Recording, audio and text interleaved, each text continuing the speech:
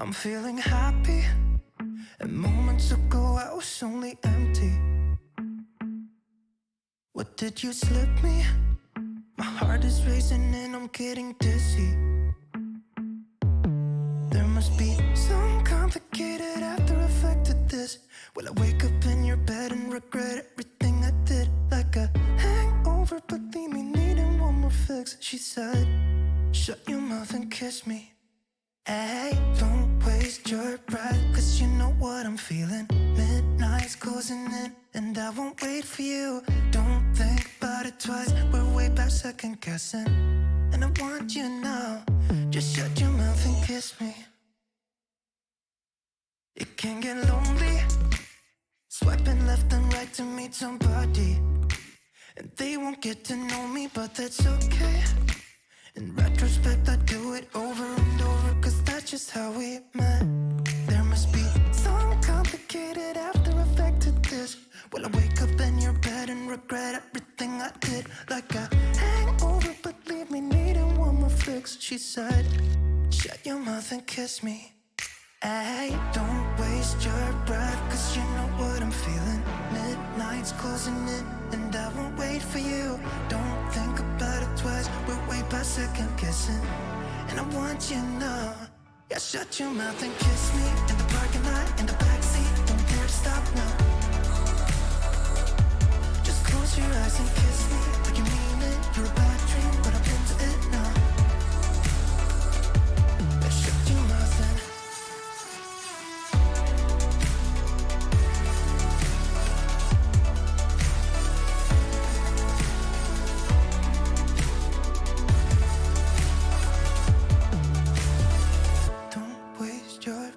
cause you know what I'm feeling.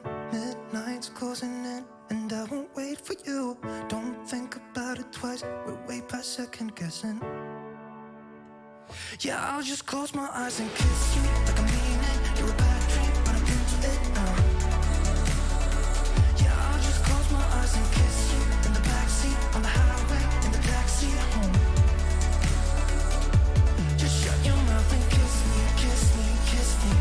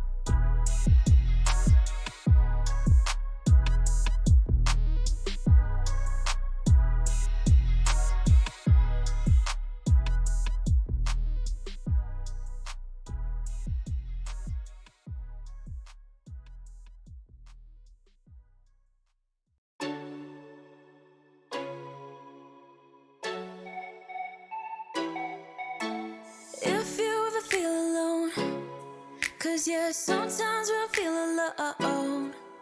In a second, I'll be right there. Turn around, let it rain. Turn around and let it rain on me. Don't you be afraid. Just follow me. You don't need no space. Just follow me. Like a mirror, you reflect me. Like a Friday night on the weekend, I feel blessed and free. I just don't want this moment to end. But now you say you gotta go.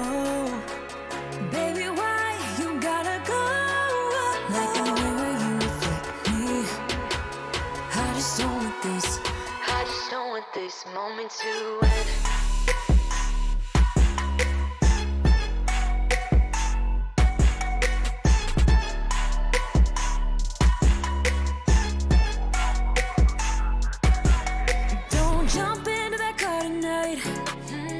I'm not leaving without a fight.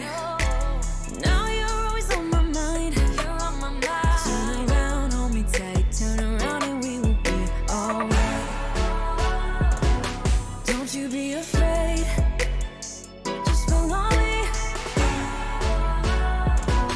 You don't need no space. Just follow me. Like a mirror, you reflect me. Like a Friday night on the weekend, I feel blessed and free.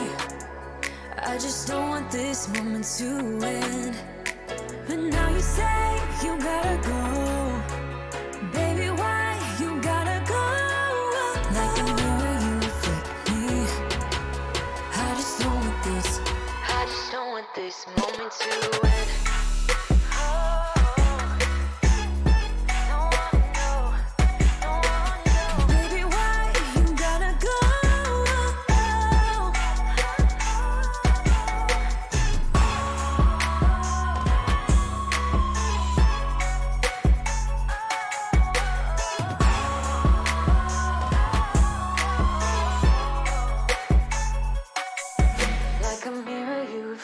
Me.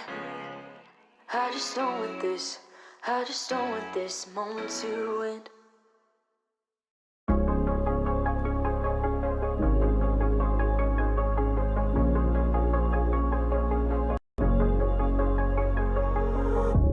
You're sleeping with someone new, and I knew you work for the first time. I hate this weather, but I like the view. It makes me think of new beginnings. Here's to new beginnings. I can't sleep alone, 'cause if I do, I'll think of you. The nights are so long, wondering if you miss me too. I'm losing myself in the city sounds. For a while I'm fine, but as soon as it gets quiet, I know I'm screwed. Oh,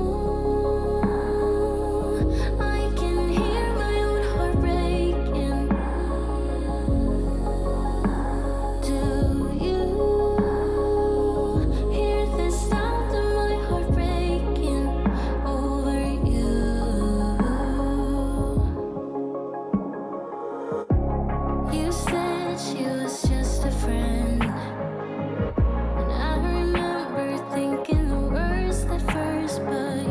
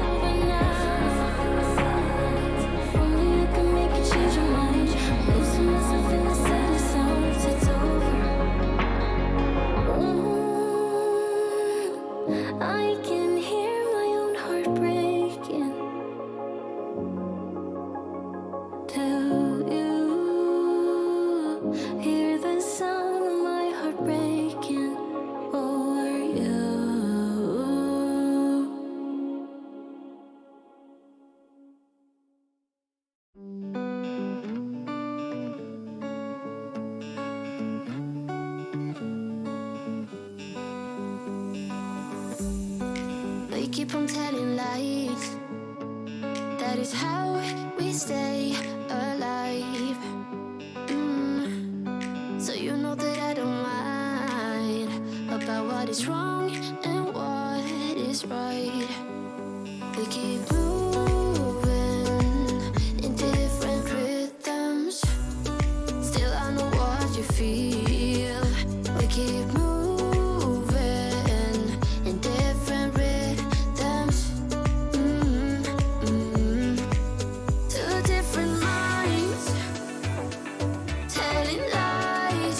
That's how we stay alive. At least we try to survive. We're not the ones who hide. Two different minds.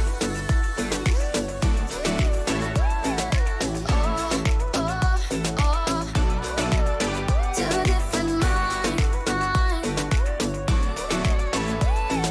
We're not the ones who hide. Two different minds. You know just what to say to make it all okay. 'Cause I am too blind to see when you're in front of me. We keep moving in different rhythms. Two different minds telling lies. That's how we stay alive. At least we try to survive. We're not the ones who hide. Two different minds. Oh, oh, oh. Two different minds. We're not the ones who hide. Two different minds telling lies. That's how we stay alive. At least we try to survive. We're not the ones who hide. Two different minds. We're not the ones who hide. Two different minds telling lies. That's how we stay alive. That's how we stay alive.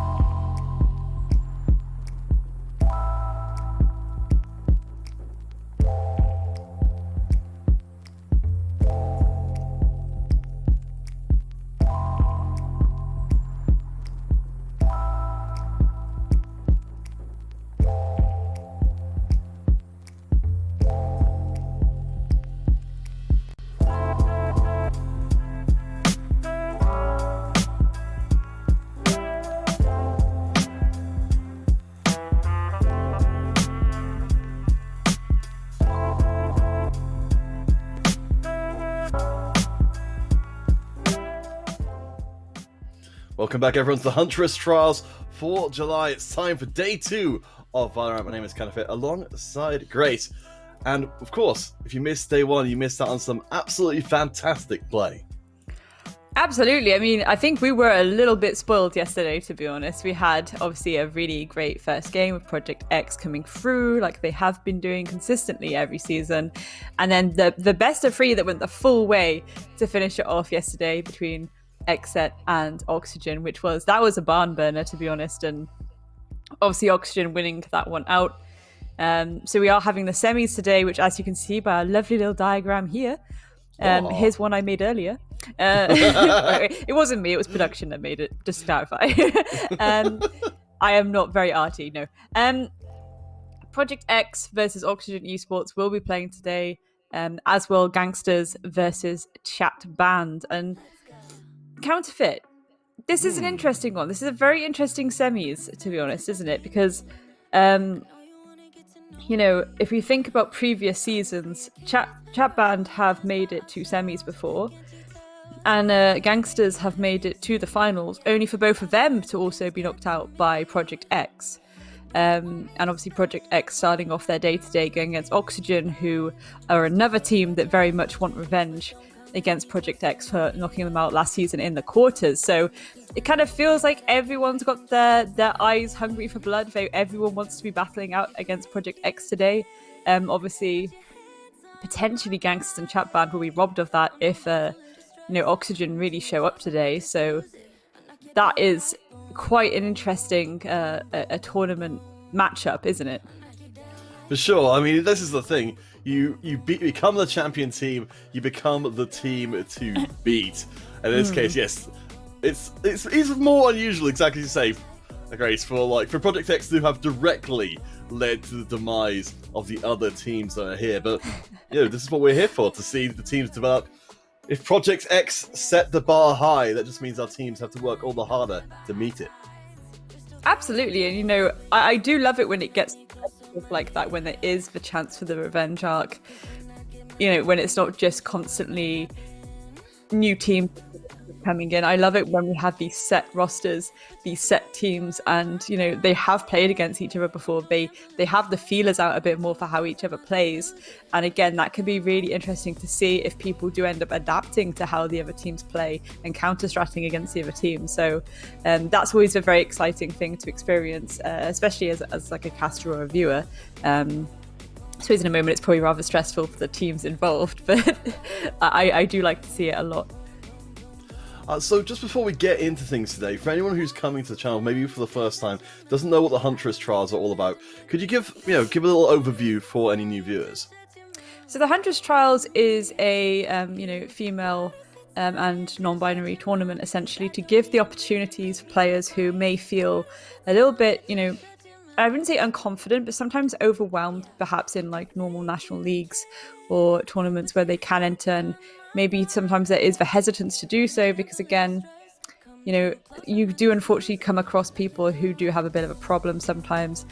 So it just allows for a bit of a safer space and a more open opportunity for women and non-binary players to kind of come in and do their thing, win some prize money, get some experience, get their confidence up. And again, once you empower those teams, and you get them to a point where they're fully empowered and then they can go into those mixed leagues and just dominate. We've seen it happen in Valorant, especially. We have seen this happen. Think of the Cloud9 roster as a perfect example of that. So all of these teams are given this opportunity within the Huntress Trials. It is ultimately, hopefully one day, going to lead them to trickle into even, I feel very optimistic about a lot of these players in this tournament, to be honest. And again, I do get very emotionally invested. I touched on this yesterday, but I do love to see players progress, and I especially female and non-binary players. I feel like it just makes me way more excited sometimes because, again, you do have a little bit of not a setback, but there's definitely some resilience there where you're maybe not feeling as accepted or you're not given exactly the same opportunity. So when they do push through, it just makes it all that much sweeter. So and again, I really do feel positive that a lot of these players within this tournament, they're going to go very, very far and they're going to go places, and we're probably going to see them in my opinion, I think absolutely we can see more entirely female within Pro League. So, I like those odds. All right, well, I think we've got our first of our games today, where our players will, of course, be looking to try and make their names that will resonate throughout the future ready. So we'll jump across there in just a moment. And let's see. So it seems like we're going to be having Ascent and Breeze taken away. Breeze was certainly pretty chaotic last time we saw it. No, it really was, wasn't it? But again, it's a new map in the map pool, and I think some people are still getting to grips with it a little bit, especially in a comp setting. Obviously comp is very, very different to the way that ranked can be, and casual. So it's working out the logistics of how you want to play a map like that in a comp setting. And I think sometimes it's easier just to kick it away for now, not really bothered with it. But there we go. We're going to go to Split, Haven, and Icebox, and it's very reminiscent of how kind of yesterday was going. I don't think we actually got to see Haven yesterday, though. So I'm low-key glad we're actually going there, because I do think it's a really nice map for a lot of teams, especially if you're starting on the defense there. But I think these are going to be some nice matches. And again, if we make it to that final map of Icebox, it's again another best of three, another highly competitive best of three, ending on just such a incredibly, I wouldn't say dynamic map, but more a map where you need to play it at maybe a little bit more firmly and objective based in order to kind of force for time more than anything, because of how compact I'd say that map can be.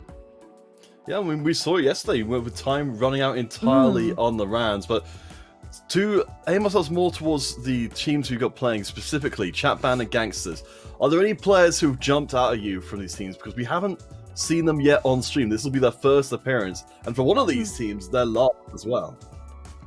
Oh, absolutely. And I think for me personally, so Chat Band are always quite an interesting team for me, because the first Huntress trials I actually casted, there was Spidoka, and I think that was very much a player that caught my eye, and I was like, oh, okay. And she had some very nutty moments that were quite exciting. So but again, with that team, they have just had another roster change. They are a team that will change their roster a little bit every season, and they've swapped out Sia for Judah, who is predominantly a kind of sagey, sober player, it would seem, and Mary as well. I think we very much want to highlight Mary here, don't we? So yeah, Mary last season came second highest as a whole with all of her statistics. Statistically, she was the second best player in the entire tournament. And I think even with this current season, we're only at the semi so far, but she is still, I think, second in terms of most kills already. So again, a significant gunner to watch out for.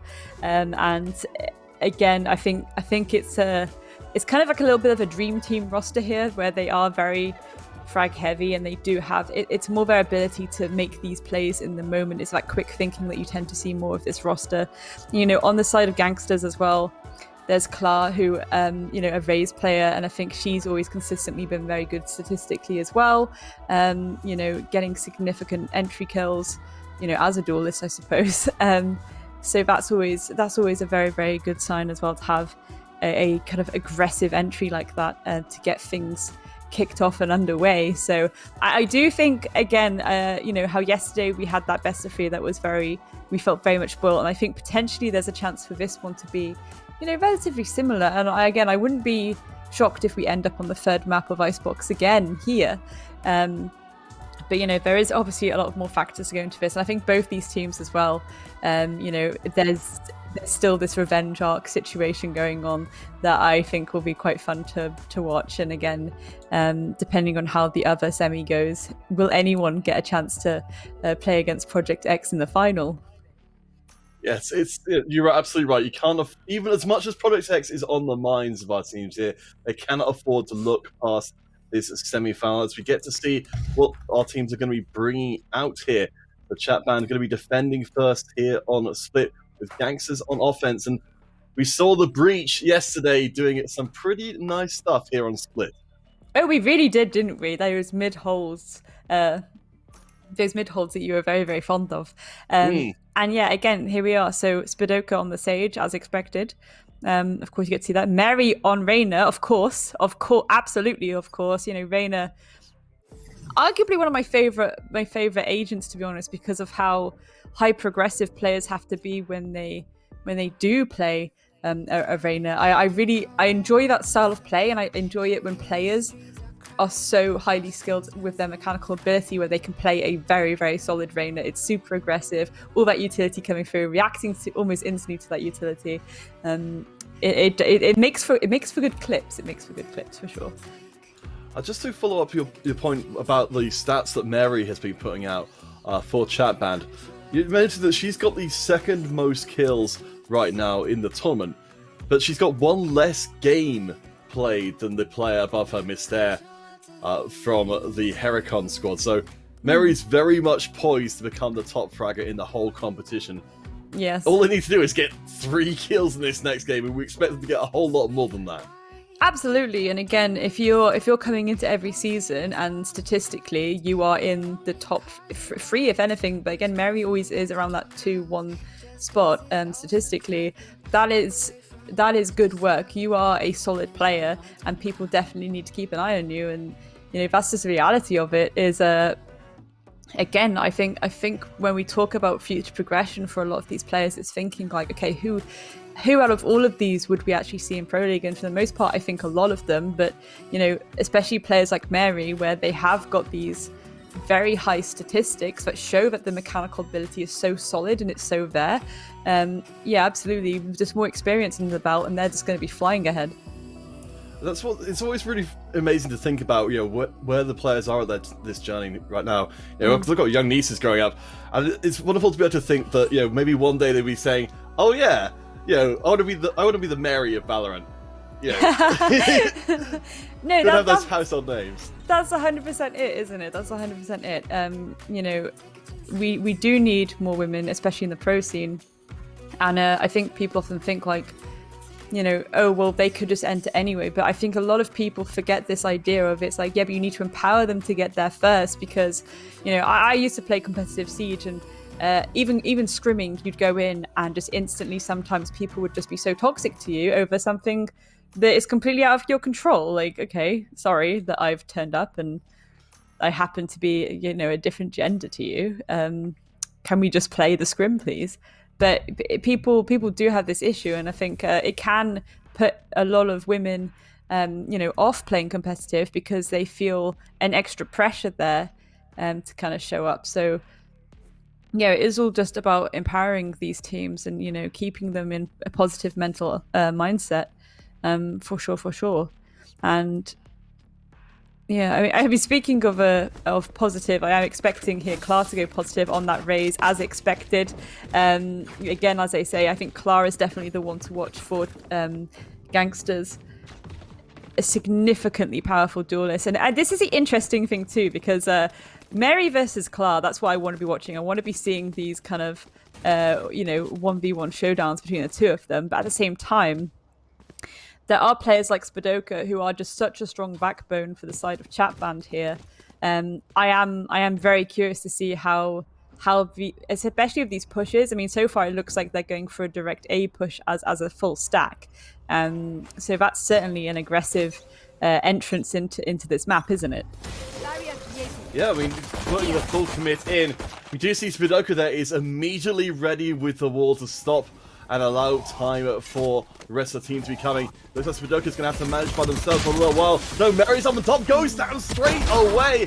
Not a strong start for Mary in this, but they've got to deal with all of the gangsters at once. Yeah, absolutely. And again, the rest of the team now have to rotate, but the spike is already being planted. Perfect rush strategy there coming through from Gangsters. And again, taking out Spadoka and Mary almost instantaneously, as they were the only two holding site. Very difficult to win a 2v5 though, isn't it? I mean, yeah, that's the situation you absolutely want to be in. You come in fearing a player, you get the chance to make an unfair trade. It's the perfect thing when you're on offense. Gangsters, we've got 2 Chat Band members remaining. They still look they're up for a scrap, no weapons to lose. But it's going to be a clean ace, a flawless round for the Gangsters.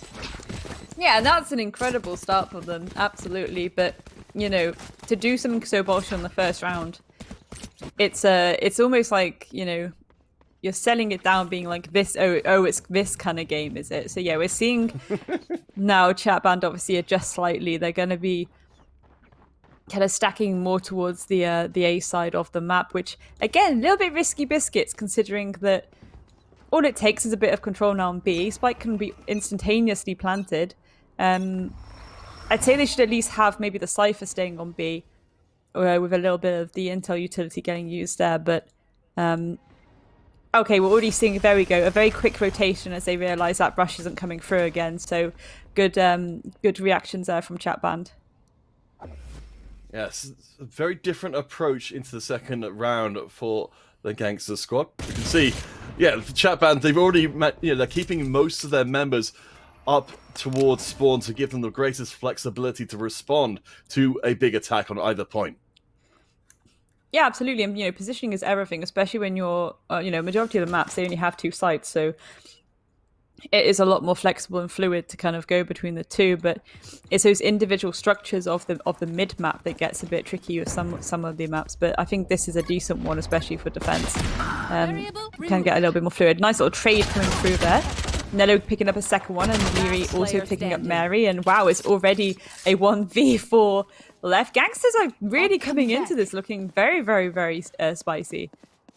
Yeah, I mean, they're going to be swarming all over the B 30 site. seconds left. For Spidoka, the last one standing for the chat band squad. They've got, again, very little to lose. Only the Sheriff the chance of using that hand cannon, getting the kill through, but no good. At least it's not a flawless round for Gangsters, but it's only one different. Yeah, absolutely. And, going into a third round, they're like, okay, so we went from a full rush, and then we ended up in like a 1v4, then maybe we just need to keep whittling it down and trying different things until we do get a bit more of an even round. But I mean, it's interesting, isn't it? Because what it looks like is that Gangsters are kind of alternating between these rush strategies and then being a little bit more split out, to kind of keep chat band on their toes a little bit. And I think it's always tricky this start of round because you never really know what the attackers are going to do, and it is all about just reacting to those initial 30 seconds. Spike down A. Mary does finally manage to get the kill in. So, of course, Lorena, they've got the chance to pop off. Nello does get 2 back in to bring us even, but Gangsters finally showing some signs of weakness here as they get ripped up on the A site. Yeah, absolutely. Chat band's starting to, the energy's starting to kick in. They're warmed up a little bit now, and they're not willing to go down without a fight. So 2 remaining. We've got good area control for the Gangsters, but Slicey is now off the field. Mary is finally arrived as Pingerly closes out the round. That's a solid reply from chat band. Absolutely, and they didn't even get the chance to plant the spike this time. It was denying that objective, and I think that is always a very positive benefit, because it's like I was saying yesterday. As soon as they get that spike down, you're essentially, you're playing against one extra player. The time is the 6th player almost. So if you can, prevent that spike from being planted, keep the timer running in the favor of the defense, that certainly, helps with your nerves, helps you keep your cool, helps you make those more logical decisions and get into a better positioning as well. So Gangsters coming into this round with the Killjoy ult active. So if they get onto one of these sites, they will be able to force it out. Mary, one away from bringing up the Empress ultimate as well. So she's got a big chance of going off here, being forced back by the flashbang. Just don't know if Gangsters know for certain she was there. But Mary's not taking the chance, backing off. Yeah, but it looks like they're actually going to try and hunt her down a little bit. Mary gets one. She gets a little bit of a heal, and Dwayne Spadoka's going to pick up a second by taking down Nello. But ultimately, Slicey's going to shut down Mary before she can even think about going on a little bit of a rampage. They're going to try and push onto A site, but, the defense is reacting to it also, so they have to try and stop this spike from getting planted. So utility should come through, and well, there we go. Gangsters for a cheeky 2k onto Pinkley and Spadoka. Dana's going to trade it out though onto Klar. It's a 2v2 situation count of it. The plant is coming in. Slicey with a fantastic round so far on the breach. Jududu, even while Stun gets the kill, the spike carrier is down. It's a 1v1, but no, I think Jududu was changing out weapon there. Unfortunate timing. It means that that's another round into the Gangster squad. Yeah, really nice 4k there by Slicey too. slow and steady does win the race sometimes. It's sometimes you can see players, they don't really go into a state of panic. You don't see them darting about manically across their screen. You just see them kind of pull back a little bit and be like, okay, I just gotta wait for them to push me. And that's what happens 9 times out of 10. All right, so reset time for Chat Band. They have managed to stretch as far as bringing a Marshall in for Svidoka, so they're not completely on pistols in this round, but they're still feeling the pressure from the Gangster squad, who this time look like they're going to stay a little bit further back and keep Chat Band pinned down. Yeah, a little bit. We're seeing some pre-fires here, there, and everywhere just to see if they can catch anyone off guard, or at least let people know, hey, you can't push this, we're holding this, we're getting that control. Chat Band pushing from mid into B, though. A little bit risky biscuits. They do have the high ground, but as we've seen happen many a time, people can just hide, and well, no, Pinkerly's not going to do a very good job at hiding. It's going to fall to Ninu. Judo is actually going to trade that out almost immediately, though, so again, it's not really too balanced either way right now. Yeah, it's surprising, but Lyra is going to be able to even up the numbers just a little bit. Dana from up on high manages to bring it down to 1 member remaining. Clap, last one standing, last one to fall. What a great round for Chat Band. Absolutely, absolutely. And again, I think this is hopefully where we're going to start seeing these rounds go very trade by trade by trade. It's not going to be as significantly weighted on either side. I think this is where both teams, they're kind of like, okay, we've got our heads in the game now. Let's give it our all. We're nice and warmed up now. I mean, I believe if I'm not forgetting exactly how it all played out, that was an eco round for Chat Band. They were able to win there, just coming in with the Marshall. So now with full equipment into the round, Gangsters need to be a little bit careful here as they come charging in towards the A site. Chat Band seem like they're ready. Dana gets the triple! Gangsters just got turned inside out. Yeah, absolutely gorgeous work there by Dana, doing significant work for Chat Band. It's now a 2v5 situation. They still have to get the spike down too, so, well, there we go. It's now a flawless round for Chat Band. Very solid defense coming through there, and yeah, significant plays there by Dana. They've really turned the round on its head. Oh my gosh, that was ridiculous. Fantastic use of the ult there. I mean, it's so hard to deny that show stuff when it comes to calling, especially if, like the Gangsters, you're willing to heavily stack up to take a point. Absolutely, I don't think Chat Band are going to be feeling too shabby about that. I think there's going to be a lot of high vibe from how that round went, especially as we say, considering it was a little bit of an econ round beforehand, and then they were only allowed to, truly spend some credits then, and it paid off completely well for them. All right, so where do the Gangsters go next? Looks to be advancing up the mid. We've seen this, as mentioned before, go pretty badly, and here we go. There's some more breach action to keep the mid exciting. Dana does get dropped. So Gangsters, they drop their route onto the B site, but Pinkerly comes through massively on the Cypher, gets the spike carrier down. Doesn't look like Gangsters are willing to give up the fight. One enemy remaining. Oh my goodness, and just the guesswork coming through there from Judo to try and shoot through that cover, getting a cheeky little 2k there. We do love to see it. Such little information to go off when your line of sight is so blocked like that, but fair play. So now coming into the 8th round, Chat Band in the lead with both Mary and Dana, the 2 carries, with the kills in pocket. They've both been pulling out some substantial plays so far, but we're coming into a round now with 7 different ultimates available. Yeah, absolutely. And again, I just want to touch on a point we said earlier where Mary only needed about, 1 or 2 kills to actually become the player with the highest kills for this season so far. And I think she's certainly, outdone herself here. A perfect 1 kill per round average. So that's really good going. And again, most likely the player with the highest kills right now. Jididi's going to do their best to try and make up some ground on the Astra of all agents. The Gangsters, they started out so strongly. Now they look like they're in major trouble.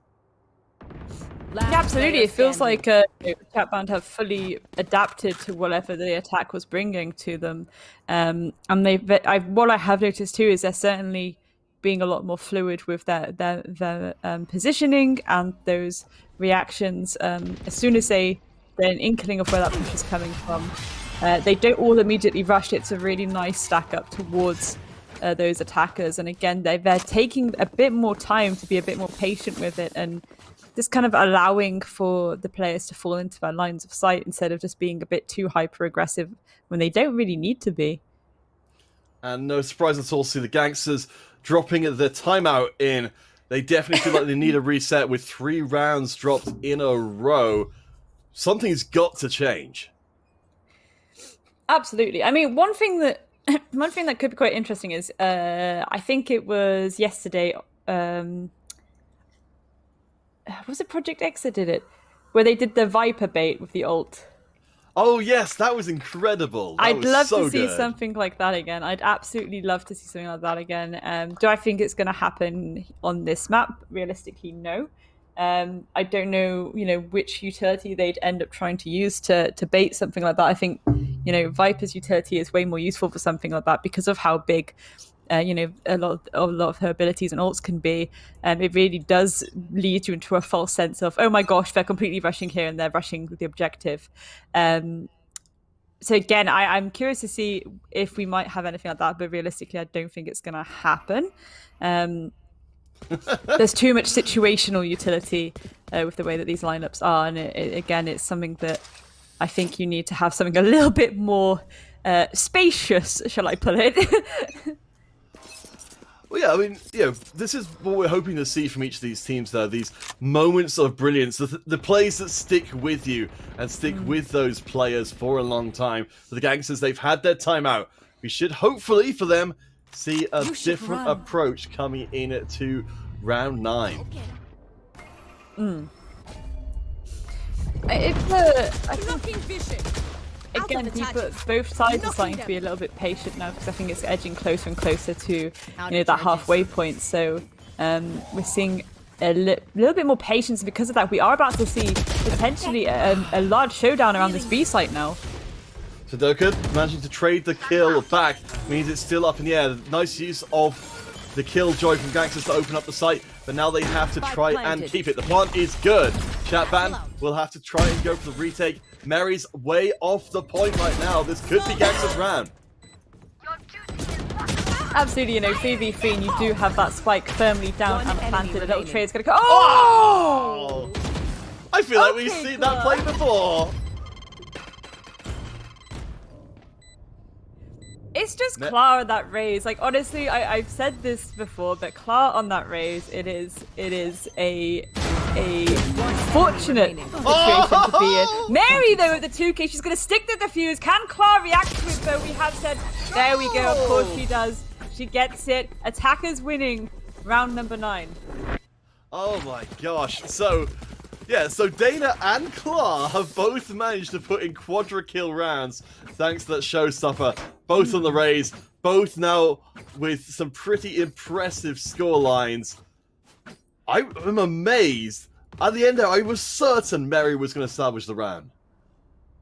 I thought maybe if Clara didn't realize or didn't think that perhaps the diffuse was going down, there might have been a bit of awkwardness there. Again, I think there's a lot of patience coming through from both sides where they are just holding angles occasionally, and I was worried that Clara was just going to try and do a bit of that, which we've seen teams do it so much like over the last year or so of Valorant. So it's been about a year actually, hasn't it, Valorant? Yeah, it's been about a year. Nearly a year? It's been around for a while. Yeah. Certainly, we've had the teams here for a little while as well, developing across. As you mentioned, both of these teams before, with history in the competition. For the Gangsters squad, putting in some pretty impressive performances as they try and come back into this game. They seem to be two well-matched teams as Mary grabs hold of that first kill. Looking for more. She's going to find it, but perhaps a bit more than she was hoping for. Absolutely, Chatban now in a 2v4, but they haven't quite... I was going to say, they haven't quite planted the spike yet, but there we go. The spike is going down. We're going to see a bit of a pre-fire through this cover from Judy right now, but again, timer is starting to tick down, and they have to get these picks, and they have to go for the defuse, so it's all to play for, and time is slowly but surely running out. The Gangsters controlling access to the A site spectacularly well. So Chat Band, they're still going to decide to go in any way. Pinkley gets torn up and Slicey grabs a second as well. Gangsters are back even again. And perhaps that timeout was enough to get them back in the right headspace. I mean, absolutely, yeah, it seems like that, doesn't it? Bit of a tactical timeout to have a bit of a breather, refocus. They've come in and got 2 more rounds in a row to even it up. Even Stevens, it's what we like to see. And again, we do expect it at this point. We do expect it with these rosters. They are just so evenly matched at times that it can get a little bit sweaty, a little bit close to the nail. And we did see this yesterday as well. And I'm expecting 100% for us to see it today. So dead even so far. We're going back to the start again as Gangsters force push on to the A site. Mary is there to meet them, but doesn't want to go off against all 5 of the Gangsters squad once again. Our previous tournament finalists, the Gangsters, they have taken possession of the A site, and Chapman had nothing to say about it. Spike planted. Absolutely not. That I'm kind of completely shut off from this site. The full site control has been taken by Gangsters, so naturally the plant will go down. Nice little trade coming through there. Literally actually getting significant picks there. And again, whittling down that defense further and further. Mary on the flank, however, I'm unsure if they're aware of her positioning. And no, they're not. Mary's going to get 1. Can she get a second? And a third and a fourth. Only time can tell. Star is going to shut her down, however. So there we go. Attackers winning once again.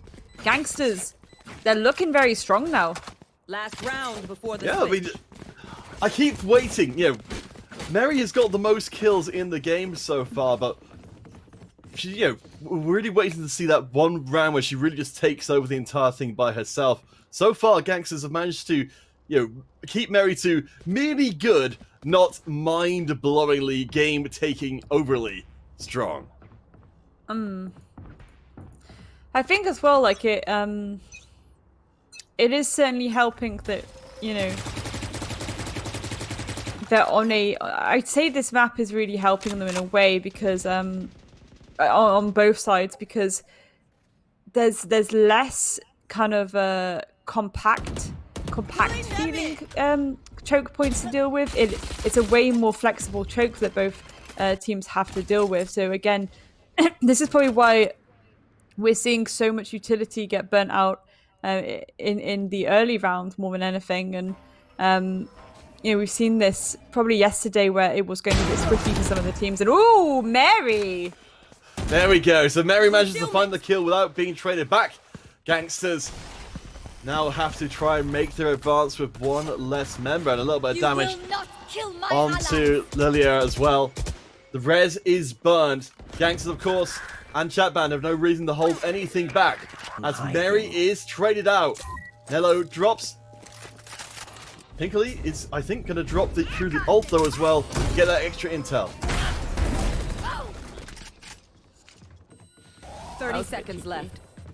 Raze versus Raze, but only one Raze can come out on top, so there we go. And Nuka's also going to fall to Slicey. Slicey's going to get a second onto Dana.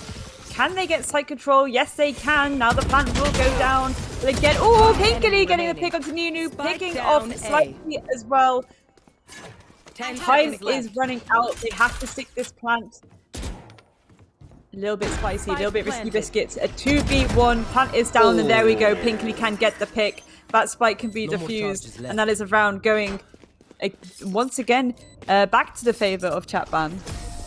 So 2 teams with revenge on their minds coming into today's competition. 2 teams who are apparently exceptionally well matched. 6 rounds apiece going into the pistol round. Slicey joining Mary on 12 kills so far. I think we're in for a treat. Oh, absolutely. But again, like I can't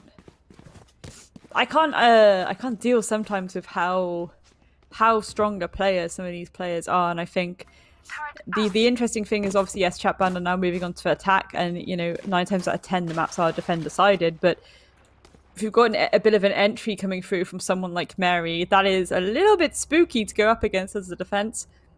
So I am expecting again lots of standard kind of block utility by the book playing, just to allow a little bit more freedom in the early round to prevent any kind of immediate sweaty rush from her. So, Gangsters is sent on defense. We'll see what their approach to defense will be. Remember, of course, last time around they did focus all of their resources onto a single point to get the early success, though it ultimately, long term, didn't work out for them in quite the same level of dominance they started. No, certainly, and you know, about a minute or so left on the clock, and no opening pick yet, Counterfeit. That's pretty shocking, given how violent things have been so far in the opening game. But you know, it's interesting because again, it's the first round of this half, and I think both teams want to be a bit patient. Slow and Steady wins the race, and well, Ninu's certainly helping her team to win the race here, but she is finally shut down by Jududu, and it's a 2v2 situation. We've got Mary on the other side of that wall, though. Takes down Slicey, the highest performer. Gets a second as well. This is the Mary we came to see. Absolutely, and you know, it's all left down to Clara now, but I think she can guess. Yep, she certainly can. She's guessing for that push into B, and well, there we are. Mary is actually going to get taken down by Clara. It's a 1v1. The spike still needs to be planted, and she's wide open. Clara can take a few of these pot shots. She's going to send out some utility, and there we go. Clutching this out for her team. Gangsters winning their first round on defense. Oh my gosh, so we came into this one looking at Mary, but we've got plenty of other players vying for our attention. Class comes through clutch when Slicey falls down and moves in to third most frags in the round. We're starting to see a big separation, actually, for the chat band squad. Mary's popping out ahead, but Gangsters, they've got 2 members with more than 10 kills. Yeah, but again, it's just Clara on that raise. Like, honestly, I just don't think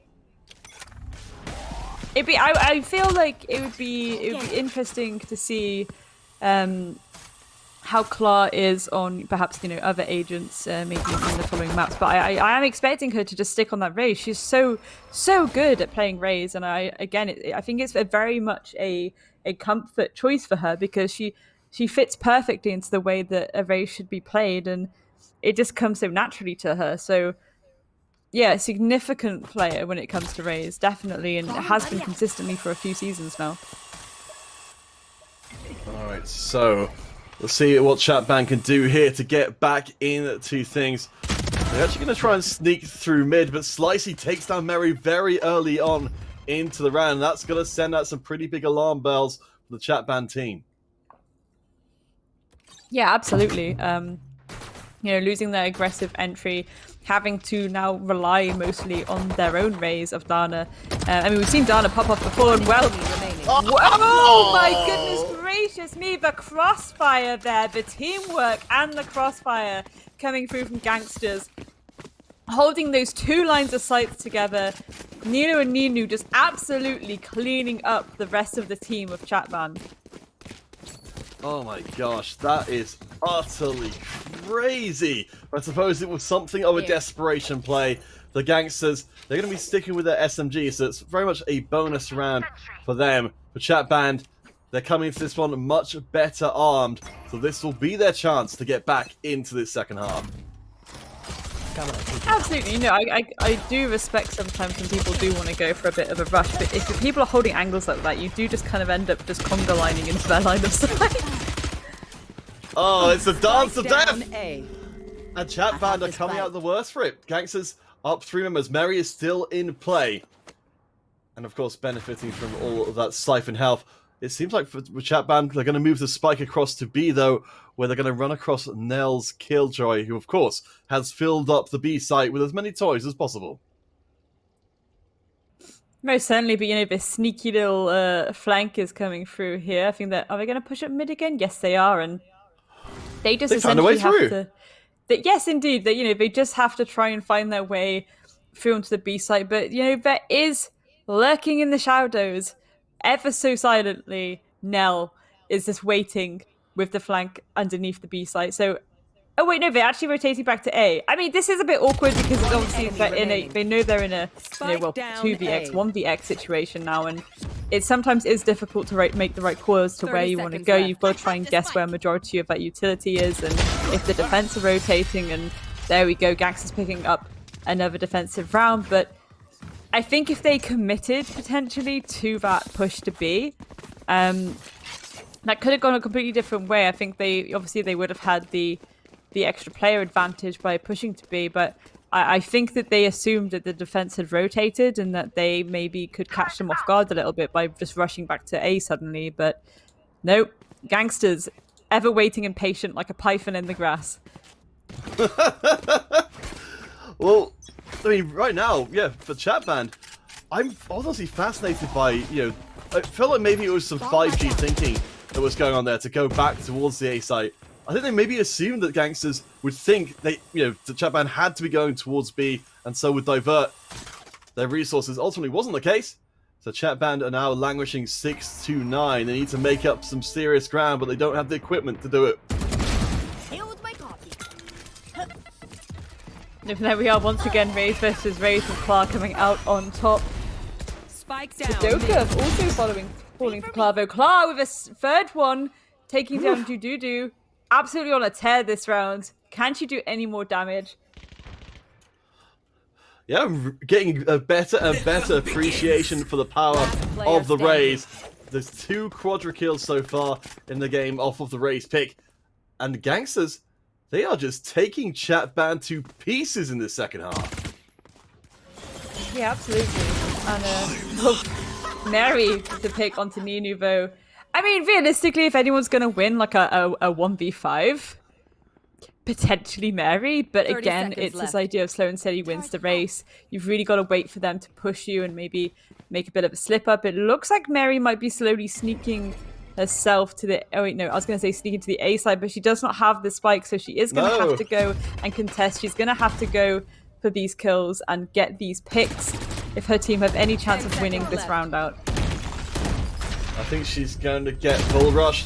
And yes, Mary, I think maybe hoping to catch one of the Gangsters members trying to defend the spike, but instead just became another victim as Gangsters move into their 10th round win. They have looked so confident after switching to defense.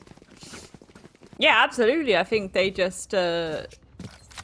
It's as you say, it's like they do seem confident. They do seem like it's not a stress to them at all. And again, perhaps there's a little bit of overthinking coming through from the side of chat band, because, you know, we are seeing them go for these rotates that would work, but then we see them kind of bail out last minute. And again, I am just wondering how much that overthinking is maybe costing them the rounds. And maybe it's like, if you get the first idea, just commit to it maybe and see what happens. Yeah, I mean, it's so hard to know, isn't it? In the context of the game, we have this overview. We know what the right and wrong decisions will be as they come in, but for chat band, it does seem like right now they are struggling. I mean, they've got the Cypher to be able to provide that little bit of extra intel defensively, but offensively, it's seeming like they're struggling to get down those cameras where they need to be to figure out exactly what the gangsters are up to. Yeah, absolutely. And I think even now we're in this very weird stalemate situation where there's less than a minute on the clock and no immediate collapses come through. We are going to start seeing a bit of utility get dumped towards the A site and potentially a flank up towards Heaven. But, well, actually, no, it looks like they're just straight dipping towards the site now, covering a little bit, sending that Reyna up to Heaven so that spike can be planted there by Spadoka. Clara being taken out is big news, but Gangsters will blow the res to make sure she stays in play. So far, it's been all about the Gangsters in the second half. They're all over the A site. And the plot has been made. Holy moly, Gangsters come through huge. Clark is still alive, newly rezzed and out for blood. Even again, the spike is counting slowly and slowly more down and down. Clark's gonna get one, but be shut down by Mary, of course. Of all people, Mary ready and waiting. That is not a sight you want to see. I mean, it's good that they managed to kind of pull one back there, to be honest, especially in terms of their econ.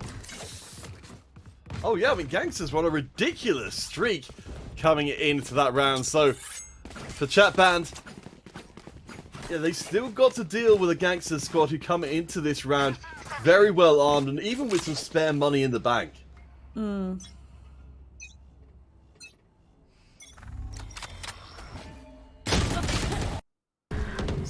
There he gets the first blood, taking down Klar. No res this time around. Though Mary did take a bunch of damage in the last exchange. For Chat Band, they have a chance to set themselves up again. They can win this round. Gangster's economy will be in a lot more hurt. I still feel like I'm just wanting to be a bit spoiled with a little very, very obvious insane bait right now, but it's not quite coming through. Pinkley and Mary, however, are going to clean up two of the members of Gangsters, and they're going to retaliate by sending Slicey on a little 2k before she's shut down by Dana. A 1v3 situation. Well, I don't know. Nunu gets the first part of that three-part equation. The Chat Band, they are rushing the spike onto the B side. No, I think it's going to struggle to get there in time because they have to play this so much more carefully. If they go round the corner without being able to scout out properly, they are instantly dead. Spike planted.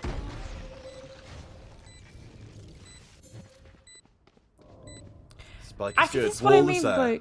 Yeah, this is what I mean by like kind of slow and steady wins the race there. I think Ninu, you know, she's not making any kind of immediate rush. She's been biding her time. She's peeking these angles very slowly to make sure that, you know, obviously in this situation you do have to face check, so it is just making sure that you are not making any mistakes, not leaving yourself too open. And well, there we go. Oh! That was almost. It was almost. It's one of those things, isn't it, where it's like such a perfect stack up because, you know, if the player has to only shoot one of you, and it really relies on the teamwork of both of you reacting at the same time to actually make sure that that trade can come through. So that could have gone badly, though. That really could have gone badly if the reaction didn't come through when it did. I was just waiting. I was looking at that. I mean, all credit to Nina there. You know, they didn't panic at all at seeing those two players. They almost had the transfer from one to another, and what a glorious thing that would have been.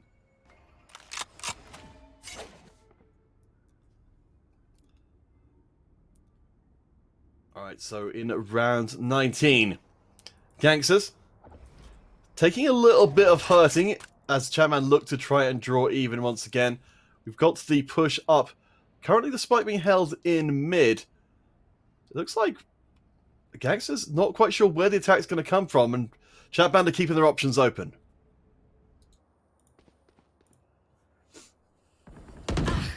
Swarm grenade out. Initial exchange of utility doesn't get any kills through, but Pinkerley does drop as Vidoka as well. Gangsters with a strong defense there means they actually get control of the spike.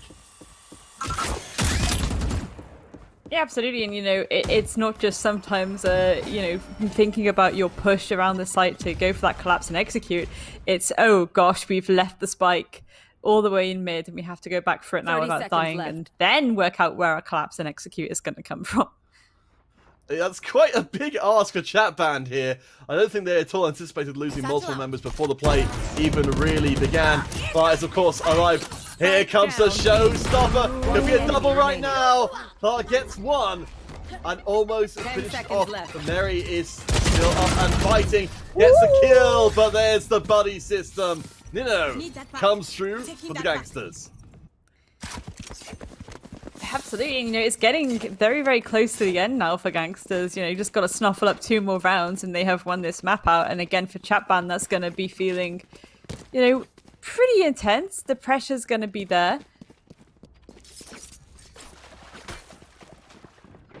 I think it's, you know, having so much of your play evaporate, it's going to be very tough to deal with. But at least for Chat Band, they do come into this round with 4 ults available. And of course, I think our favourite from this game so far, the showstopper, is online for Chat Band's Dana.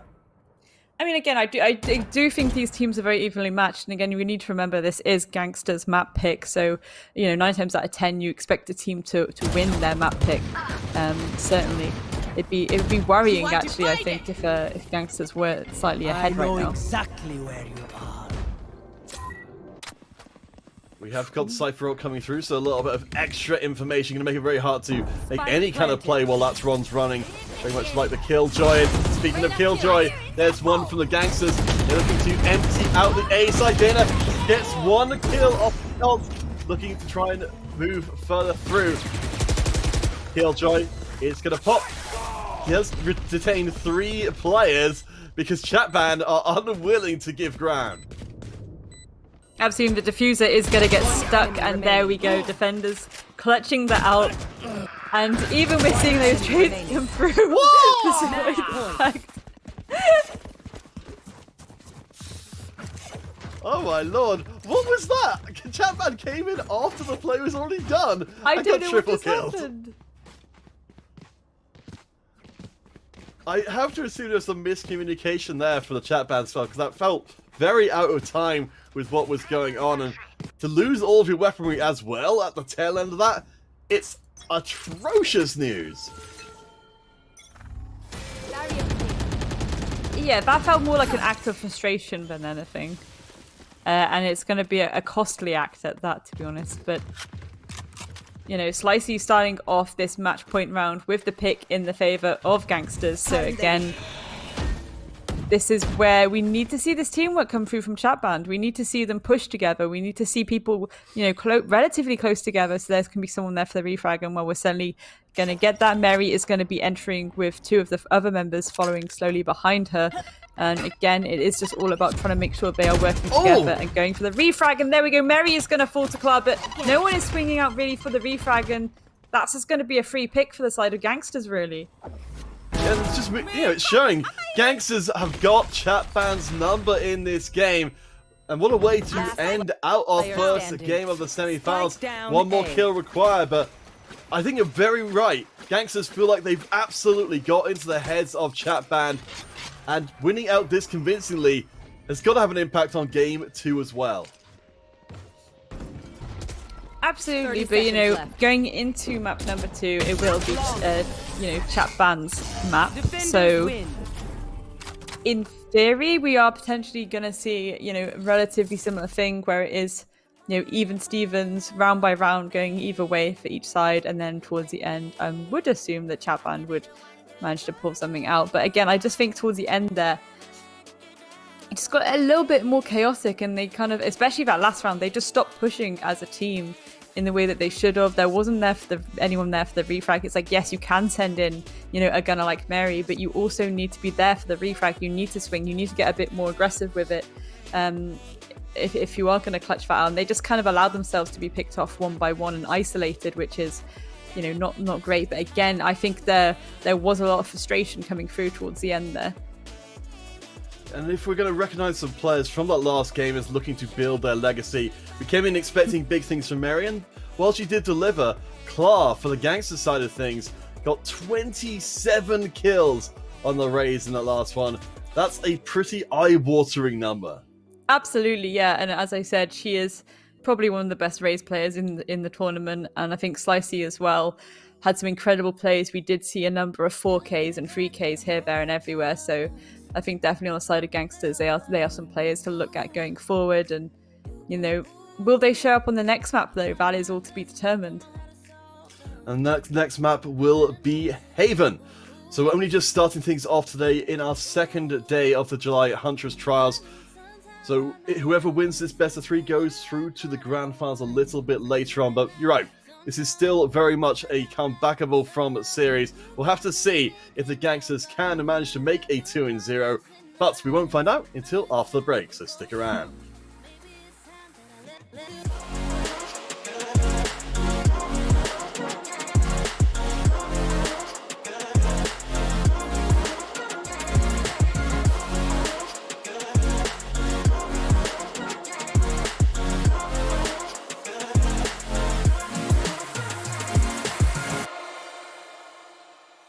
Trying to move on, looking for someone, but I keep thinking about you. Yeah, yeah. You've been in my head for so long, trying to forget, but it's so hard. Yeah, it's so hard. Yeah. I need some time on my own to figure out what I want. 'Cause baby, right now I don't know. Feels like I'm riding solo. You got me thinking about all of the problems and us. Know it's sad, but we both know maybe it's time.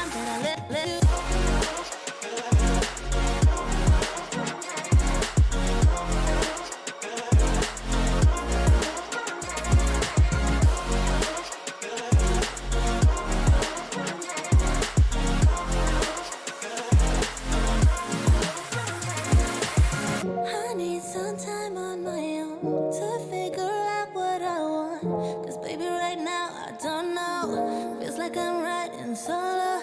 You got me thinking about all of the problems in us. I know it's sad, but we both know. Maybe it's time that I let you.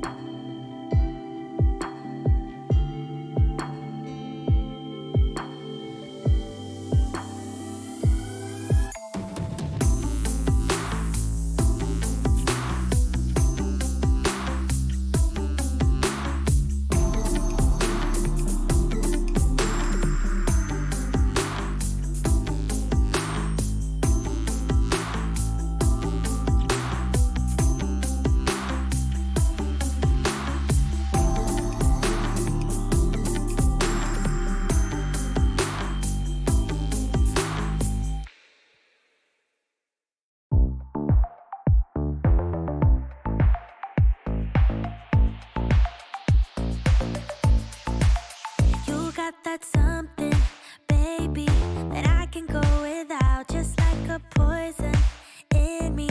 You're all that I'm about, loving the highs, don't mind the lows. It's getting out of my control. I want that something, baby, 'cause I can go without. Mama used to tell me love ain't right if it ain't easy, but I'm in too deep to walk away from you. Papa used to tell me love should never. Welcome back, everyone, to the Huntress Trials for July. We are in the semi-final stage, and we have our first semi-final games done. I do believe we actually have an update from the other half of the bracket as well, Grace. We do, yes, and as you can all see, again, a lovely production putting in this little graphic for us. So obviously we just saw Gangsters take the first map against Chatband in their best of 3, but also Project X have taken their first map in their best of 3 against Oxygen Esports. Again, obviously that match is one that we want to be kind of following through, you know, the data as well, because of how much of a little revenge arc situation that is. So yeah, both teams going into their second map now. It's exciting stuff.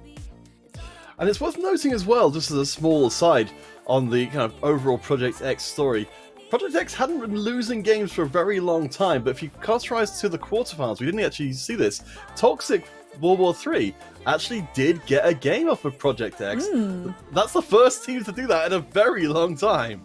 Yeah, absolutely. Again, you know, Project X last season, it was constant 2-0, 2-0, 2-0. And yeah, Toxic WWE3, stole the map from them, which is really good going. And, you know, only time can tell whether Oxygen will be able to do the same. And, you know, even potentially Oxygen could win out the best of 3. We won't be able to know till, obviously, after these matches are done.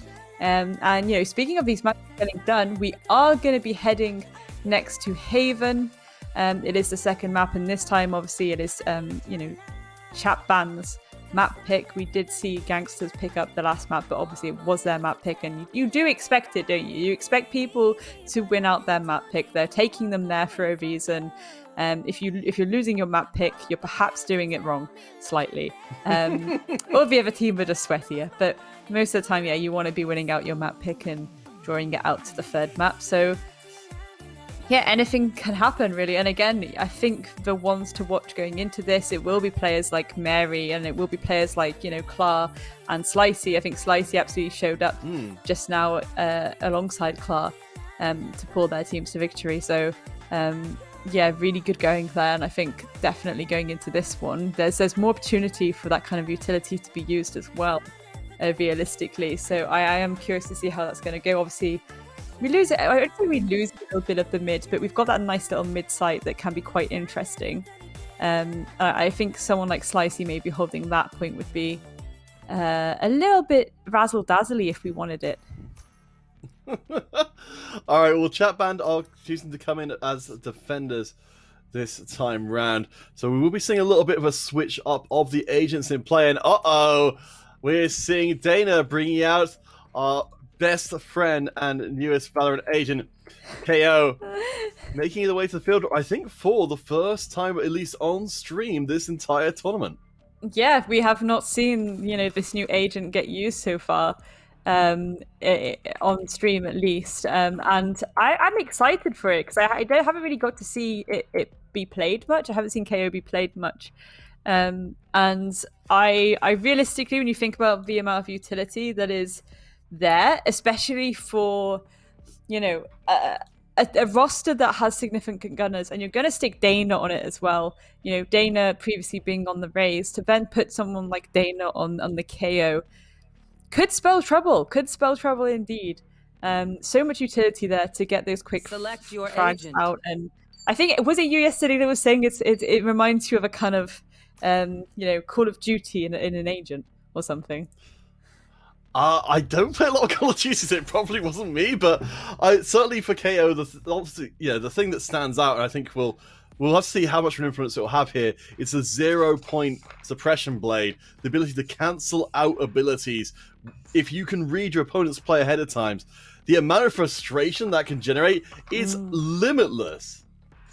Absolutely, and this is why, you know, this is a map where there are the 3 sites, so it can be a little bit trickier, you know, to hold as the defenders, because there's more reactivity you have to bring to the table in order to deal with where that push and collapse is coming from. But realistically, if you've got an agent with so much utility like that, I mean, we're already seeing, from what I can tell, yeah, it seems like, you know, Dana is overextending slightly, and we're potentially going to see either some aggressive plays, you know, down that long corridor. We're going to see this utility get thrown out. And again, it's as soon as you know that damage is getting done to the other team and that push is coming from there, that's when the rest of the team can start reacting to it. All right, so coming into this round, Gangsters, they're sticking with exactly the same team setup they had before. The Chat Band, they've definitely got something different in mind here on Haven. Of course, the map with the 3 capture points means that we're going to be seeing, you know, mobility around the map be at a premium, Jadudu's got that omen to make that happen. And then we are currently getting confirmation that, you know, even though Project X are one up in maps, I think Oxygen are currently slightly ahead with the rounds. So that's how the other second map is going for the other quarterfinal. But, you know, going into this quarterfinal, it looks like we're seeing a little bit of a rush towards the C site. A full send party rush, although there is someone holding back a little bit just in case a flank comes through. And I am assuming this cover is coming down now to allow for the plant. And there we go, Ninu planting the spike counter. What do you make of that? Got one.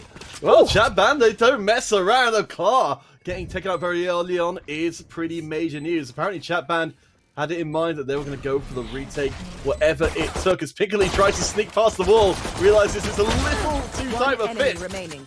Oh my lord, Chat Band! They turn this one around. Spicy is here. Gets one, gets two, but it's still a Chat Band first round win. I detonate. You don't. Absolutely, and you know that is a very clean retake coming through there from Chat Band. Looking very strong there, definitely very strong. Mary, of course, and Pinkley doing some work, and Dana on that new op agent. Sorry. Yeah, well, of course. Yeah, we'll be keeping our eye out, particularly for the KO. So, just a reminder for you, any of you guys, you know, is the US agent coming to the field? So we've got the fragment grenade, which is more or less just a repeating grenade. That flash drive, flashbang, the 0-point suppression knife from before, the kind of minor silence, and then of course we're looking out for the null command later on. That resurrection, which will undoubtedly catch at least a few players off guard.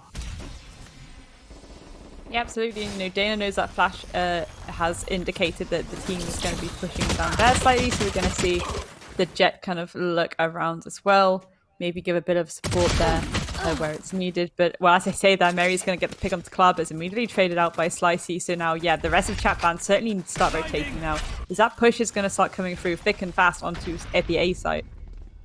And Gangsters have shown they will not hesitate if they see an opportunity arising. Svidoka's going to do their best to try and defend here, but the numbers are there for the Gangsters squad. They've got, of course, the Killjoy as well to the Gangsters to help lock that site down, but Chat Bands, they've been pretty good at these retakes so far. We'll see if they can manage it at numbers disadvantage. One enemy remaining. Oh! They were not aware! They were unaware! That is good fun. That is good fun. No, I think that was an admirable attempt there by the defense there, because it did catch a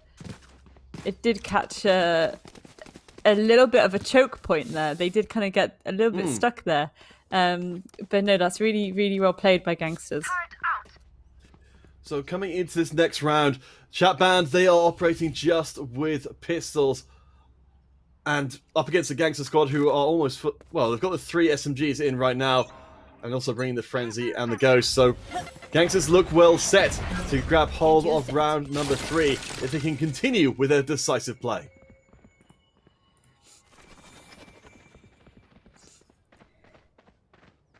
I suppose the main thing I kind of want to see, well, I was going to say I want to see, again, this KO utility get utilised a little bit more, but I think both teams do a really good job of using their utility, to be honest. It's one thing I've noticed even in the last map. And whoa! Getting caught a little bit off guard there. Claw is going to fall to Mary, unaware of her positioning, but Ninu's going to trade that out very quickly. And this is what I'm talking about the positioning between these players and how someone always needs to be there for the refrag.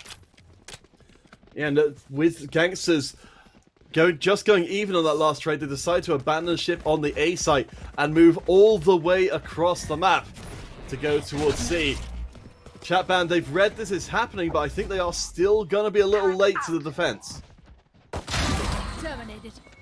A little bit, and again, this is where you do want to see that utilities come through. Spidoka, however, going to get the pick onto Ninu, so whittling down the attackers a little bit more, evening it out, even Stevens. But now the spike is planted, and we all know what that timer can do. And especially when you've got the Astra in play, providing that extra disruption. As Spidoka gets a second Frenzy kill for the round. Give them a real weapon and see what they can do. Oh, I doubled. One enemy remaining. Ninu! Holy crap. Nilu cleaning up shop there with the nice little cheeky 3K. That could have gone so bad, but oh my goodness, absolutely putting in the work there and just making it look so easy.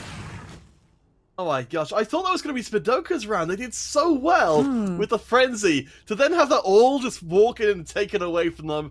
Oh, that's bitter taste coming out of round 3 for Chat Band. It felt like it was their chance to reset. But instead, Gangsters remain in control. Absolutely, and here's that KO utility we were talking about.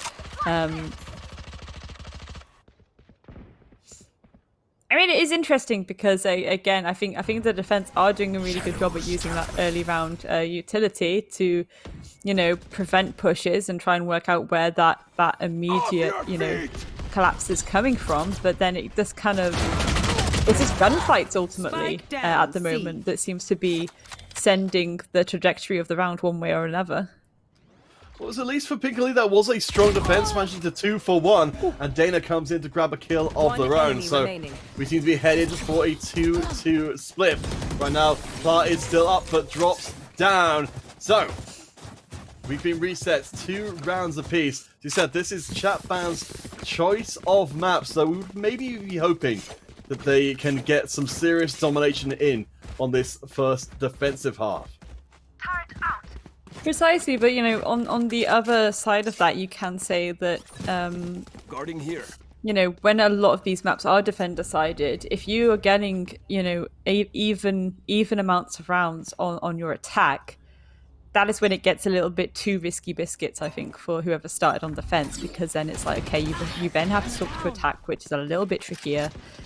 How are you going to fare with that, especially if they bring this next level sweat strategy where they just turtle down and it's impossible to go for the setup, really. So that's always the main fear that I have sometimes. Yeah. But again, we're only on the 5th round, though. Anything can happen. Anything can happen. So I'm not going to say any predictions too soon, to be honest, Counterfeit. I mean, you know, talking about the teams, you know, having the maximum focus as Mary drops down there. If a team makes it through this match, they guarantee themselves £250 additional prize, because they'll of course be fighting for 2nd place. 3rd and 4th both take home £250 in this tournament. So this is a high stakes game of Valorant. The pressure is on. 100%, and you know, Killjoy is going to come down like that. Dana's going to get a pick though onto Slicey. And again, even Stevens 4v4. Well, anyone? Oh, 2 players detained actually. So again, I don't know. There's something very aesthetically pleasing about Killjoy's abilities for me. You will not kill my ally.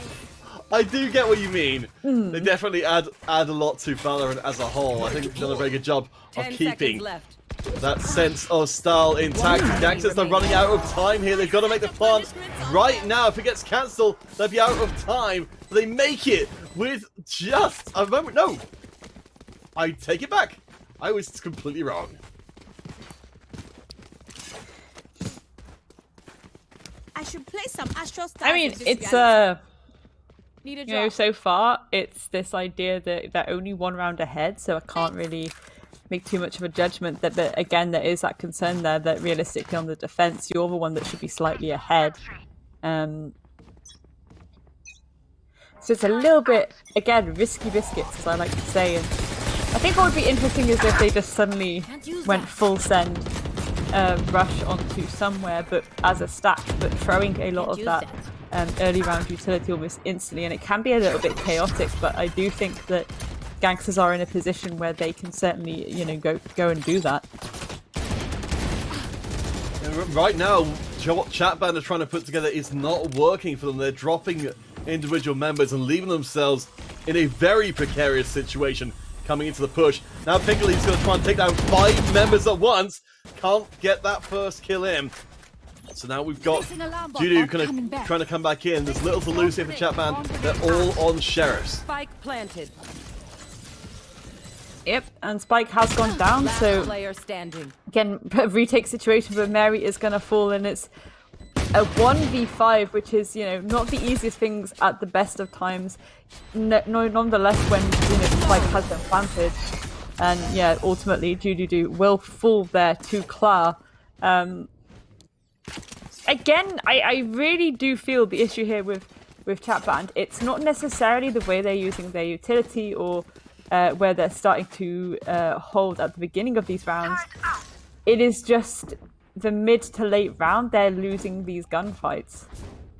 They're just getting outgunned, essentially. And I think certainly in that last round, the positioning was a little bit squiffy. Some people were just way too open for the actual battle that they were trying to take. Like 1v4, when you're just stood in the middle of this very wide space, like cheese at fourpence, like it's not really the shot to make, you know? Can't use that. No, I mean, for Chat Band, yeah, they've been relying so heavily on Mary from before, as we're now an offensive killjoy means that Chat Band, they have to give up the A site here if they're not willing to go in. Nello is down, but the killjoy isn't actually. Oh, you called it before. It was a fake out ultimate. Instead, Gangsters are right onto the C site. Jududu does get 2 kills. Enemy remaining. In Spike down. as Chat Band actually get ahead of the play, and now it's just down to Slicey to somehow salvage. Yeah, and again, this completely, you know, defends my point a bit more. Like, the gunfights that were being won there, especially by Jududu, who did do significant picks then in order to push around in the favour of Chat Band. If you win those gunfights, it kind of sets off the momentum. And again, I feel these rounds are coming more down to how many players are getting taken off guard and how many players are being you know, killed and taken away from the map than, you know, utility use or any kind of specific execute or specific defense. So I think this is just a bit of a gunfight, to be honest. The Gangsters do come into this round with a fairly substantial ult advantage. So while Chat Band did manage to turn them at play before, they still need to be careful to try and get things back to 4 rounds apiece.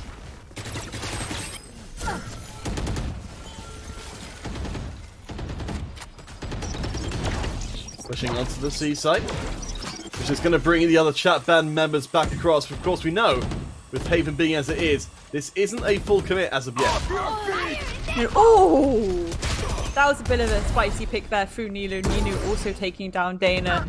So Gangsters, again, whittling down these players of Chat Band just through gunfights alone. And there we go. Wow! A flawless round. The plant's still going down. I love the commitment. I love the commitment. That's 2 flawless rounds, though. Yeah, I honestly love what we're seeing here from Gangsters here. They don't seem to be slowing down at all. They don't seem to be giving much room for Chat Band to come into this one. And yeah, we've talked about it a couple times already. Chat Band, they must have had a specific plan coming into this one, but whatever it is, it's not working. Well, I think this is it again. Like, this is their map pick. They obviously, you know, they lost the first map, and they obviously had a clear-cut idea of how they were going to play this. But it doesn't. As again, it's not mattering what utility gets placed right now. It's these gunfights. They're just losing their gunfights, and that again, it's just circumstance more than anything. So it's a tricky one. You do have to feel for them a little bit because it must be so frustrating. So frustrating to know it's not what we're doing. If these executes aren't bad, it's just we're not getting these opening picks that we need.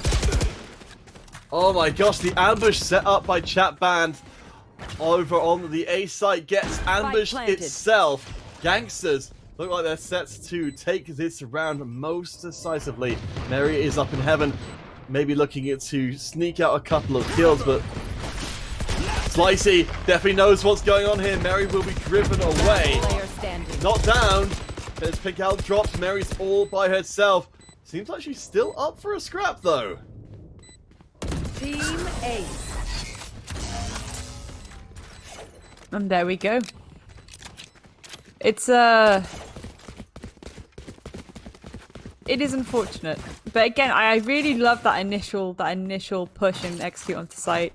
The bit of utility getting used to distract the only member of Chat Band who's actually there. I believe it was Pinkley, and just rushing around the boxes, getting that pick, much to her surprise, presumably. It's just these opening picks are going so well in the favor of Gangsters that it's very, very difficult for chat band, unless they kind of pull back a bit and be a little bit more passive. But when you pull back and get a bit more passive, you are running the risk then of utility getting used to cover the plant, and plant getting rushed a bit more. But perhaps that's what they need to do. Mary getting the kill to start us off is not bad at all, as Pink Spike gets down, 2 C. back on the site. Gangsters are immediately reduced just down to Slicey, as here comes Mary with some Slicey knives of her own. As she gets plucked out of the skies, though. Are Gangsters? They got the round anyway! Yeah, absolutely. And this is where it can feel a little bit spicy, a little bit spooky, because it is edging closer and closer towards that midpoint. And Gangsters, the way they're going, they seem to be dominating a little bit. And again, when they go to their defense, I'm really curious to see how that defense is going to go for them, especially given how they've played their attack. There have been these just such strong openings and opening picks that I am assuming that their defense, they would play it just as well. They'd be holding those angles and waiting for those opening picks and really relying on that to set the momentum for the round. Let's see what Gangsters have got here. For anyone who's just tuning in, we are in our semi-final stages. Gangsters with 1 game already in hand in this best of 3. Another win will put Gangsters back into the finals where they were in our previous monthly competition. Chatband, get that first pick though. A good place to start. Kill my ally. Then we're going to see a cheeky res come through, which is always going to benefit them. But again, there we go. Another little gunfight being lost in the favor of Gangsters. Last player standing. It's a bit uncomfortable. Bit uncomfortable now. Mary, the only one to get a kill in the last round. We've seen such a good run from Gangsters in the back half of the first half. This has just been amazing stuff. Slicey, of course, taking center stage on the breach. You saw it do some fantastic work before, and with all these angles on this map, so many corridors, this breach can absolutely make a massive difference. This is obviously the last round of the half, and again, I just really want to know how Gangsters are then gonna open their defense. I think that's the main question on my mind right now. Spike down. Ooh, it's a little bit of a pre-fire. Dana gets one. Alright, maybe Gangsters aren't going to go and leave the half with quite the score they were hoping for. That is a nice pickup there. So at least for Chatband, they're not entirely out of things.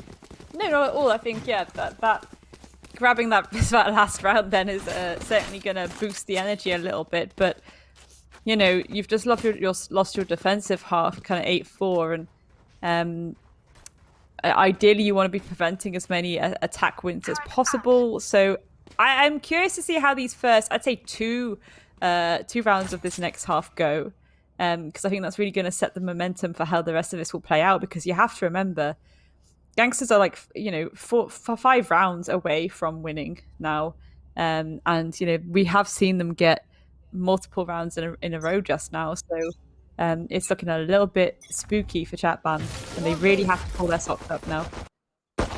They can't afford to get thrown off. They can't afford to get spooked out of a third game.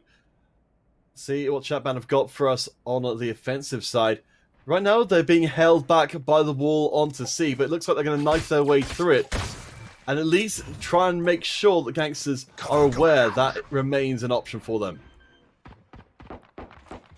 Yeah, there's a plant actually going down on B. I don't think they were aware of this, and we're going to see a little bit of a trade-off coming through. Spike has been planted on that B site. I'm really shocked that it was able to happen, to be honest. Yeah, all credit to Chatband, though. The brawling on the site itself has gone a little bit sour. Looks like we might be seeing a defuse in a second, because Chatband, they've been driven off the site entirely. Nice cancel on the defuse there. The bomb the spike is ticking through. Looking for another cancel. Oh my lord! Tadunu with the triple and the cancels. Chat Band are back in the game. They certainly are, and yeah, that's going to certainly set the wind under their sails going into their attacking half much better. Then again, it's interesting there how much getting that spike down favored them. I think they saw the opportunity, they took it, they pushed the timer in their favor.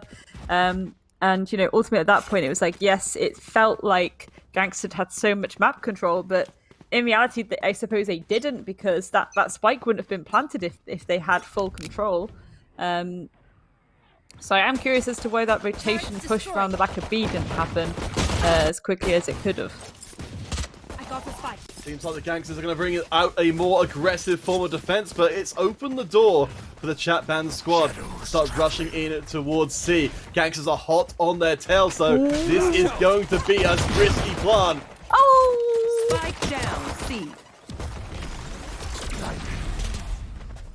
Clark gets another kill through. Chat Band is down to 2. Tadunu gets one, can't quite land the second. It's now down at 2, and it's not going to be 1.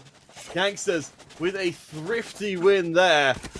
That is huge for them, and another step forward.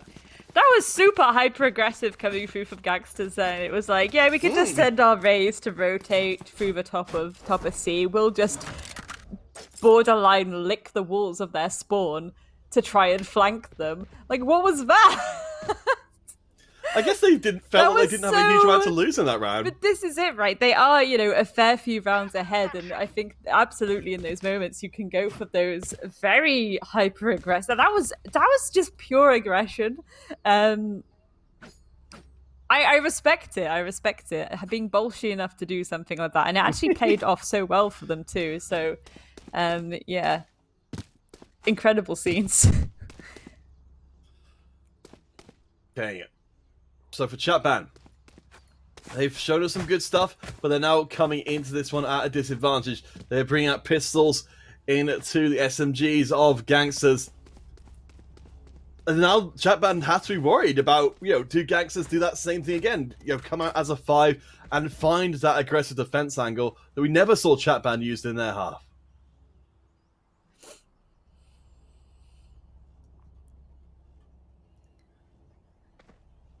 Spike left at spawn for the time being.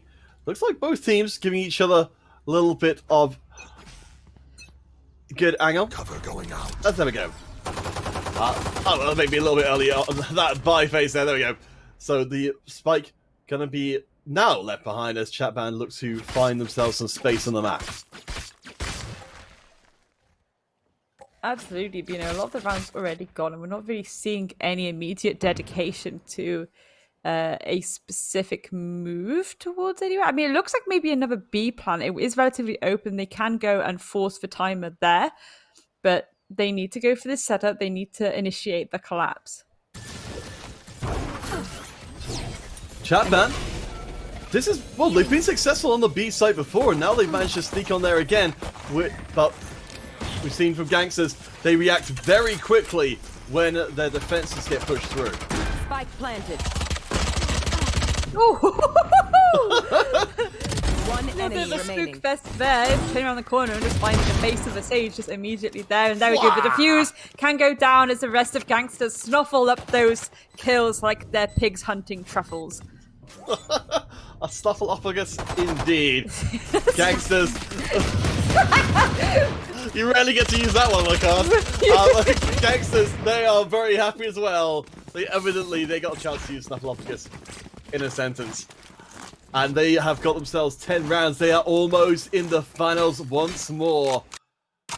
I think, you know, they've been showing us some really fantastic play. And honestly, if Project X do make it to the finals, I think they're going to have quite the fight on their hands. Well, again, it will be another finals where it is, you know, potentially Gangsters versus Project X. So, the kind of anime revenge arc, so to speak, and it's what I really do love to see when it comes to every tournament. And it'll be curious again to see if people have learnt from last time how that will go and things like that. But so far, I mean, again, Gangsters are just showing such domination on this map right now, and it's looking very, very spooky for Chat Band. And you know, initially I don't think it was anything to do with the way that chat band were, you know, setting things up. It was just those gunfights, and it's just unfortunate there. Well, this time round for chat band, they don't actually have to even fire a shot to get onto the C site. So Gangsters leaving that hole open in the defenses, playing the odds, but this time the odds went against them. Yeah, absolutely. I think if chat band can hold on to this, it's probably going to set their energy up a little bit higher, and Juju is going to make it a lot easier by picking up a 3K actually. Spidok also picking up Klar as Mary gets traded out during that, and it's all left down to a 4v1. And there we go. Leary is going to fall to Jududu, and chat band getting another round in on attack, which good going, to be honest. Again, it's this idea sometimes that I think we have to remember to play 2 days in a row where you are doing you know, 2 best of 3s a day especially if you go the full way. That is exhausting, and even when you are, you know, a few rounds behind, to still have the momentum where you can get a round back like that, I always think it's very admirable, especially from like a energy output point of view. And a little bit risky there maybe, and escaping ever so slightly. That could have gone terribly wrong. Mary definitely flies pretty close to the sun. The chat band, they'll be looking to try and get back in as of this round. Gangsters, they will not be out front this time round because we've got Nell looking to get set up on the A site, but I think she's going to get overwhelmed once chat band do arrive. There's an alarm bot going through. And the Gangsters, they're looking to try and flank.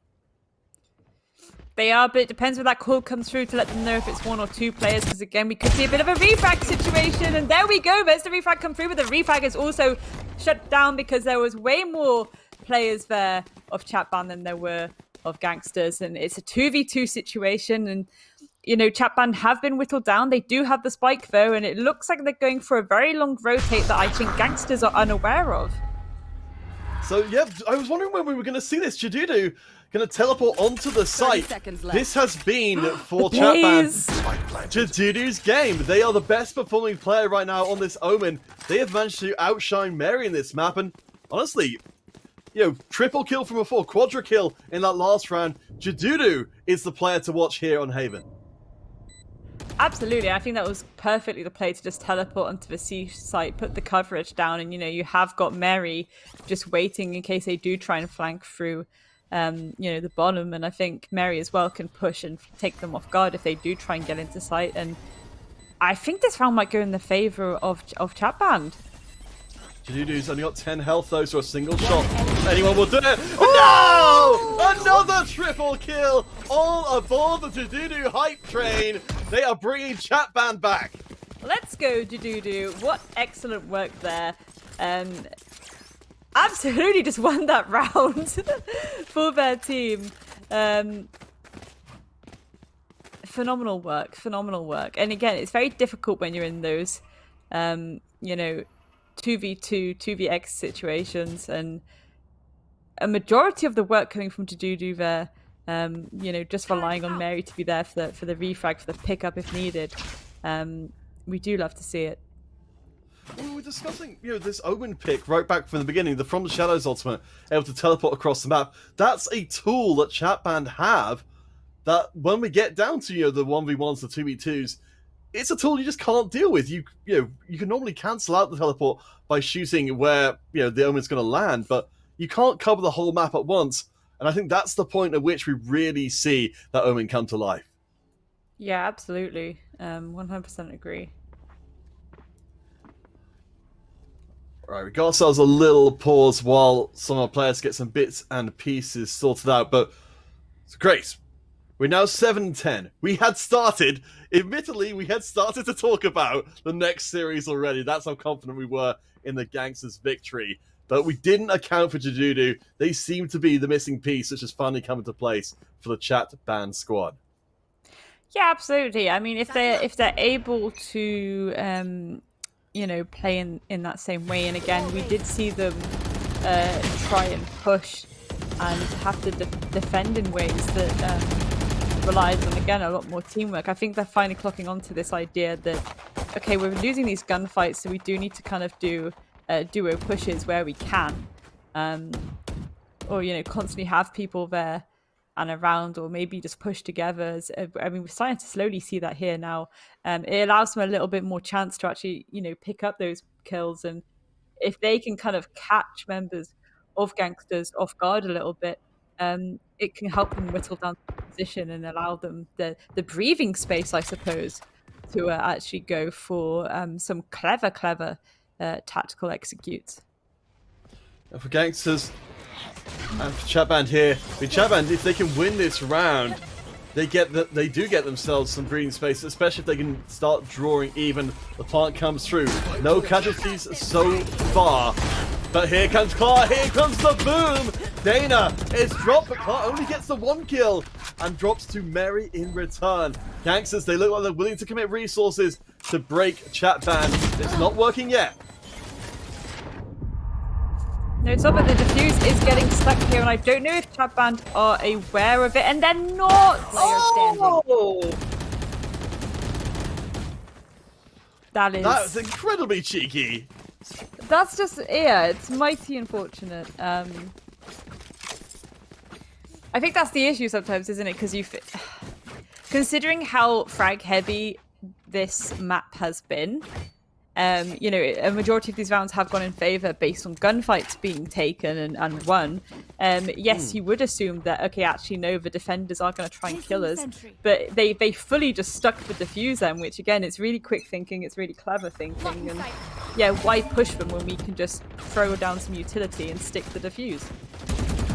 Yeah, I think that really caught Chatband off guard, and Slicey will grab that first kill from long range, getting a good defense of the C site by themselves. Chatband, they are spread out looking, again, I think they're probably hoping to find another undefended site, but right now, with the strong push up, none of the sites are accessible without fighting through somebody.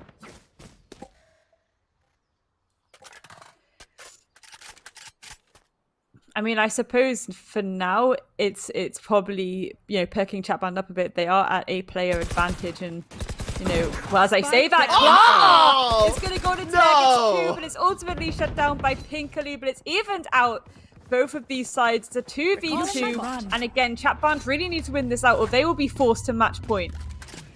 There's the Killjoy coming down. Both teams have their Killjoy up and available, but it's Chatband first to the site, so they get the plant through.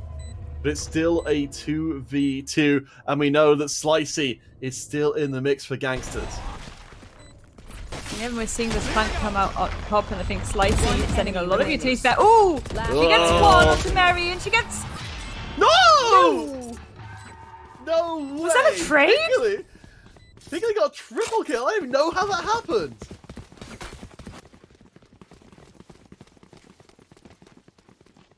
What The on earth bullets just must have happened been there? in the air. They must have literally been in the air microseconds from getting the kill back, but holy moly. That's one for the history books. Absolutely, you know, Chatband, as I say, they really did not want it to go to match point, and they are clawing back slowly but surely. They do not want to go home right now. They want to pull it to map number 3. They want to still be in it for a chance of winning. But the aggressive defense does get punished for it, and Slicey drops as well. The C site is open apart from one more member.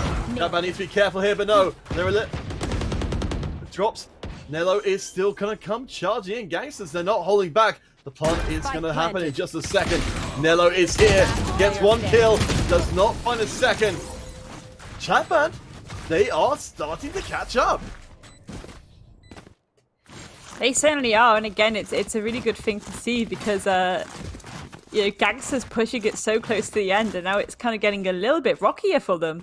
And I think Chatband have certainly worked out that, yeah, as I say, pushing together, making sure people are there for the refrag, making sure these positions and these angles can be held together as a team. It's certainly benefiting them a lot more than just sending in one entry push and then the rest kind of follow later behind. So really good adaptations coming through to ultimately help pull this back slowly but surely. Of course, we're getting spoiled here in our July Huntress trials. This is only game 2 of our best of 3 semi-final, with our grand finals later on. Also, going to be best of 3 as well. So plenty more fantastic Valorant coming through as Mary gets the res. Chat band, they are pushing forward, but they are going into the teeth of the Gangster squad.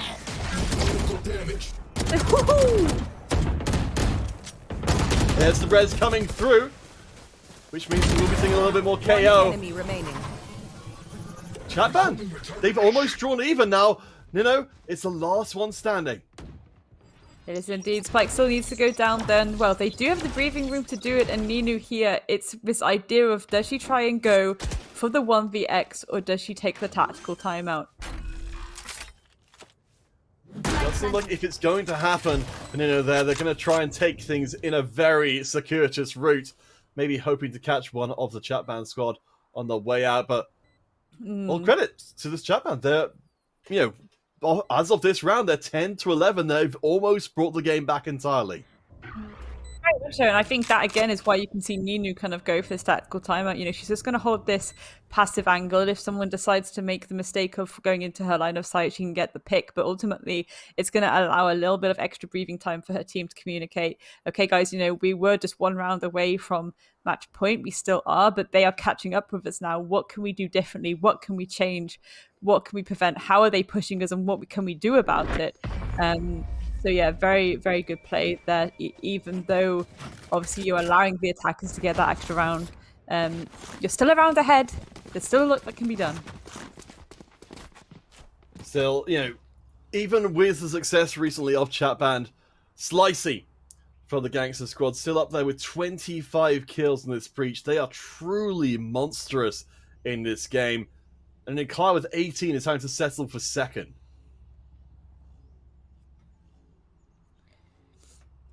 I suppose it's interesting as well because, you know, Slicey and Clark absolutely did like some significant work last round, and again, certainly last map, and certainly we're seeing that again. But you know, this time on the side of chat band, it's almost like Mary's taken a little bit of a step back. Jujudu has been doing a majority of the, you know, the gunning power there for the side of chat band, but again, I think a lot of that is more to do with the fact that when Mary's going for those initial initiations, she's just getting shut down by the crossfires that you know, Gangsters were holding. So perhaps Gangsters need to try and go a little bit back to how they were playing it before. Perhaps they just need to be a little bit more passive and just hold some angles. Yeah, certainly the possibility of getting, you know, a punish kill or 2 off on chat band before the play starts would certainly seem to be much more their style. Initial exchange of gunfire. You mentioned this before. When it comes to straight player versus player skill, it does feel like Gangsters have the edge. I think chat band do need to be playing this one out cautiously and cleverly if they're going to win.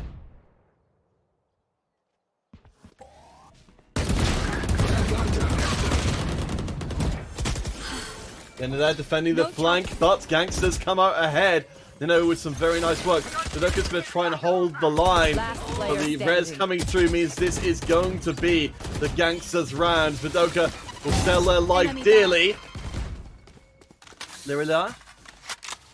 Removed from the field. The spike is, of course, out in the field. I guess at least with Vidoka, once they get hold of the spike, there's 3 points. There's 3 enemies. If you can gamble right here, maybe it's not that difficult to get the plant through at least. Yeah, I think definitely that's it. I think, you know, last player standing, try and grab that spike. I think she is just aware and concerned that she might be on the other side of an aggressive push, but now she can pick up that spike and... Ooh, I mean, rotating to C, probably not the best idea, but again, very little intel to go off. Left. The defense not really using any utility either to give out their own positioning, so Spidoka's gonna find her way onto site. Presumably, even if she does get the spike down, though, it's then a 1v3 retake, which could actually benefit Gangsters again, so Spidoka's gonna have to play this ever so patiently. At least you get the plant. Money as Spidoka's heading out very quickly. There's that defensive killjoy, which means you cannot stay on the site at all. We see Gangsters are still a little bit cautious coming into the site. The Killjoy is out. Spidoka has to make the decision if they're going to hold on to their Phantom for the next round or try some shenanigans. Really, really good teamwork there by Gangsters. All the utility being used at the end there to really allow the space for the defuse to go down. So rightly so, we have pushed this to match point. And, you know, if Gangsters win this, that is them winning this best of 3, and that is them going to the finals.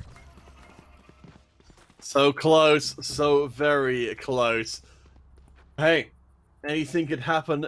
Chat band, they've certainly shown us a tremendous amount of fight. Gangsters, you said before, they made it to the finals last time round. They would be a step back for them to not at least get back to the finals again.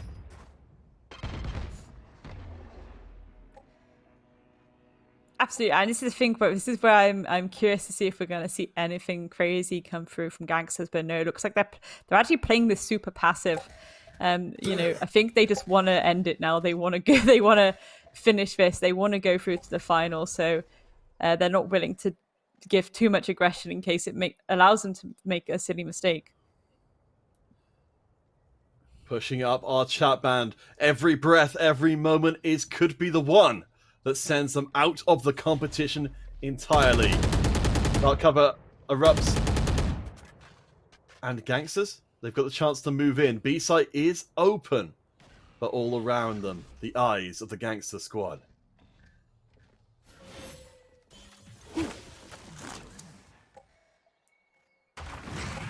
Breaking away, chat band. They've decided they don't want to go in further, and they're going to sneakily slide around to the C site instead, which seems like, based on where Gangsters are right now, the right 30 move. seconds left.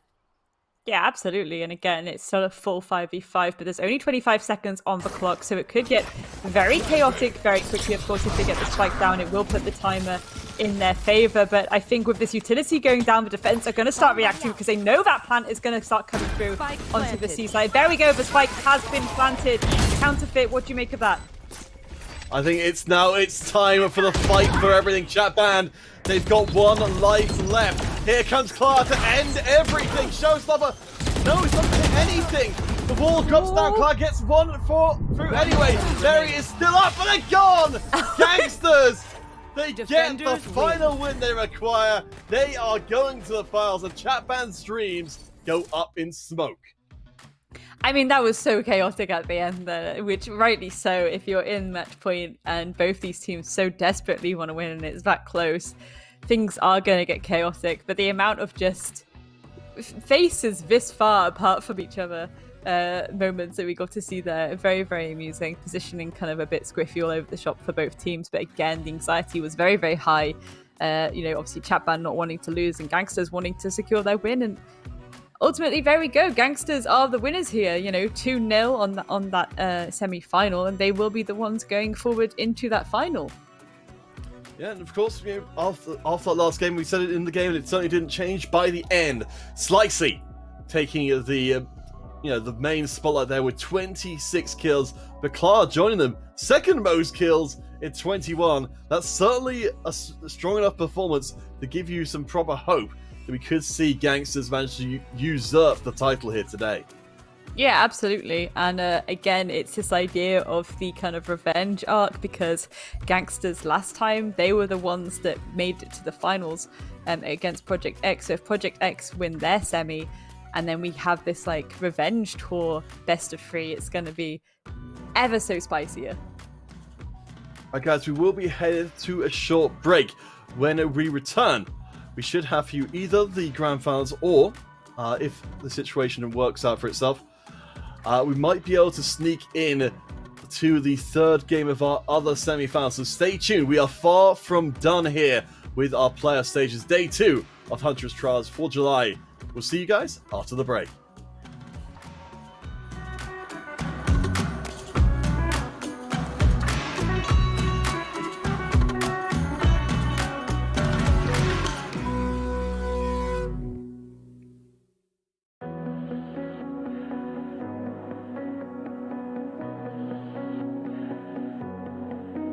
There's a party downtown, someone said that you're coming by.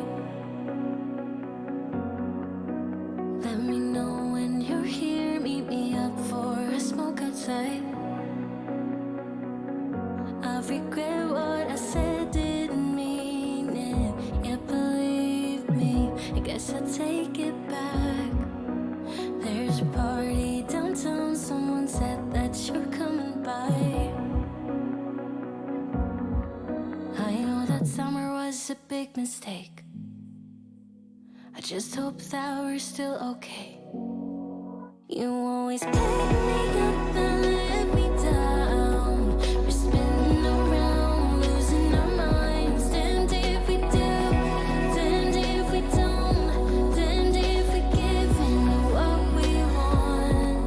And I always pick you up and let you down. We're spinning around, losing our minds. And if we do, and if we don't, and if we give in to what we want, to what we want.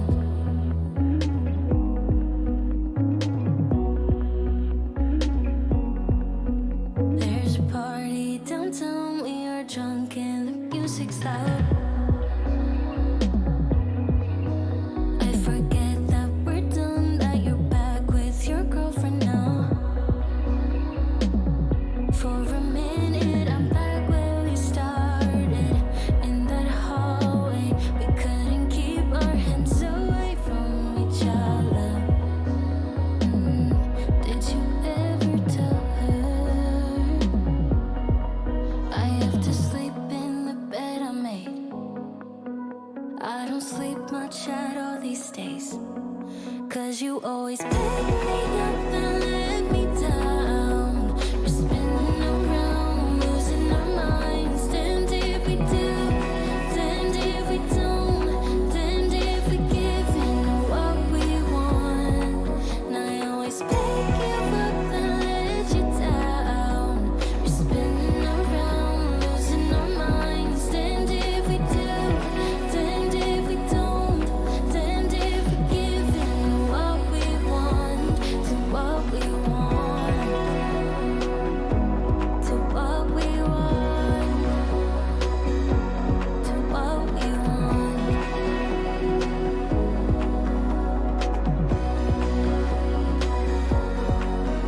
There's a party downtown, really hope that you're coming by.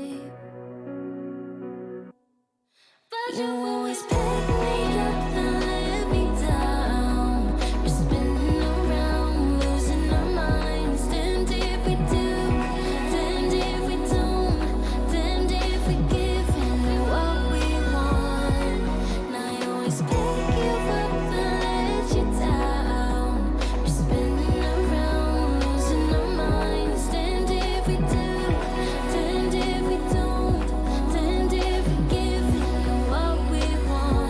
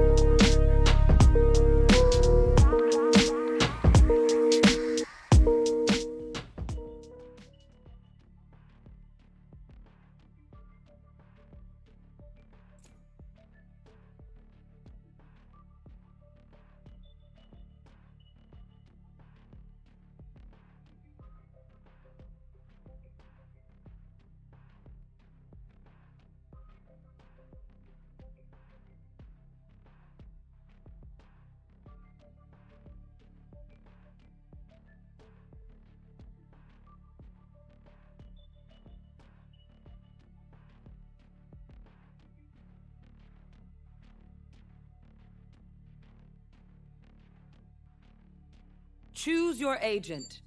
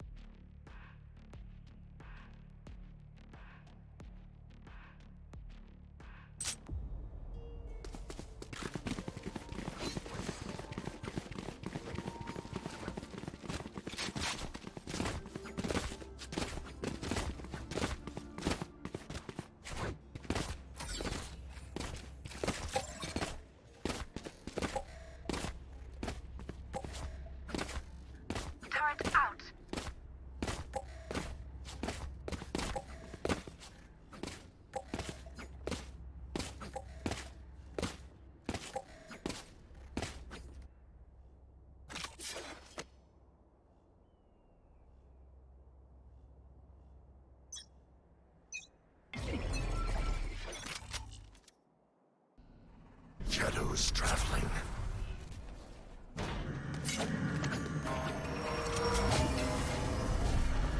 Stealing sight.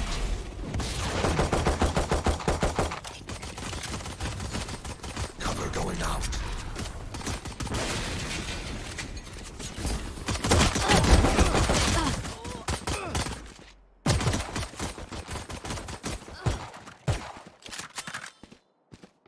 One enemy remaining. Spike down mid.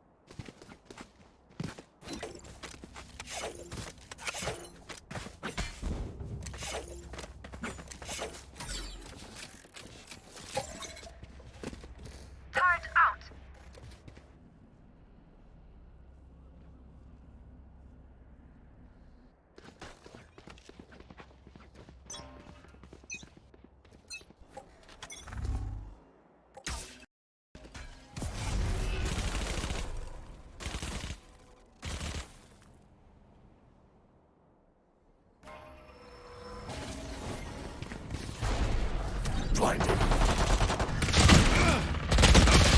Spike down B.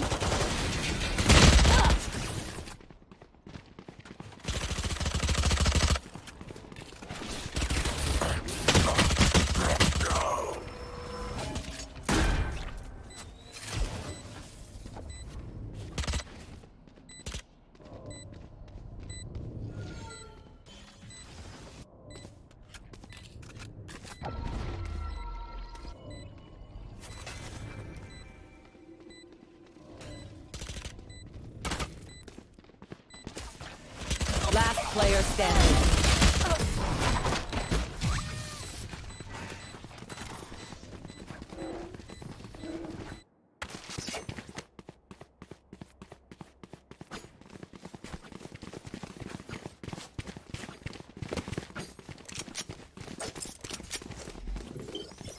Placing sentry.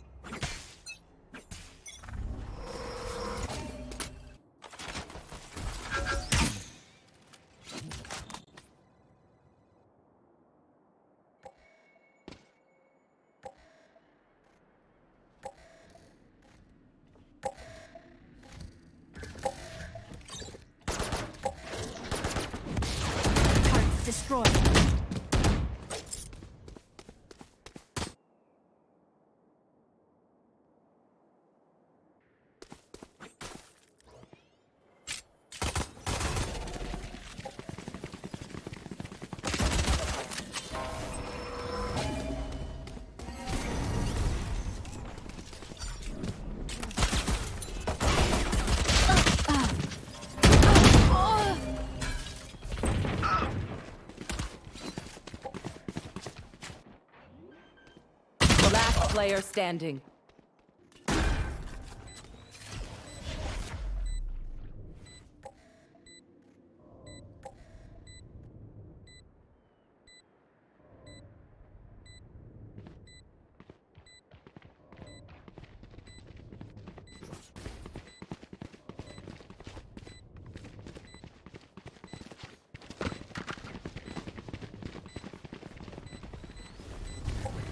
Flawless.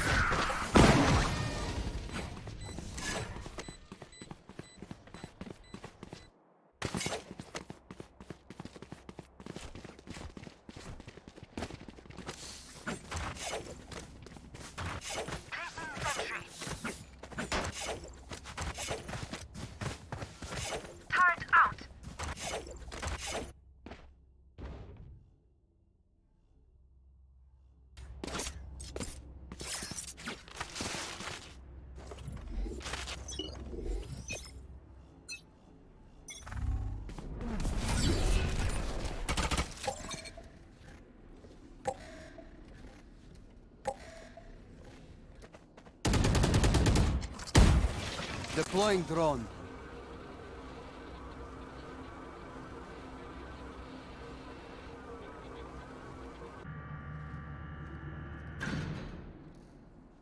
Careful.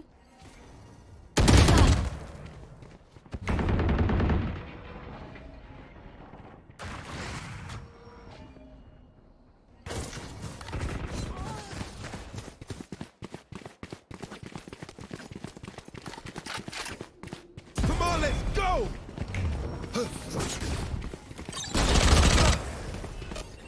Bomb grenade out.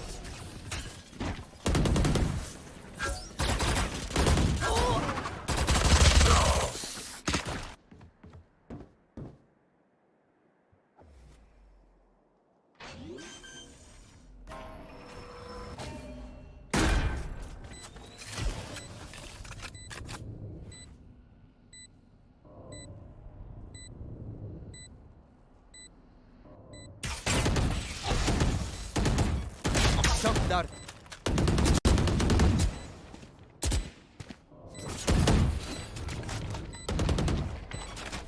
Shock dart.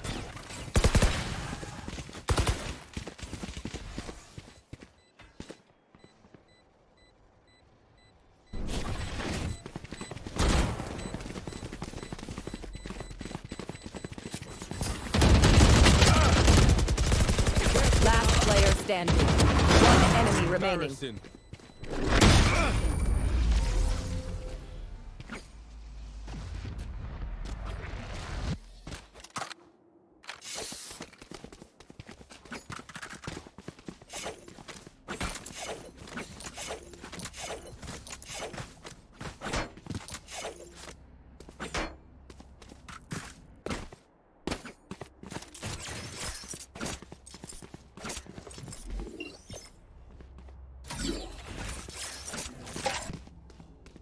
Biggie, Sova. Revealing area.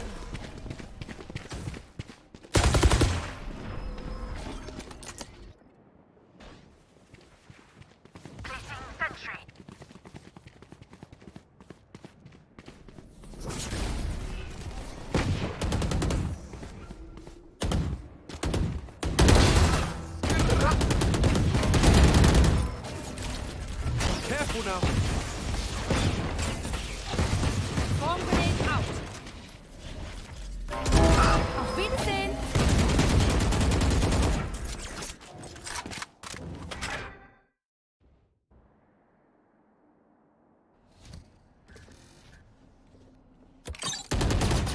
Turrets destroyed.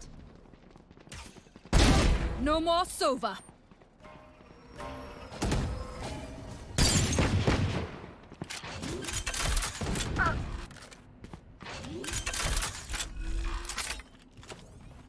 Spike planted. With blocking vision.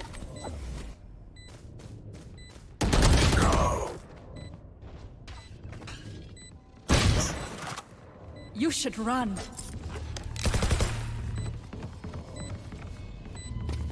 One enemy remaining. player standing.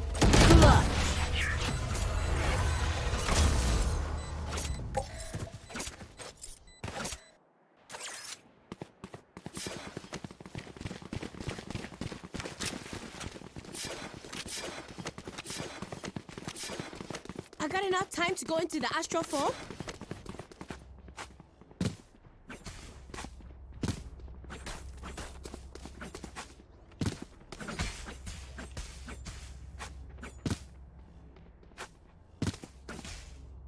Placing sentry. Come on, let's go!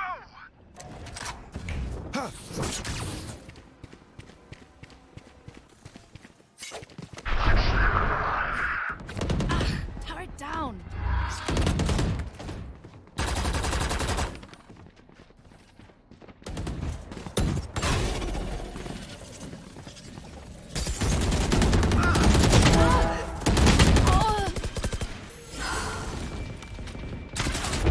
Spike planted. One enemy remaining.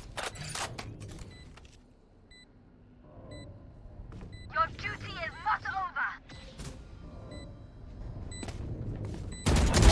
Powers out. Last player standing.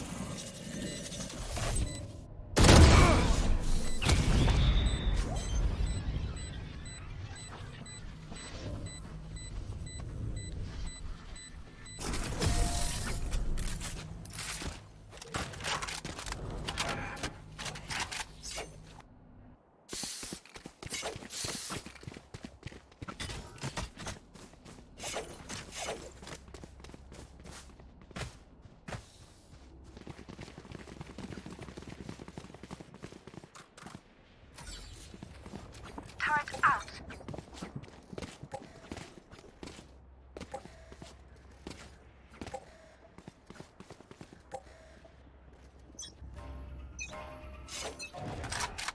Nowhere to Joke's run! over! You're dead!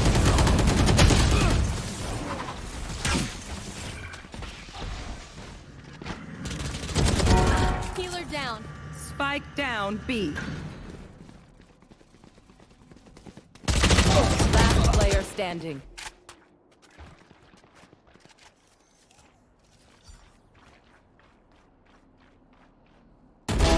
No more Sova.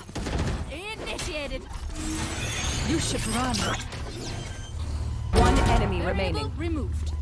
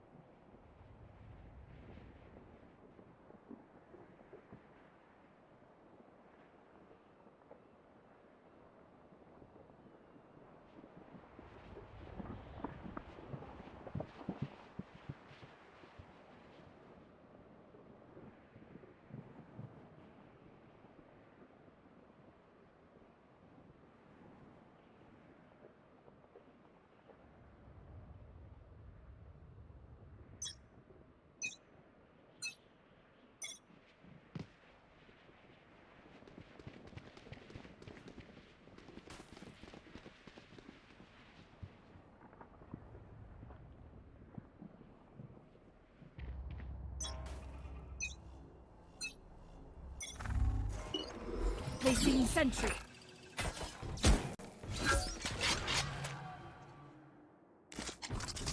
Take flight. Enemy death.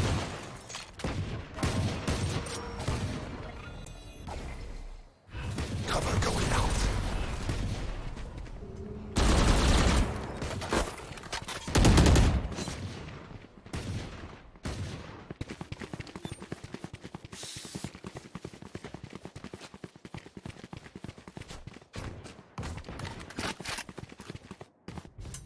Bot coming back.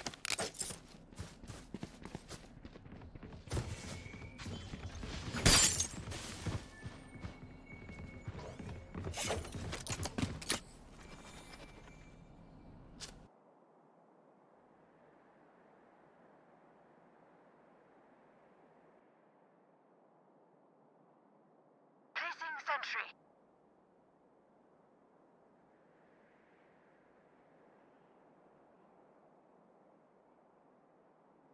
30 seconds left.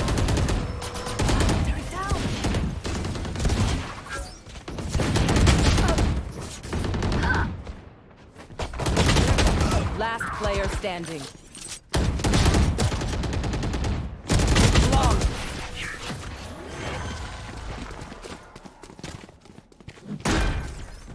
Here. Here.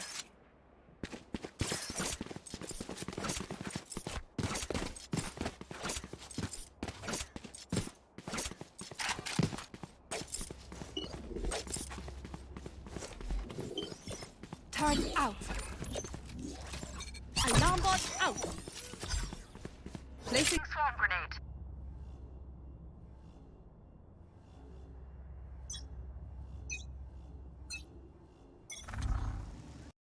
Revealing area.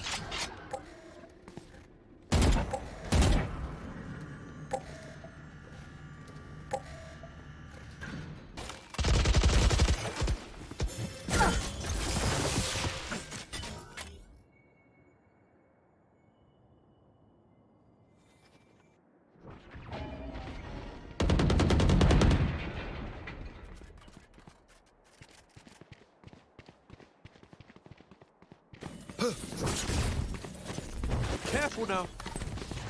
You are divided! swarm grenade out. Found them. Alarm bot down.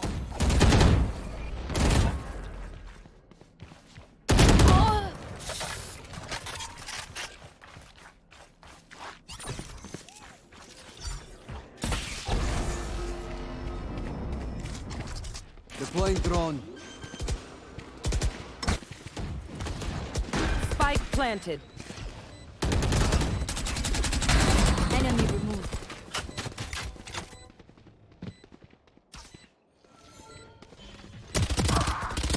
One enemy remaining. And the enemy was punished.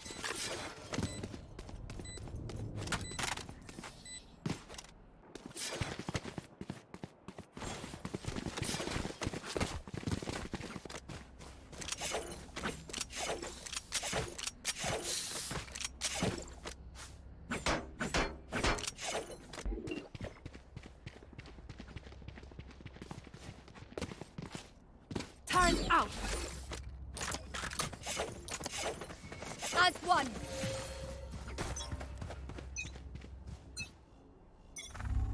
Barrier created.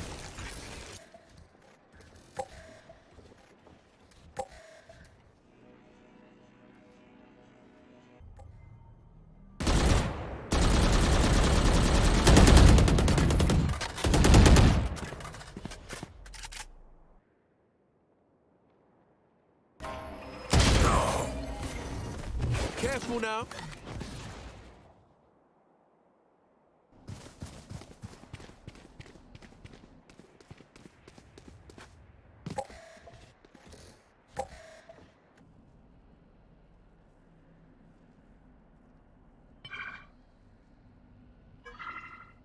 Joke's over! You're dead! Found them. Alarm bot down. Turret destroyed. Come on, let's go!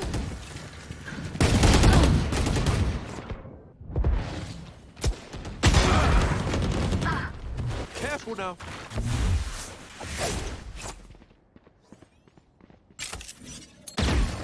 Last player standing.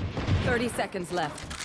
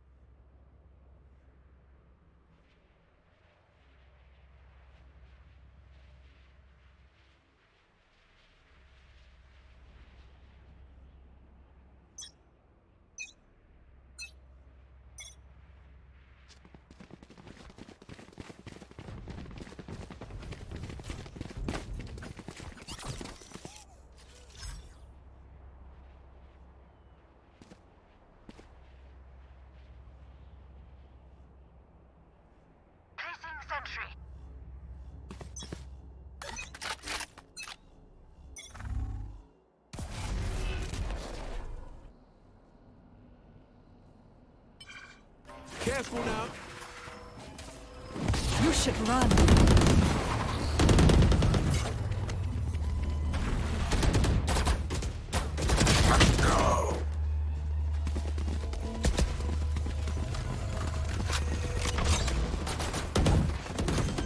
I am the hunter!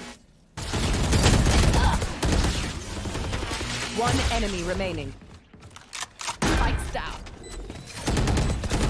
Turret placing swarm grenade out. Placing swarm grenade. Swarm grenade. Oh!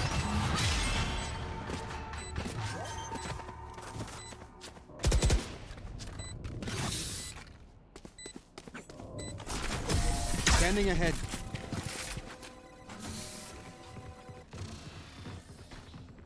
Last round before the switch.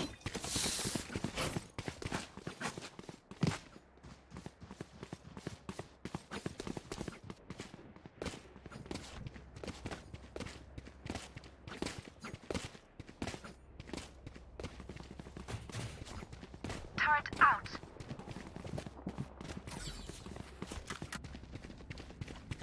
Placing sentry.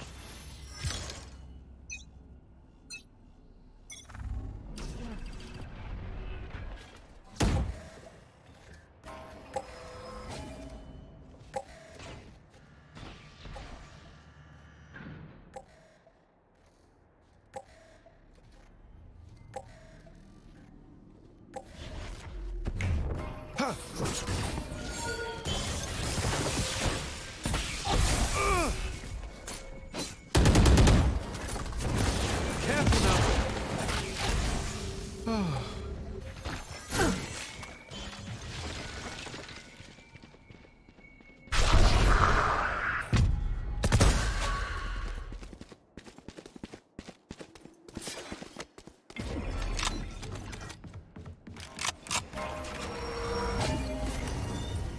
Scanning ahead.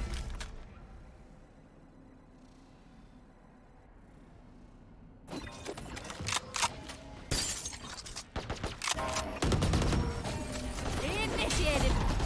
Turret down. 30 seconds left.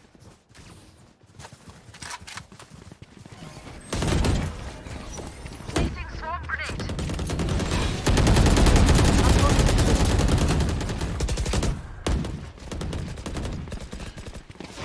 Get out of my way. 10 seconds left.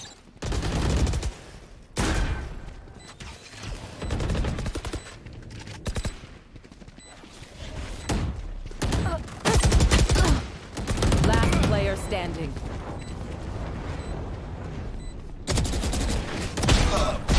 Neutralized. I am the hunter!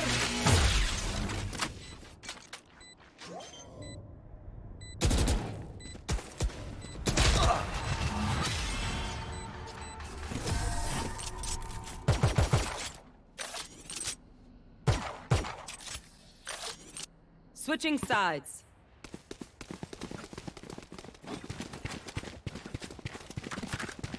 Turret out.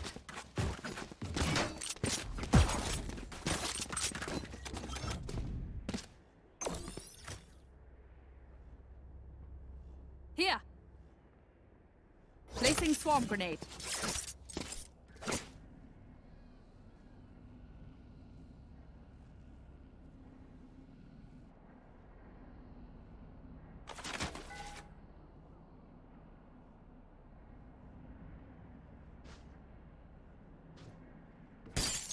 Right here.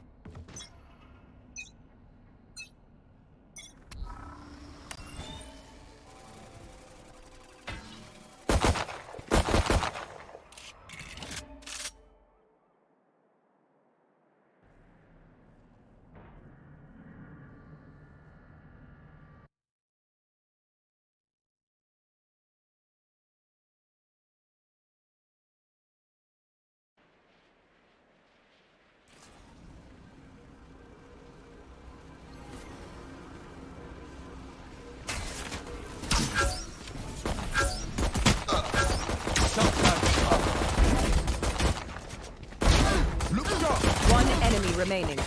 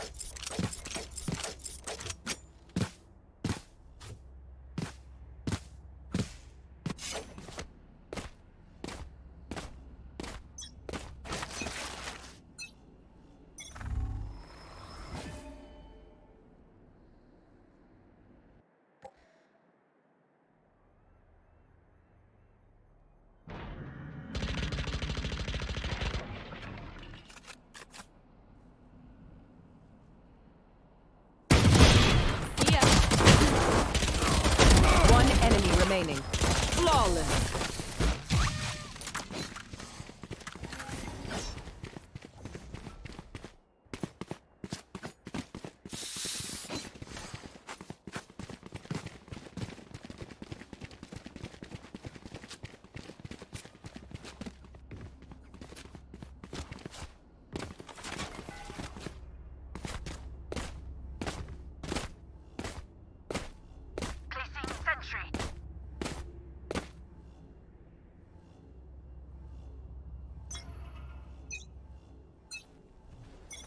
Revealing area.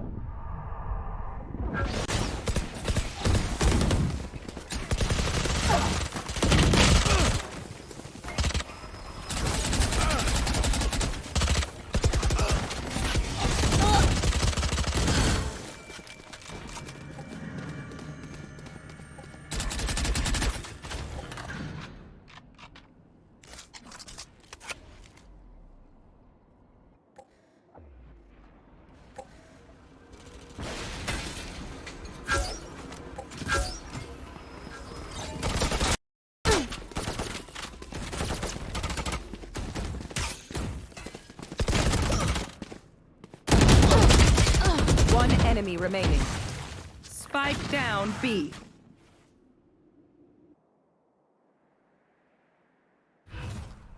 Shadows traveling. I have the spike.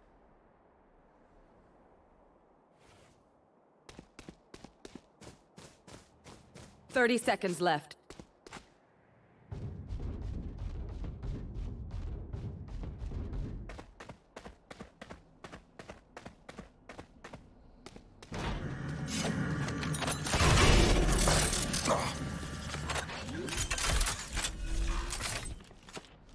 Ten seconds left. Shadows traveling.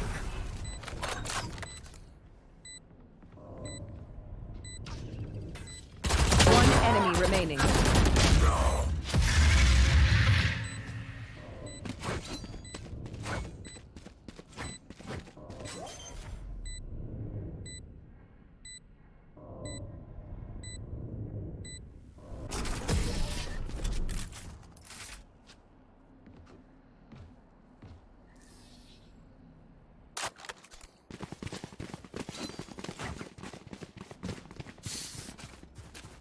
Need a drop. Thanks.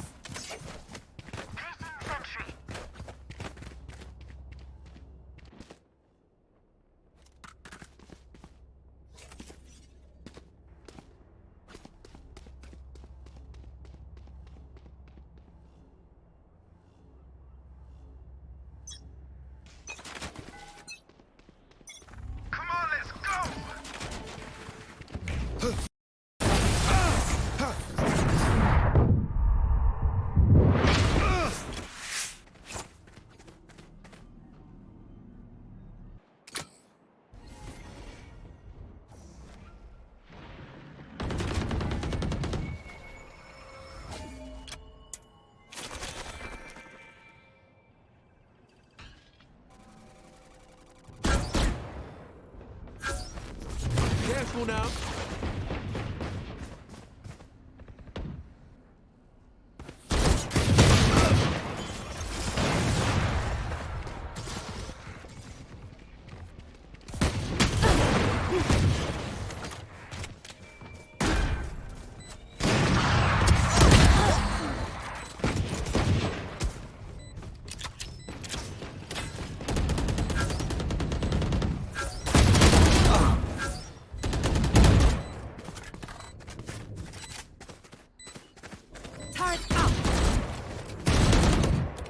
Player standing. Last player standing.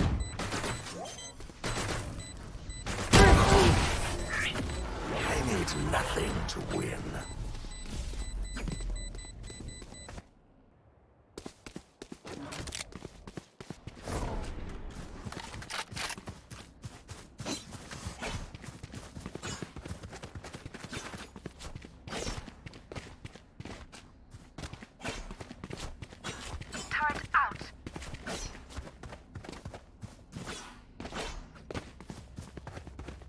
Here.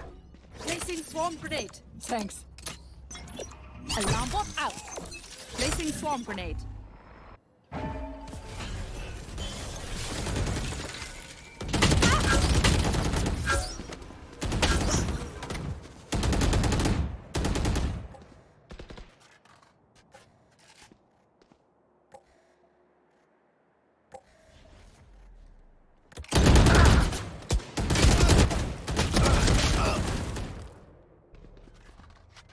You will not kill my allies!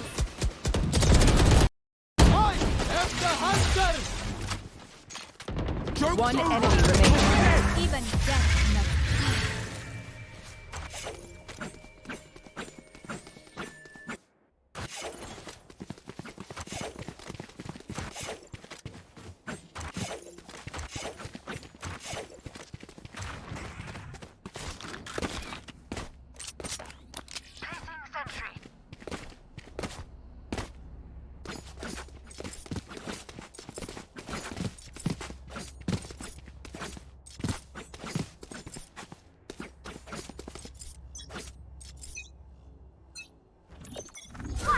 Placing alarm bot.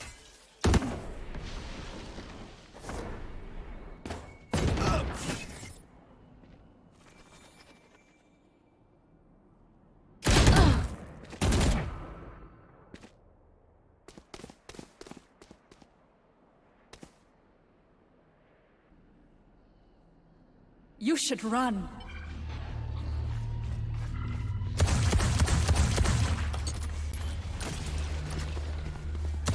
Turret destroyed.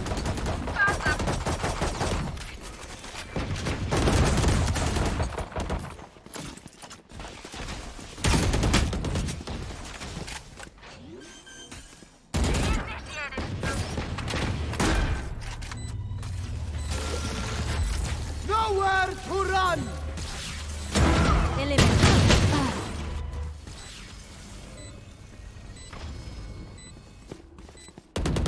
Last player standing.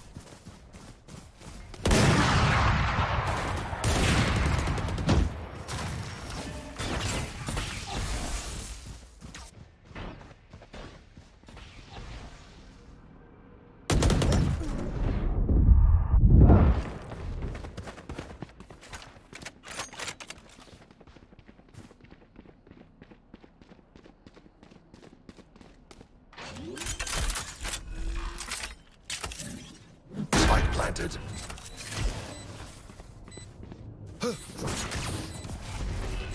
Careful now.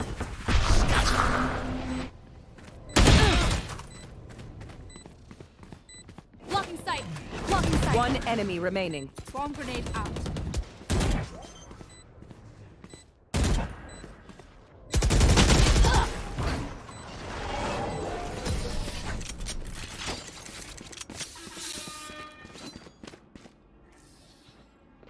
Match point.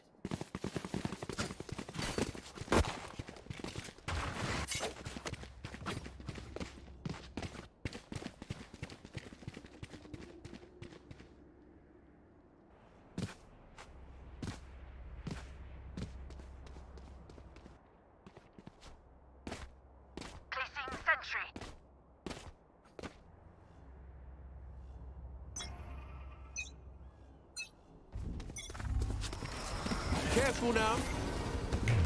Come on, let's go!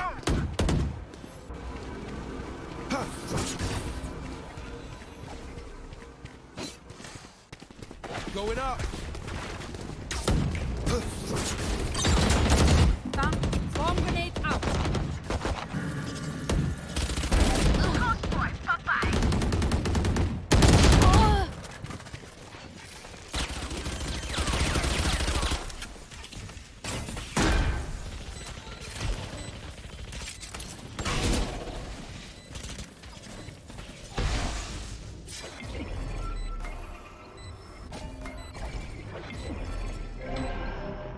Well divided.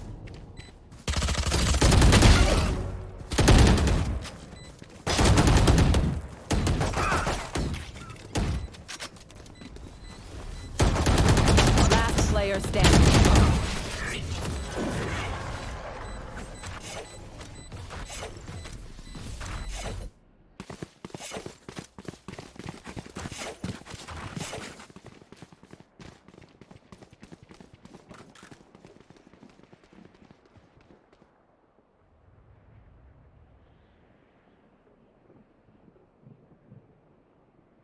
Placing sentry.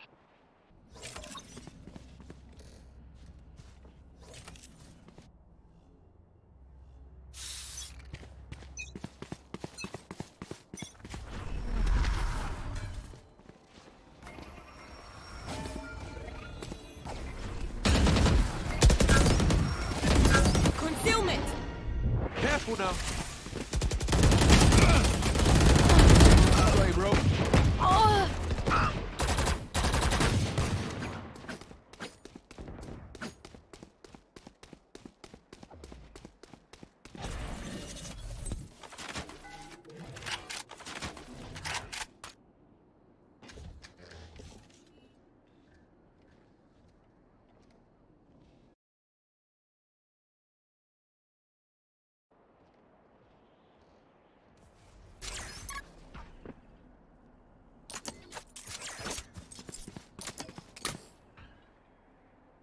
Turret down.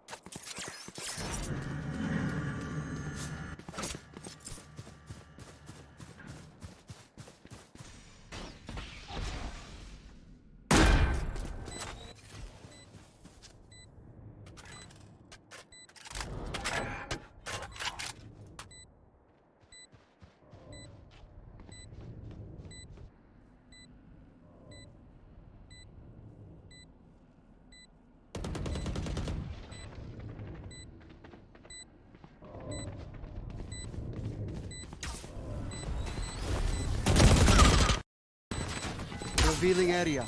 There they are.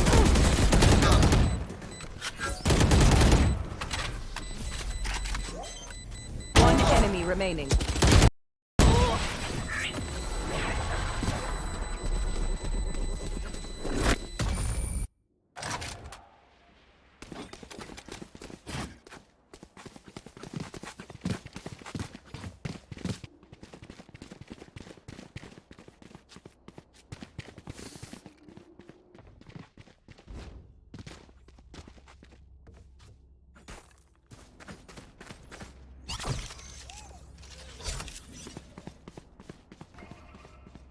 Turret out.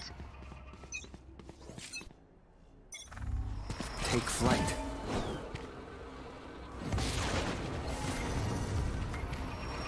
Joke's over. You're dead. Pulling them in.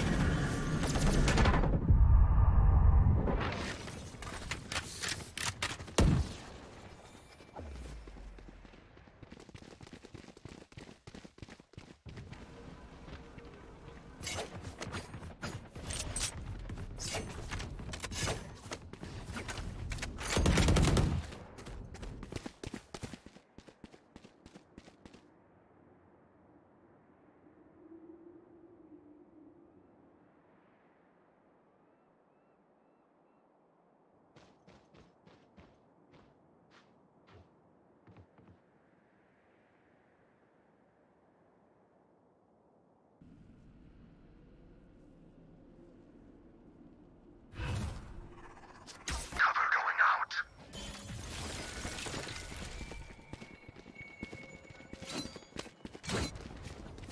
30 seconds left.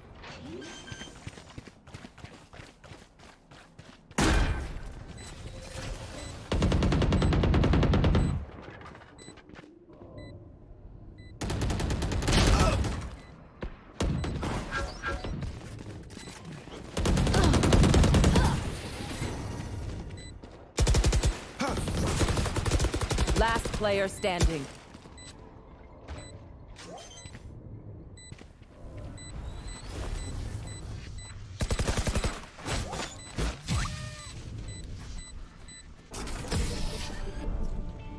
Defenders win.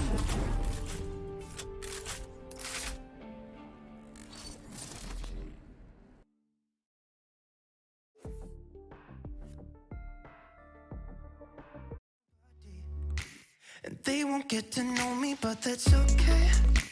In retrospect, I do it over and over, cause that's just how we met. There must be some complicated after effect to this. Will I wake up in your bed and regret everything I did? Like a hangover, but leave me needing one more fix. She said, shut your mouth and kiss me. Hey, don't waste your breath, cause you know what I'm feeling. Midnight's closing in, and I won't wait for you. Don't think about it twice, we're way past second guessing. And I want you now. Yeah, shut your mouth and kiss me. In the parking lot, in the backseat, don't dare to stop now. Just close your eyes and kiss me, like you mean it. You're a bad dream, but I'm into it now. Yeah, shut your mouth and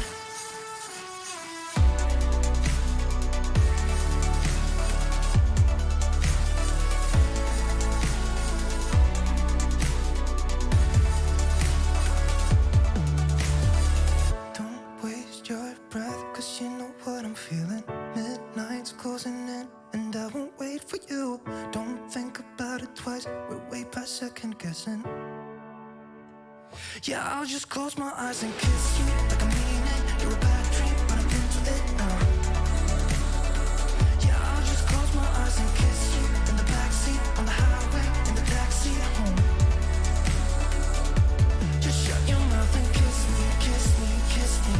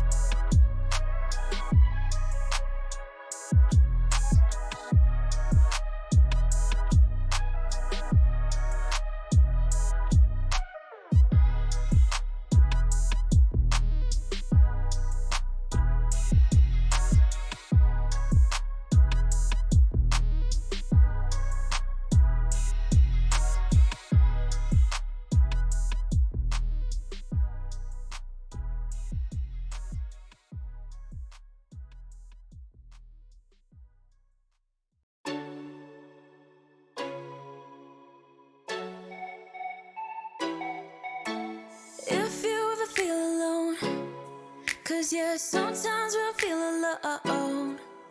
In a second, I'll be right there. Turn around, let it rain. Turn around and let it rain on me. Don't you be afraid. Just follow me. You don't need no space. Just follow me. Like a mirror, you reflect me. Like a Friday night on the weekend, I feel blessed and free. I just don't want this moment to end. But now you say you gotta go. Baby, why you gotta go? Like a mirror, you reflect me. I just don't want this. I just don't want this moment to end.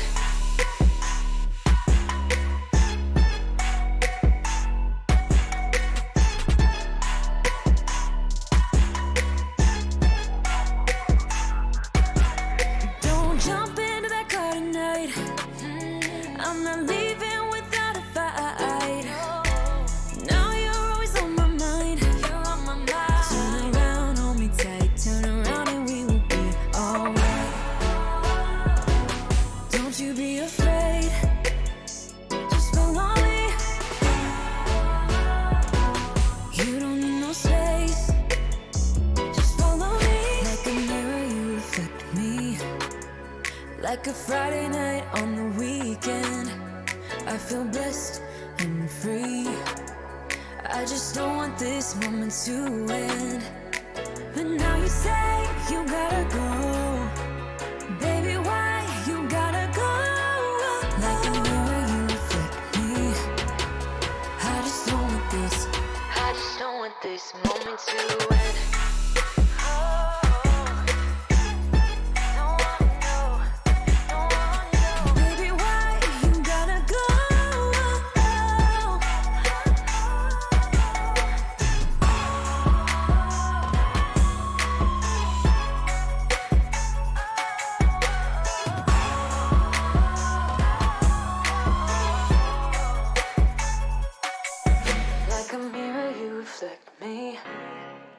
I just don't want this.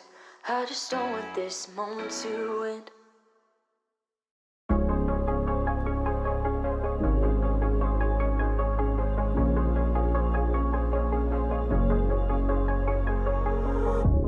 You're sleeping with someone new, and I'm in New York for the first time. I hate this weather, but I like the view. It makes me think of new beginnings. Here's to new beginnings. I can't sleep alone, 'cause if I do, I'll think of you. The nights are so long, wondering if you miss me too. I'm losing myself in the city sounds. For a while I'm fine, but as soon as it gets quiet, I know I'm screwed.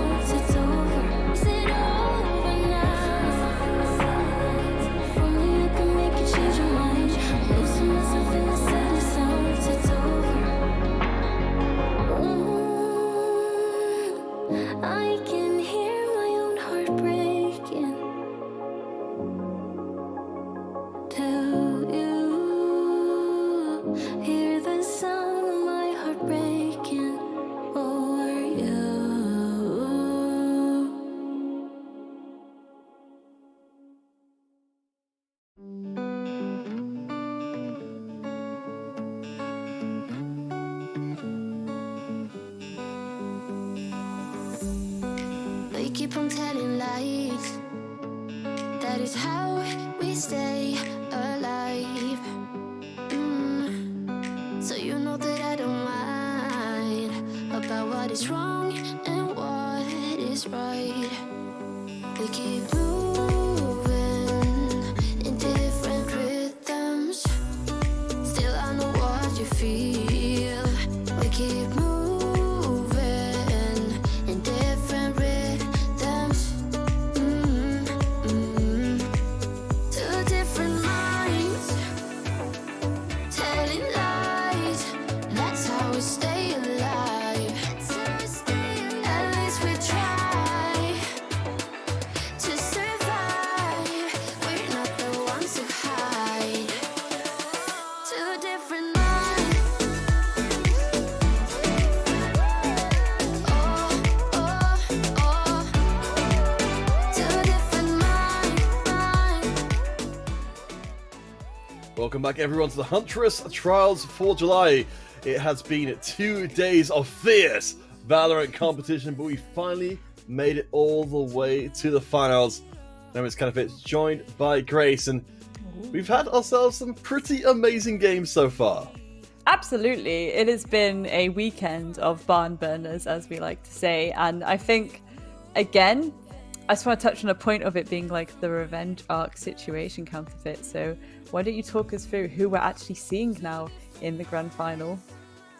Well, of course, we expected to see Project X return back to defend their crown, but the gangsters, of course, if you're here earlier on, you will have seen them win their semi-final 2-0. I think we might have a little bit of time before the finals themselves start. So for anyone who is joining the stream just now, it was a 2-0 for gangsters versus Chatband, but it looked like it was a pretty even semi-final, even with it being a 2-0. Oh yeah, I mean, again, some of these rounds were coming so close to the nail. There was no, massive dominance by any account. I will say that second map for gangsters, though, it was more that they were consistently winning their gunfights a lot more, and yeah, catching the enemy very off guard, especially in terms of positioning and placement and things like that. And again, the interesting thing is last season, the final came down to Gangsters versus Project X. And we're seeing it again. So again, it's this idea of the anime style revenge arc where it's like, ooh, will Gangsters get their revenge now against Project X? And will Gangsters actually, get this season under their belt for, I'm pretty sure, the first time? Or will Project X win it again? Another dominating victory for the Huntress Trials from Project X. So, we're going to get up the little scoreboards of the way that this bracket has gone.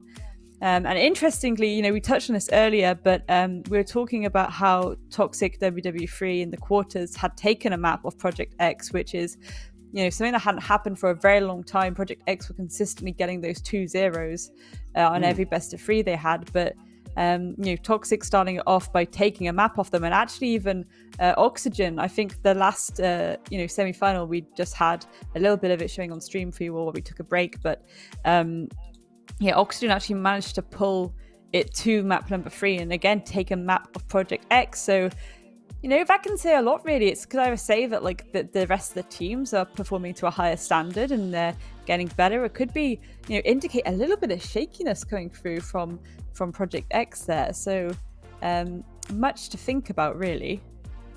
Yeah, I mean, as you said, Project X are coming back as returning champions. There's got to be a lot of temptation to sit on your laurels there because you've proven yourself the best before. As you noted, it was in a 2-0 fashion. Now Project X, with 2 games lost already in our playoffs, means they are a beatable team here for Gangsters, where perhaps they weren't before. Absolutely, yeah, 100%. And again, I do love the underdog story, so I feel like part of me, I'm kind of like, it'd be really interesting if Gangsters kind of come in now, especially again how well they were winning those gunfights in the last map we saw them on. And then when you throw the strategy on top of it, they are becoming a formidable force. So I think if I was Project X, I'd be a bit like, okay, we need to really think about this one. And again, we will be getting in now to seeing how this is going to go by just looking at these map bans and these map vetoes, and this can kind of indicate maybe a little bit. I mean, maybe it'll be more down to comfort here. What do you reckon, Counterfeit? We'll just have a quick look through seeing. So for Project X, they had their wins in the semifinals on Split and on Ascent. So Ascent being taken out of the mix against Project X makes a lot of sense. Oh, absolutely. That is such a good map for them. Even, yesterday we saw them completely show up on that map. They just look so comfortable in it. So, okay, yeah, Project X have decided to chosen Split here, as expected. And this is an interesting one. Okay, so we're going to go to Icebox.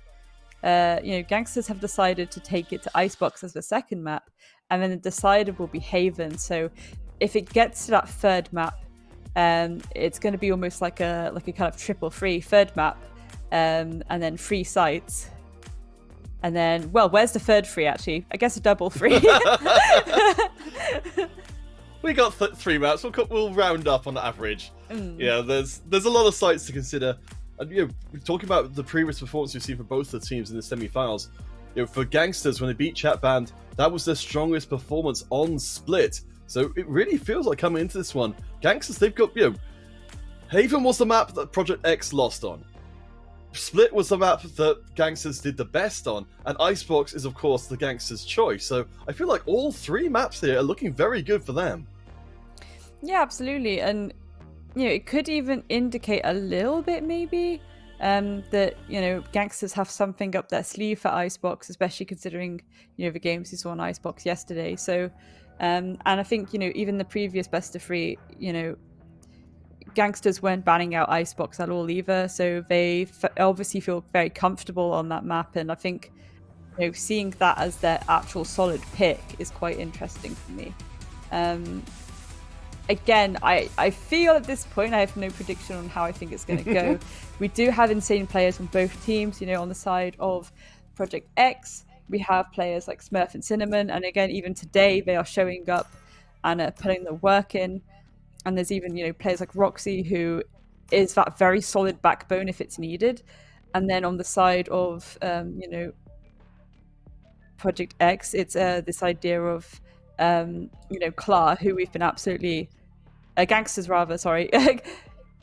Klar has been absolutely showing up for them, and we're absolutely singing her praises a lot today, and with good reason too. With very good reason. I think you're very, very fond of Slicey there on the old breach, aren't you? Yeah. I mean, I love the agent to start with, but the performances we've been seeing from Slicey, especially in that second game, were absolutely crisp. I mean, while Clark may have the top spot as the most consistent player to lock down the most kills across the 2 games, Slicey was absolutely huge on Haven before. Yeah, absolutely. And I think again we're going to see some interesting plays coming through there, that utility getting used, and I think this is, I keep saying it, and I think this is a lot of people laugh when it's said, but it is going to be a barn burner, and I think that we are in for a treat. I feel very positive that this is going to go the full way as well. Absolutely, it should, absolutely. And again, Klar, as expected, going on that raise. I don't think anyone's surprised by that at all. No. So no, I think this is gonna definitely be a really interesting one. Again, we're already seeing this stack up towards A, and we've seen how this goes before when it comes to Gangsters, especially on this map. So potentially a spicy Rushabala come through. All right, so do bear in mind, anyone who's joining us just for the grand finals of the Huntress Trials for July, a huge amount of cash on the line here for our 2 teams. You said you're guaranteed at least second place place. Of course, make it to the finals. So you really want to take the huge prize yourself as the Gangsters come charging in, locking down 3 kills at once. Wells gets 1 back. The Gangsters starting out very strong indeed. Absolutely. I mean, that was incredible. They fully just again won their gunfights, and this is interesting because again, it's this idea of, previously in the semis, a lot of their round wins just came down to winning out those gunfights, and if that's anything to go by, this could be a, you know, Gangsters map. Of course, it's only round 1, so anything can happen. And I think, you know, maybe they were One expecting a enemy bit of a remaining. rush to come through there. Nice little trade through coming through in that corridor just now, but they are in a 1v3 situation now. Poor old glance on the breach. All right, we got to believe in that breach just that little bit more. I mean, this isn't by far the 30 ideal seconds situation here, 1 versus 3, but you've got the spike. That's at least not in control of the Gangster squad. You can see how nervous Glance is about moving on to the point, but we can see it's wide open. Glance is going to make the commit. Yeah, but again, utilizing a little bit of utility there just to make sure that it's completely 10 clear. seconds This is a left. difficult thing, really, isn't it? Because there's no intel that can be gained here. They just have to rely on their ears and using their utility to clear places and just hope for the best. The spike has gone down, though, so they do have a little bit of a time advantage in their favor. They just have to make sure that they don't get rushed upon now. And, well, there's a free stack going here, but there we go. The trade is there, and Gangsters are going to be able to defuse this. That's round number 1 going in their favor. All right, nicely done. It's still a good attempt, and at least the plant was made, so that's got to be worth something. But yeah, with 2 surviving members, we'll be keeping our eyes very closely on how Gangsters get through this.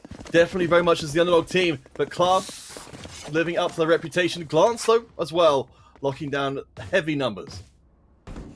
Absolutely, and again, I think I'm going to be having nightmares about just Clara on the raise, just speeding towards my face, to be honest. Because again, formidable opponent to go up against, especially when on that raise. So, you know, I mean, to be fair to Glance as well, getting the cheeky free K and being able to do that much work, yes, and even getting the plant down, that is not a bad thing, especially considering that you're at the disadvantage and, you know, the only one left.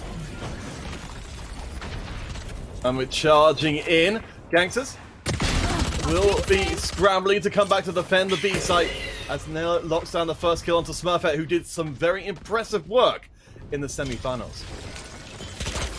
Yeah, absolutely. We got a nice little crossfire here, so, you know, Gangsters are once again able to pick up a few kills here between the 2 of them, Lyra and Ninu, One respectively. enemy remaining. I mean, again, Clara getting the pick off Kim, and it's down again to this 1vx situation. Not a lot you can do with that, and this time, you know, Gangsters are going to go through with the flawless. An absolute domination on that second round. Very nice, and Clara taking hold of 4 kills total so far without dropping a single time. Project X, I think a little shocked at how things are going in the early going. They'll need to recover themselves and figure out a better plan. Yeah, definitely. I just think, again, the defense are really good at just holding these crossfires and playing together as a team and winning those gunfights because of it.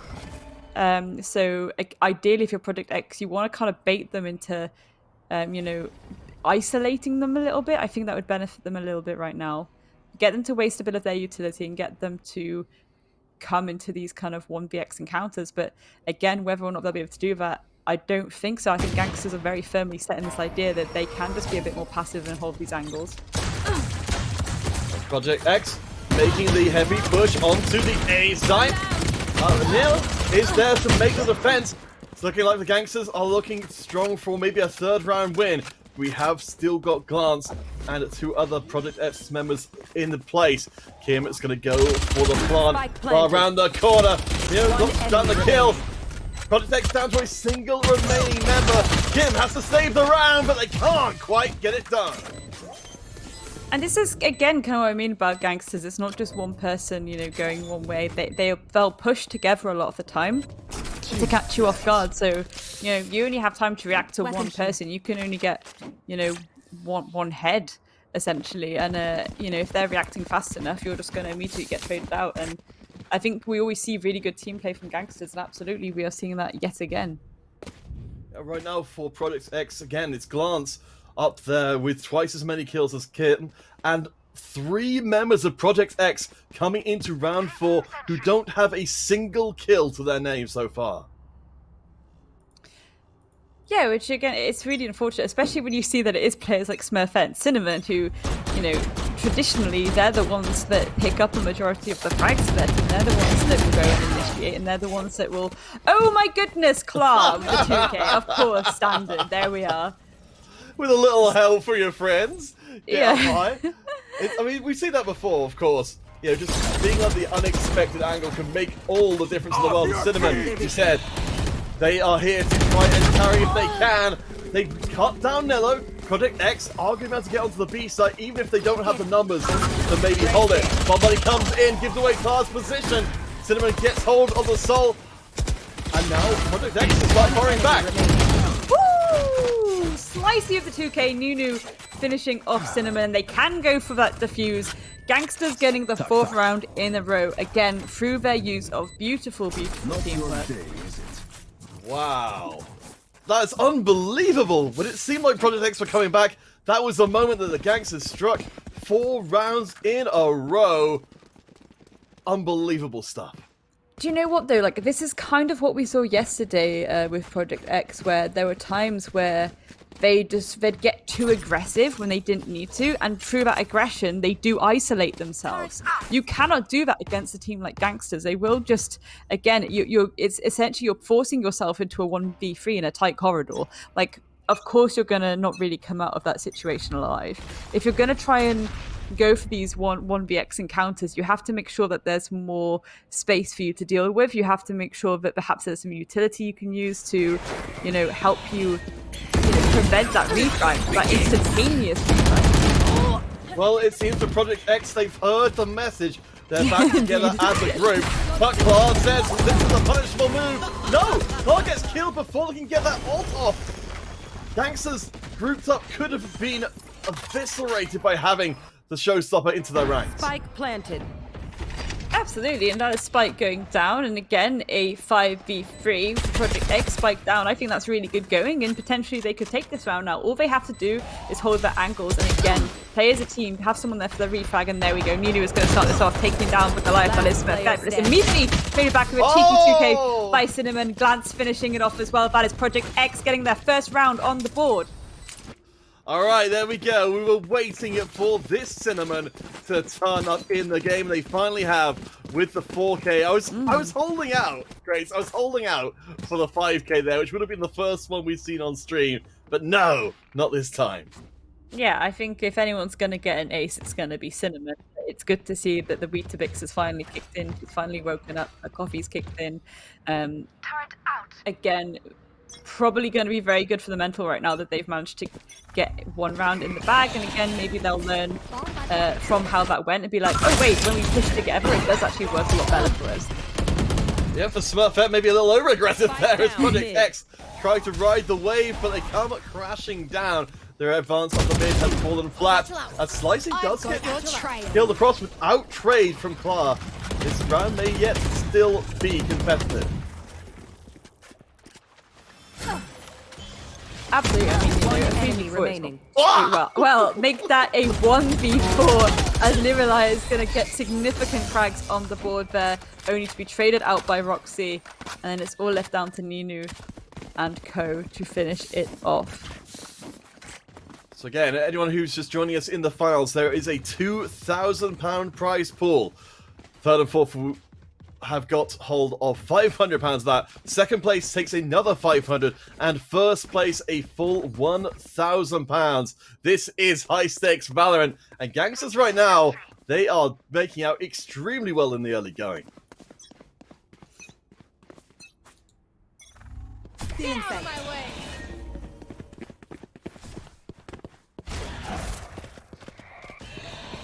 I think I suppose again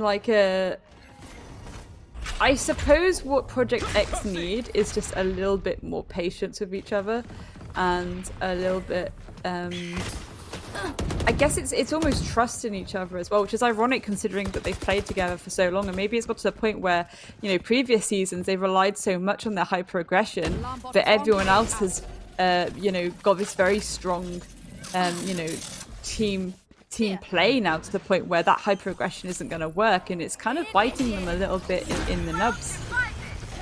Killjoy comes down. Looks like Gangsters have determined they will be going forward. Cinnamon's going to try and take out the Killjoy, but gets taken out themselves. Killjoy still going. No, it gets taken down just before going off. but Project X, they've given everything to make the play stick. Him is the only one left standing. They will drop. And while the Killjoy play didn't ultimately win them the round, it still did enough for the Gangsters to take a 6th win.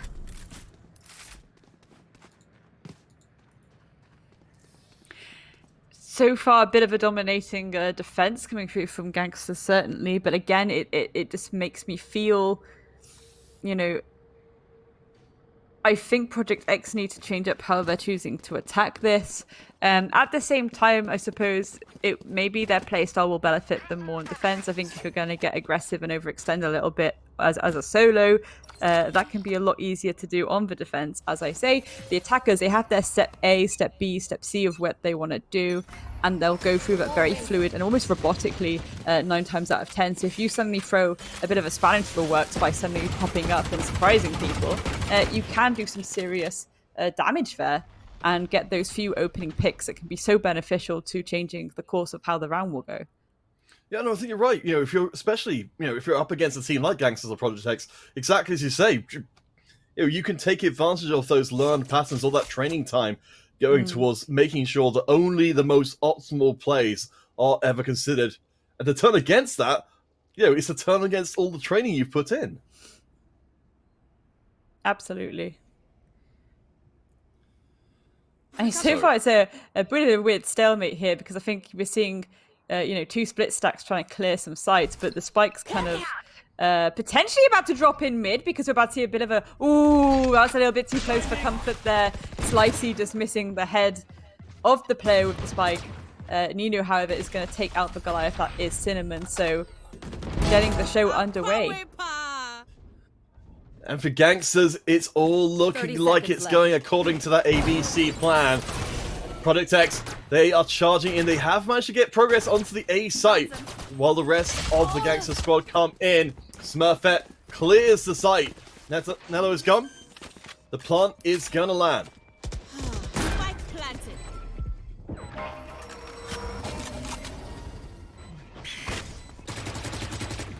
Absolutely, and you'd fair play to one spike down though when you're in well,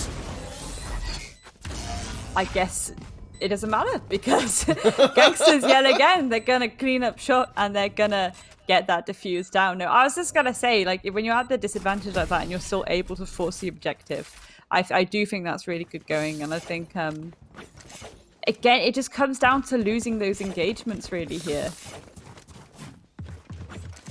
It's I mean, that's not the situation you really want to be in, is it? You know, when you're just scrambling for plays as the returning champions, as Project X are. To be in this situation on the first map, this is night and day compared to what we would have expected looking at the previous month's results. I mean, it's even spookier when you consider that this is Project X's map as well. You know, it's like I often say, you are kind of expected to be a bit more dominating in your pick. And again, it's the way that we've seen the games go this weekend. It's Gangsters are significantly ahead right now, and unless Project X change something up quickly, this is going to be a bit of a stomp on Gangsters' defensive half, and that would be really unfortunate, especially because that's going to put the extra pressure on, and you know the mental game is a really big part of it, and it will be very difficult to pull it back from there. And well, Lirelea is going to make it even more difficult for Project X by getting that opening pick onto Roxy. And a second grab there for the Gangster squad. If you're Project X here, I have to start to think, you've obviously, you put in the practice, you put in the time, you put in the development. Once you've got to the tournament, there's no more time for any significant changes in terms of how your team plays the game. But when this first game goes this badly, then what do you even do? I mean, what you can do is send Cinnamon to get a few picks, but this is the issue again. She's by herself. Okay, obviously, there we go. Being joined by another one of her teammates with the spike to go for the plant. So yeah, Kim is going to start planting that, but well, no, actually she's shut down. Cinnamon does get the triple. Time is running out. The plant needs to be made right now, but Cinnamon won't get to see it. It was a closer round for Project X, but you're right. It feels like there's a lot of expectation being put on the shoulders of Cinnamon right now, and Yeah, we've got Cinema with 9 kills, Benino and Cla with 12 each for the Gangsters. It's so far been a domination. Again, this is it's worrying almost, and I mean, one could say perhaps there is a little bit to say in the fact that, you know, Project X have just finished a best of 3 and they haven't had as long a break before this final as Gangsters. But again, realistically, they're making the same mistakes that they made yesterday that cost them so many rounds in even, you know, the quarters, let alone the actual finals. And again, this is where the analyst needs to be like, can we please start pushing as a duo a bit more? Because you're just getting picked off individually. Yes, Smurfette and Cinnamon, they're cracked players. They're absolutely nuts. They are insane. If they worked more as a duo together and maybe did the initiations together, it would probably go a lot better for them. We have got a showstopper, which will help create some space on the site. The Gangsters are here first, but the ult's dropping down. It's 3v3. Project X, this is one of their best opportunities for a while. As Glance gets cut down, X need to find something. Cinema gets one. Last player standing. Has the soul, but no! Drops straight away. It's down to Kim again for Project X. The defuse is good. Kim up in heaven. Fires down and kills both of them! And the voice chat must be going wild right now for Kim, because that was a very, very strong clutch. A difficult situation to be left in, but yeah, as you say, managing to find both of those heads and just preventing them from even getting near the diffuser. Really, really good going. Wow, that is astonishing stuff. But hey, we've seen some pretty impressive stuff from Kim in previous games, so perhaps they are ready to return to the limelight again. Do you know what? If Project X can reverse sweep this now, it will be really great. And again, you know, we've got 2 more rounds left of this half, so perhaps they will do better on their defense, especially, as I say, if they're going to be aggressive and hyper-aggressive as they are as a team, that will definitely benefit them more on defense. So only time will tell, Counterfeit. Only time will tell. Yes, but time is running short for Project X. If they are going to find their way back into this first game of our grand final, they're going to run out of rounds, run out of space. The Gangsters, they've already managed to scramble to make the defense of the A site. As Lirilea gets first kill, Project X, they're in trouble already.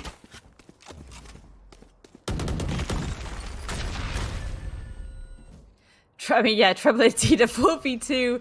They still need to get the spike down. Perhaps a little cheeky rotate can come through, and it looks like that's what they're going to go through. Kim's going to get the pick onto Ninu to clear up a little bit of space for them so they can make, again, a safer rotate. I assume that they're going to try and flood to B, although they do seem to be just sticking around heaven a little bit. Maybe they're trying to go for the old bait and switch. A trade's going to come out as Kim takes down Slicey. Nilo trading that out and taking down Roxy, but ultimately, there we go.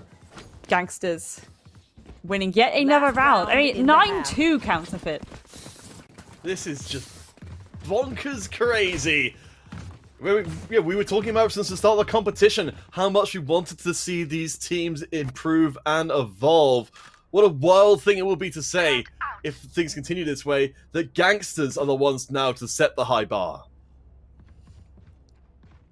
I mean, again, it's so risky biscuits. This is the last round of the half, and then, you know, if Gangsters win this out, they only have to get 3 rounds on their attack, and we've seen how strong Gangsters can be on the attack. I feel a little bit scared for Project X, and again, this is their map pick, so it's like, oh, goodness gracious me, how will this second map go indeed if Gangsters do win this out now? But as I say that, Project X are going to come through with a flurry of kills, whittling this down to a 5v2, make that a 5v3 as the res comes out, but Smurfette's going to shut that down and fix it back to a 5v1. What an incredible performance from Project X. And this spike should be getting planted now. Roxy, come on, get onto the site. Stick that spike. There we go. It's what we love to see. Slicey, very little intel, doesn't know what's going on, just knows the spike's been planted. And we're going to see a bit of panic movements now, Counterfeit. I mean, you know, you've reached the end of your half here. You're saying, well, they've got nothing left to lose at this point. Might as well try and go for something. But yeah, I mean, that was fantastic. That was seeing Project X emerging from the chrysalis of the previous rounds, suddenly back up their backs as the Slicey Hunt has arrived. It's open season. Open season indeed, and there we go. Vegapir's going to get the head of Cinnamon, but Smurfette with the free K going to shut that down. And Project X getting another round on the board. And blimey O'Reilly, do they need it? We are going to switch sides now, and this is where I want to see Project X really knuckle down and be like, okay, we must confess, perhaps the way we attack, it's not perfect. Again, we're having this solo hyper aggression, but on defense, how can we utilize that? If that's how we're comfortable playing, how can we utilize that? How can we give them the old razzle dazzle? Ooh, so much could happen right now. Yes, they are, 3-9 down, but there's so much they can do to pull that back, and we've seen them pull it back, and we've seen all these teams pull it back. Much can happen right now, definitely. I'm excited. I mean, that's what you need, isn't it? You need to have that reset coming into the second half to say, no, we're not out of this game entirely. We still got plots and plans, and right now, Project X, they are going back to the well they visited so many times before. Stack up everybody on A and just rush right over the point. Absolutely, and a ton of cover to deal with there as well, but we're seeing this rotation coming through Heaven here by the gangsters, Project X rather, so there we go, the plant's going down. Spike has been put down by the gangsters, and Lyrily is going to get the pick onto Smurfette. Glance is going to trade it immediately back. Roxy's going to get a second by taking down Lyrily, so she can do no more damage for this round. Pretty even, but Cinnamon does grab one. Vanello tears into the squad. That is a fantastic play. But Cinnamon is still up and alive, hungry for blood. Going for the defuse, trying to bait out the reaction. The shots miss! How many shots miss? But no! It's down to the wire. But the gangsters back in control on the pistol round. And again, that's really interesting because it, again, I'll say the way that Ninu played that then, it was almost like, okay, yeah, I'm the last one standing here, and I got to deal with this remaining player, and you kind of saw a bit of hesitance as they were like, oh, I can actually just pull back a bit and hold an angle. I can't get over how patient gangsters can be sometimes, and absolutely, it works so well for them. Absolutely it does, and then, yeah, finally getting to that engagement, getting the pick, and just, jobs are good. And very aggressive defense here. Gangsters? Never mind. The story's over already. Project X reduced down to just 2 members. We'll see how decisive these early engages can be. What? Spike down. Sorry. Last player standing. Alright, apparently Kim has got something to say about this whole round being over business. Yeah, absolutely. Whittling that down to a 2v1 now. It's not looking great for gangsters. We do have the formidable opponent of Klar on the Rays, as she so comfortably can play. But there we go, Kim with the 4K, and wow, showing up absolutely for that round. Kim, you absolute beast. So that's a second clutch for Kim in this game so far, but this was by far the most impressive hit in round 14. Project X, they keep on fighting. Kim, clawing her way up the scoreboard now, almost rivaling Cinnamon. Absolutely. Kim's just decided to be like, oh no, it's my time to shine now. And I think I'm here for it, to be honest. And again, it's ironic because she almost took advantage of that sneaky peek in Heaven where she was like, they keep pushing together. If I just hold this angle, they might just come into my line of sight. And that's exactly what happened. Heavy push up here by the gangsters as Smurfette grabs 2. You see, the predictions seem to be correct. That Project X, they're still working out tremendously better right now. Smurfette can't quite catch up with Dino though, and it means the Spike should be able to get onto the A site before the reaction can come in. Yeah, absolutely. I think that was a really, really good play by Nunu to decide, like, no, I need to kind of do one right now. But Smurfette, ever hungry on the hunt. She's such a kill goblin. She really wants it, doesn't she? She wants it so bad. And there we go. Project X, they really do want it. The spike may be planted, but they can go for the defuse now. It's all left down to Klar to try and clutch this out. She's going to send a bit of utility. Doesn't quite land on anyone, but she can get the pick on the Cinnamon. But there we go. Glance is going to shut her down. That defuse can come through. And that's another round in the bag for Project X. Clawing back like Samara Morgan crawling out of the well. Absolutely fantastic. Well, I hope that Project X have got the VCR set for this game. This grand final so far has been delivering. Oh my gosh, fantastic stuff. Yeah, it's super, super fantastic. And again, I'm really glad that they are pulling it back now, and they're not allowing this to be a steamroll on their map pick. They're like, no, okay, this was our map pick. Let's show them how we play this. Let's show them what we do. Let's show them that good. Well, it's certainly picking up businesses for Project X. They've made up a lot of ground in these last 4 rounds, getting 3 out of the 4.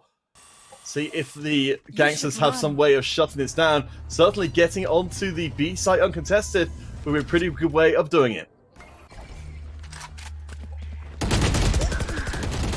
Ooh, nice little trade coming through there as Cinnamon takes down Nirelia. Nunu's going to trade that back, and Smurfette's going to take down Ninu. Lovely trades there, actually. 3v4 situation, now counterfeit. And Flash coming out, so it looks like gangsters are going to try and counter-aggress. The spike has been dropped off-site, so that Killjoy push has turned sour. Gangsters now at a disadvantage. Got him. On my mark.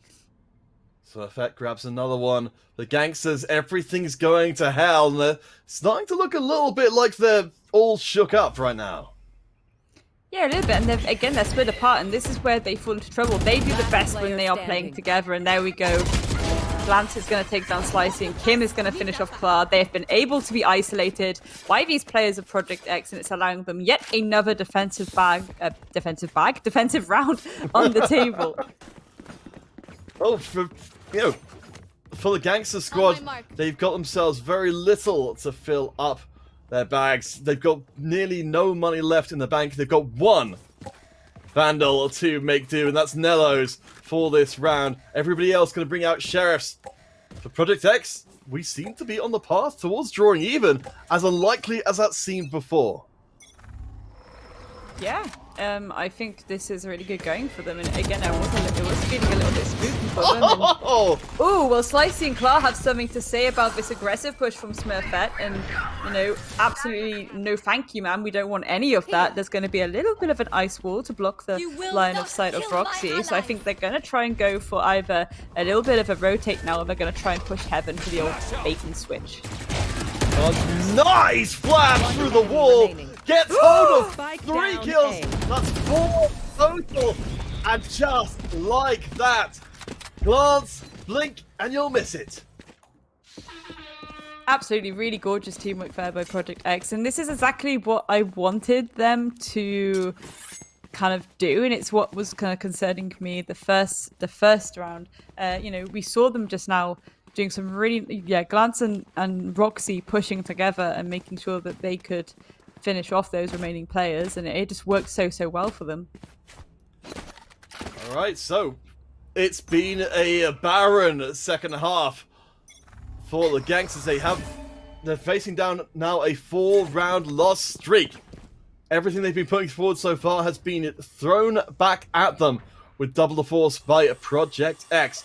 We're starting to see some of what brought X to the end of the tour before with such a dominant performance. They're fighting back, and they're doing pretty darn well. Found one.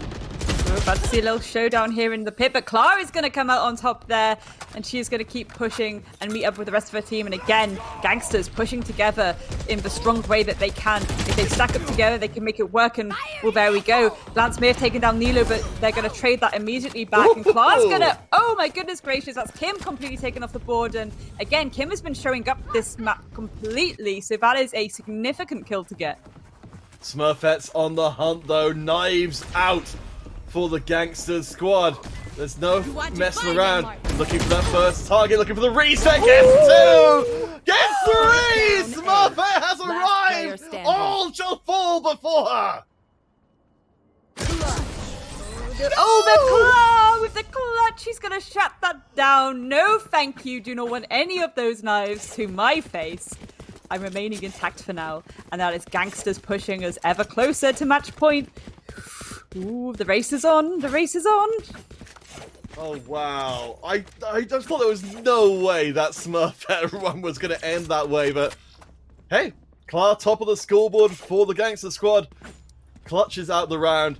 Now heading to this next round, we've seen pretty strong equipment here for the Project X squad, though there aren't many ultimates in play for this round.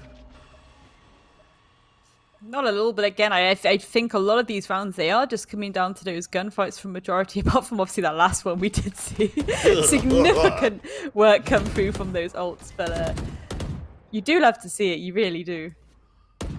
So Gangsters, they finally broken that losing streak they've been on for 4 rounds straight, but Smurfette getting the first kill. This is the equipment advantage of the Project X squad, but Gangsters might be able to steal some of that equipment for themselves. A little bit risky biscuits, I think, the way that they are having the crosses across this mid.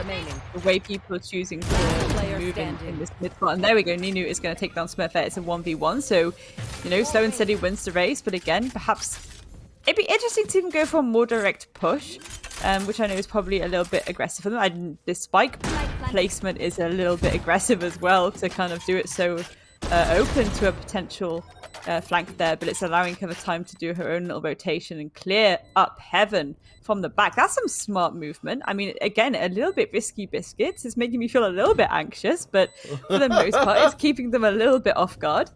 Well, where do you not look? You don't look at the place you just cleared. For Kim, that's directly behind them. They will drop down the wall, which you have to go through, but, you know, stalks their prey and picks up the clutch. That makes another 4K. We're getting more and more outstanding performances. The Gangsters move on to game point. Yeah, indeed. And, you know, Ninu coming through like the sneaky prone there. Like, it's just this idea where it's like, it was making me feel so anxious because I was just like,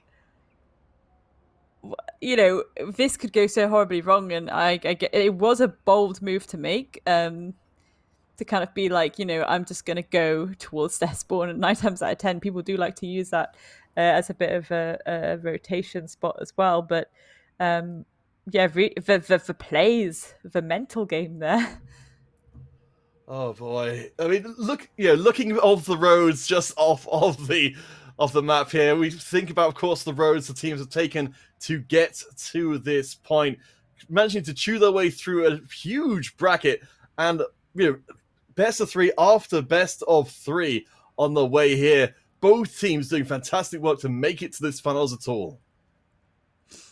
Absolutely, 100%. And, you know, Gangsters are coming into this looking so strong considering this was not their map pick. And I suppose it's going to get a little bit risky biscuits on the second map. And the pressure is really going to be on for Project X. And I'm concerned that if we do go, you know, it does end now and Project X aren't able to pull it back by, you know, 5 or 6 rounds, like how that second map is going to go, especially because I think when they start getting a little bit flustered, their aggression goes 50 times harder. Well, it's do or die time for Project X. Let's see if they can mount some of that aggression on defense. They're committing in the garage and they get 3 kills in clean. Project X could be in major trouble here. Smurfette gets 4 kills in. Find the last one. Get the 5K. Oh, okay. No reference to Betty being dead. I got a little overexcited, I have to admit. I respect it. That was significant players going through from Smurfette. Absolutely won that round. Another round on the table. That's going to rattle a few bones on the side of Gangsters as well.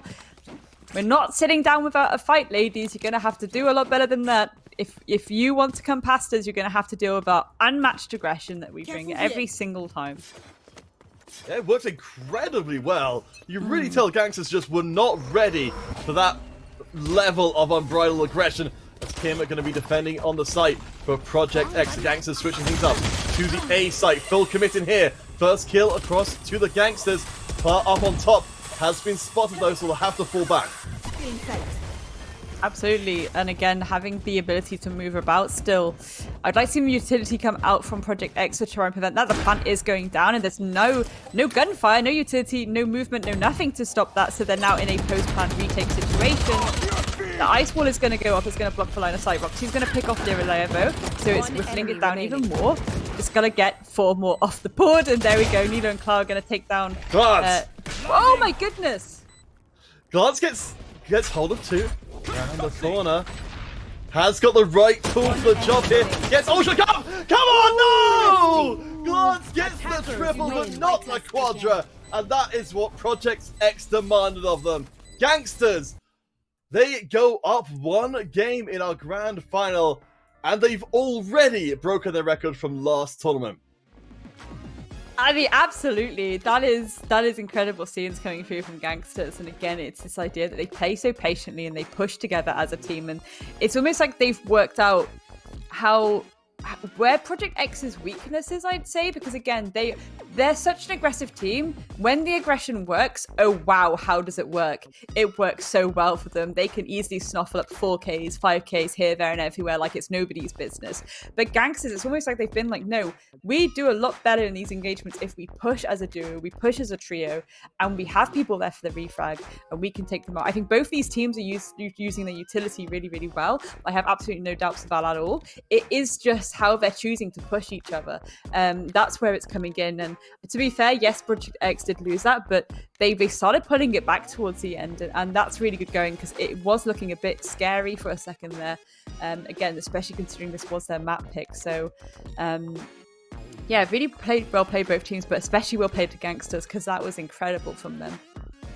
Yeah, I mean, I think we absolutely need to give credit to Project X there because as of round 11, Project X has only won 2 rounds total. It's up until that point, which is just incredible stuff. Oh, please. I know, sorry, the mental at that point must be so in the bin. Like, it's got to get to that point where you're like, oh my goodness gracious, we really need to do something. Because we can't lose this. This is our map. And yeah, I think Project X suddenly being able to get those few rounds in a row, but as we said, it was edging closer and closer to match point. And as soon as it got to match point, yes, they had that incredible round where the Jet just came through and just demolished them essentially. But it's again that idea that at that point, is it too much too late? So yeah, no idea how map 2 is going to go, to be honest, if that map's anything to go by. Well, I mean, I guess we do have to give credit to Project X, as you said. It's an incredible thing to come back and make make a absolute rout into merely a respectable loss. So perhaps with a better early start to game 2, things could be a bit different. Or perhaps we have got a new high bar set by the Gangsters here if they can do the same kind of thing in game number 2. Huntress trials are far from over. We've got at least 1 more game coming. Hopefully we'll get 2. But if the Gangsters have to worry about it, we could be seeing a new champion team by the end of next game. You don't want to miss it. We'll be back after the break.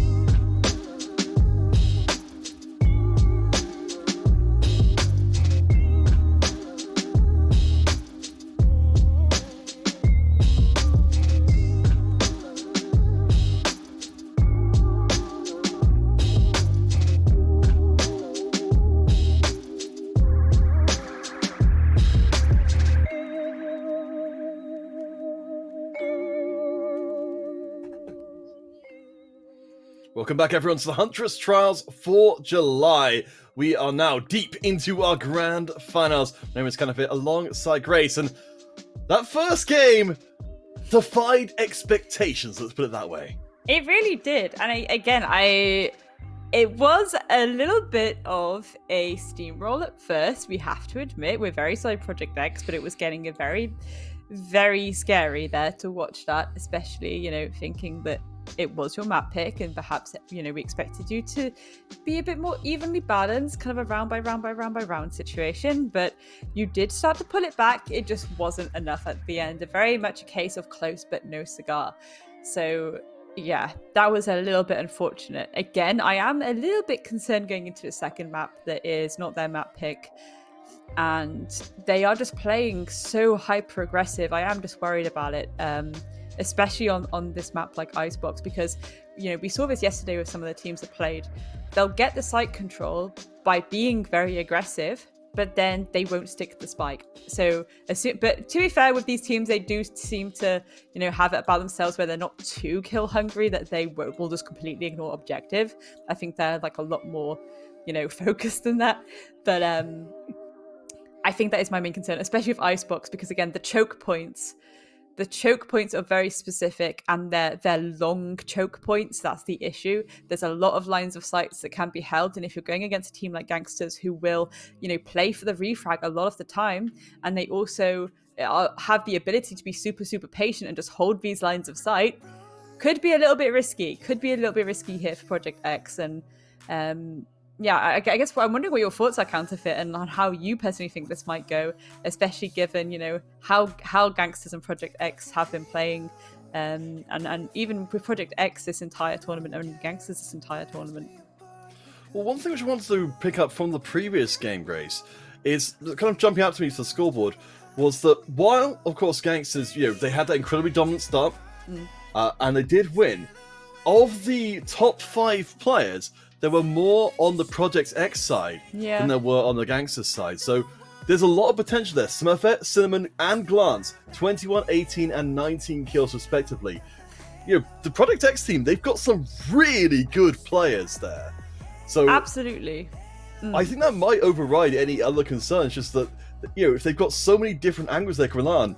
For the Gangsters, it's just Klar and Ninu who came out huge from that last game. And if they don't perform an Icebox, then who's going to? But it's not just about kills a lot of the time, and I say this so much with people, especially when if you're analyzing how a game went. It's like, yes, you can show up and you can get these kills, and this is again the issue. Project X, they will go and they'll get those kills. They get hungry for it, so hungry. We saw Cinnamon kind of chase Nuno through the entire map at one point, being like, I'm coming for you, no, like a little goblin. But it's like, yes, you can get those kills, but the cost is always, in my opinion, the most important. How much work you're putting in as a whole. Are you focusing objective? Are you getting that plant down? Are you getting those refrags, which, I think with how much Project X can have the tendency to isolate themselves, their costs are always going to be lower. And it's a tricky one, really, isn't it? Because again, yes, they're significant gunners, but I think the only tweak I'd request them to do, if I was personally their analysis, would just be to say, like, you need to be pushing together more. You need to be having people there for the refrag. So yeah, if one of you do this aggressive push and you don't quite get that kill, there's someone there to back it up for you. Looking at what's being brought into the map, of course, we're expecting to see a lot of area control.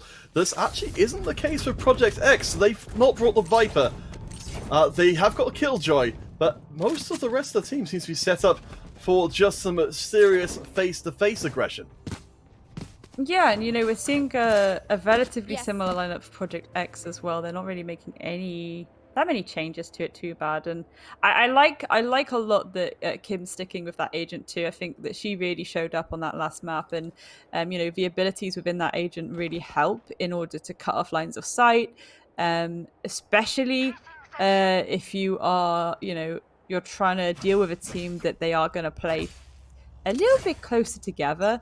If you can stop them from getting that line of sight, they can't even go for that initial push, really. So Much to think about, much to think about. And oh, I like this. I love the initial use of utility. I think this is really clever. Making sure that a long peak is completely clear of players before you make that push. And here we go. The push is going in, and Cinnamon is going to start this off. Spicy little pick onto Spicy. Gets into a bit of an engagement here with Ninoi, but finishes her off as well. Cinnamon being put in the driver's seat here. And Gangsters, they are getting absolutely torn up. Cinnamon with the 3K as now up against the last Gangster member. It's Klar on the opposite Reyna. But it doesn't seem like there's any way back onto the spike. No, and you know, excellent start. Excellent start for Project X. And you know, I think they need to go into this with that. They absolutely need to go into this with that. They need to go in with that win for the first round to really get the wind under their sails, keep that positive mental attitude flowing, keep the focus flowing. Yeah, good work so far. All right, so we know that we'll be dealing, of course, on Icebox here. You know, we've got the Sova on both squads to get that extra bit of intel. The difference here I'm noticing is that Viper, Nello's Viper for the Gangster squad. That's going to be such a big difference maker when it comes to controlling these sites. Oh yeah, absolutely. Yeah, great use of utility can be done with that Viper, especially on Icebox as well. Again, you've got these really long areas of engagement, and if that's shut down, essentially, you can really, you know, prevent anyone from dealing with what you're bringing. And speaking of dealing with what you're bringing, we're going to see a few trades come out here. The Gangsters, however, coming out a little bit on top. They seem to have majority site control, but again, this is what I mean. Where they don't want to stick the spike there. And Glance is just going to clean them up. Yeah, very nicely done. Project X, I mean, okay, so apparently maybe we got these switched around. Maybe we got the teams the wrong way round, because Project X look like they're going to start dominating on Gangsters' choice, much as Gangsters dominated on Project's choice of map. I just, again, it baffles me so much. Every time with Icebox, people get A control, and maybe it's like a 3v1, but that's still a lot of control. You just have to hold those angles and make someone stick the plant. And I understand perhaps there is a level of anxiety there where you're like, we don't know if a flank's going to come through, but it frustrates me. It really does. Just go for it. Stick objective. It's the first few rounds. You can just completely play objective, force that timer. Go for it. Why not? It's literally the first 4 rounds. You should be trying to rush objective as much as possible, in my opinion. We're seeing the scouting being done from the Project X squad, which is allowing them to move up through mid. They now know that they can surround the Gangster squad on the A site. The plant is being made early on, as we were hoping for, but no, it's not finished. Spike down A. Glance is going to finish off Ninoi before they even have a chance to get that plant down. A number of kills coming through. Cinnamon with a 2K, Kim with 1, and Glance with a 2nd kill onto Slicey. That was a dominant defense coming through from Project X. Wow. Okay. Well, please take game 1 and game 2 of the finals, flip them around, and they'll look pretty darn similar. Glance, Cinnamon with 11 kills between them in these opening 3 rounds is beyond crazy. I mean, Cinnamon, you very much expect, I think, realistically. You expect Cinnamon to be doing a majority of the work. She always does, and it would be sus if she wasn't. But Glance absolutely showing up, and again, on the Sova, so you've got that intel utility again. It's going to work really, really well for Project X right now. Oh! Gangsters do take down Cinnamon, so that's half of the equation, but Glance is still up in place. Smurfette, now with the heavy-duty firepower, will be able to control the center of the map. For Gangsters, they're down to 3 members. They need to make a decision here, but all of these avenues look pretty dicey. Yeah, dicey and spicy. You know, you've got the plant, the spike rather, and you need to try and force your way into this site and make the play, make the objective play. But very difficult to do when you've got lurking defensive members at the back of site as well, who are just ready and waiting to potentially, you know, use some of their firepower against you. Roxy sneaking round the corner, gets hold of the 1 kill. Gangsters down to 2 on the A site. Klar cannot find the kill. Roxy cleans up the round. It's 4-0. And the Gangsters don't know what hit them. They don't at all. It's I'm slightly scratching my head, I suppose, because again, they're getting a lot of opportunities, and yeah, fair enough. Sometimes they're getting a little bit of utility to their face that they have to deal with, but I just think they need to maybe allow themselves a bit more breathing room here. And again, I really want them to just hyper focus, getting that spike down as soon as possible. The gangsters definitely something major needs to change. It looks like the advance towards the B site will be stopped by Smurfette controlling the space again. The operator just too much to handle on these long open lanes. Absolutely, you know, Clark's going to go in and try and clear a bit of the site for them, and all they have to do is push back Roxy here. And I know Roxy absolutely cleaned up shop. She got a 3k last round, but just try and land your shots, and it's you know, they're splitting up a bit on this site. And there we go, Clara's going to finish down Roxy. So now hold the angles, spike can be planted, plant is going down. Smurfette is here though. If you've got the chills on your back of your neck, it's because Smurfette is looking into the site that you're planting on right now. But it's they're surrounding the gangsters. They have the numbers advantage. Nilo drops. It is a trade back. Gangsters, they've got 3. No, they're starting to win out. Clark gets the first kill and the soul as well. I have the spike. It's now down to Player the Sova. Of course, we know it's always enough when it's glance. I think the gangsters are getting too in their heads here. I think sometimes you do just have to stick it. You have to risk it for a chocolate biscuit, you know? You've got to trust in your teammates and be like, I'm just going to stick this, so if I die, it's your fault. Like, essentially, that's what you need to do. You need to be like, yeah, hold these angles, you hold this, you know, and I'm going to stick it. And instead, we're seeing people go for the plant, and then they come off it just out of... you know, anxiety that they might die, and it's like, just stick it. You defo had the time, just go for it. And you know, now we're on the 6th round, and perhaps it's too late to go for these rush stick strategies. And now this is where they have to play safe. And it's ironic because, as you say, the way that the first map went, we're kind of seeing the polar opposite of that now, but not in terms of strategy, just in terms of round difference. Gangsters, I think maybe with a bit of a crisis of confidence, they should have some ults up by now, though. So if there's a turning point, maybe it's here. There is the 3 kid coming in. Smurfette is still up and firing. Smurfette, the last one standing. Can't finish the job. That's a huge pickup, and they'll swipe the operator out to the gangsters on the way out of their first victory. Yeah, their first dub on the table now. Good to see. We didn't want them to get steamrolled through like, you know, previous games. And again, it's, I think, you know, last map it was Gangsters got 4 rounds in a row, then Project X picked up 1, then Gangsters got, you know, 3 rounds in a row. And I feel like, you know, we might see the same as that, but we might see Gangsters kind of be like, okay, this is what we were doing wrong. We're going to adapt to it now, and we're going to get a few more rounds in the row and pull it back to even Stevens. It's going to require flexibility from the gangster squad to make that happen, but they've overcome the biggest of those first obstacles, getting that first round win, showing that it's even possible. A site being probed by the gangster squad. We can see it's well defended. B site with only 1 member over there right now. I have to think that's where the spike's going to be going. And yes, the scouting from gangsters is successful and accurate. Absolutely, we're going to see a little bit of a rotate come through. I think they're aware of the fact that they might be able to give them the old bamboozle, and well, it certainly does seem like it's only really Roxy there on the defense, so they can go for the plant. There we go, utility starts to come down, it starts to pour through, the plant is going to go down.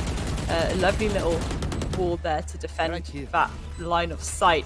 And again, this is now a retake situation for Project X, and they just have to be a little bit patient, maybe not get too over aggressive. Oh, they're sticking the defuse! 1 enemy remaining. How did they get away with that? That is ridiculous! Smurfette, of course, as is only befitting her station, back on the operator once again to get the last kill in. But hey, the gangsters, it was close, but they don't start to build any kind of lead of their own. It's now just back in Project X's control. Yeah, and I think there what kind of happened is that they came in, they dumped the utility to stick the spike, which was great. and then they all pulled back, but to a point where they were all in roughly the same kind of area, and it just allowed the defenders to dump their own utility and stop them from really coming back to, you know, prevent that diffuse from happening. Again, playing way too safe, I think. I think there's a lot of overthinking coming through here from the side of Gangsters where, you know, I understand they really want to win this out now, but it's certainly to their detriment because that overthinking is making them a bit too cautious when, you know, now's not the time for caution. Now's the time for a running gun. So they could make their way back to the B site again. Of course, that Viper wall, certainly a fairly good indication that that's where a team is headed, but this time it's a fake out. Gangsters are still headed towards the A site, and here we go. This is the difference maker. HUNTRESS coming in, but Cinnamon is here. Cinnamon is absolutely murderous. Grabs hold of two. Gangsters try desperately and do manage to take her off the field, but Kim is still there. Project X are still fighting.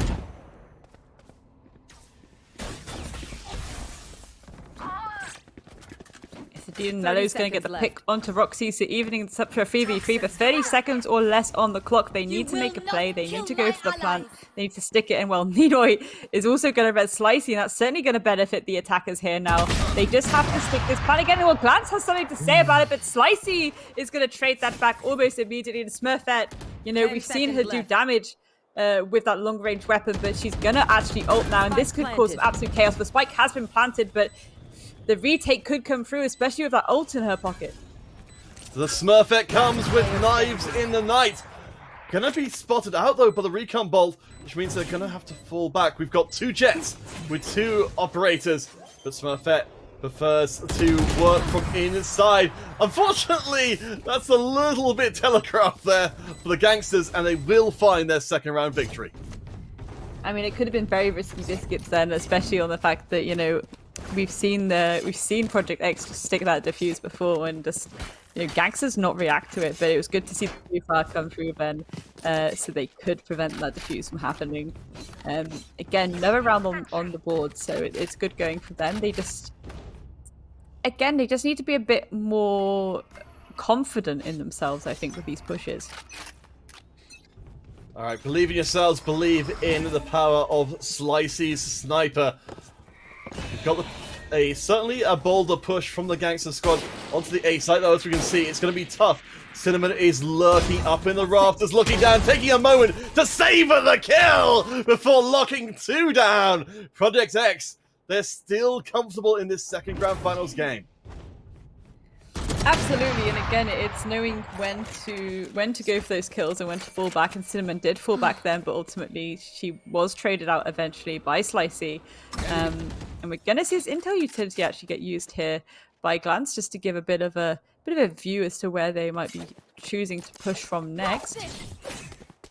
Yeah, Glance making great use of the owl, and as of course we know, owl, deadliest predator in all of nature, and a very good scout as well. Turn it down.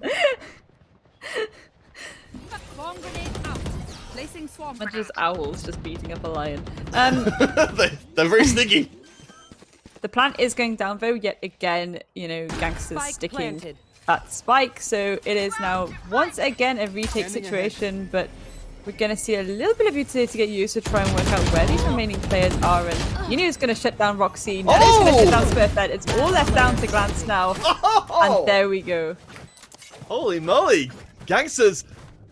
So if we reflect back on this compared to the previous game, Project X started out just as strong as the Gangsters did, but this time round, Gangsters are making their comeback a hell of a lot earlier than Project X did in game one. Yeah, absolutely. And I think, again, a big part of that is just relying on their ability to work as a team. I will say that they lost way too many rounds just by playing it a little bit too safe, which is kind of ironic considering, you know, they have their safety a lot of the time is their benefit, but I do think they need to get a little bit bolshy with it at times. Well, Gangsters, they've certainly made up a lot of ground from before.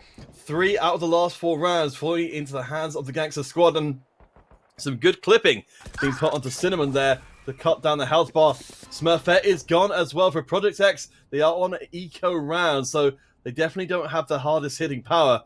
this could be Gangster's lead back into the game.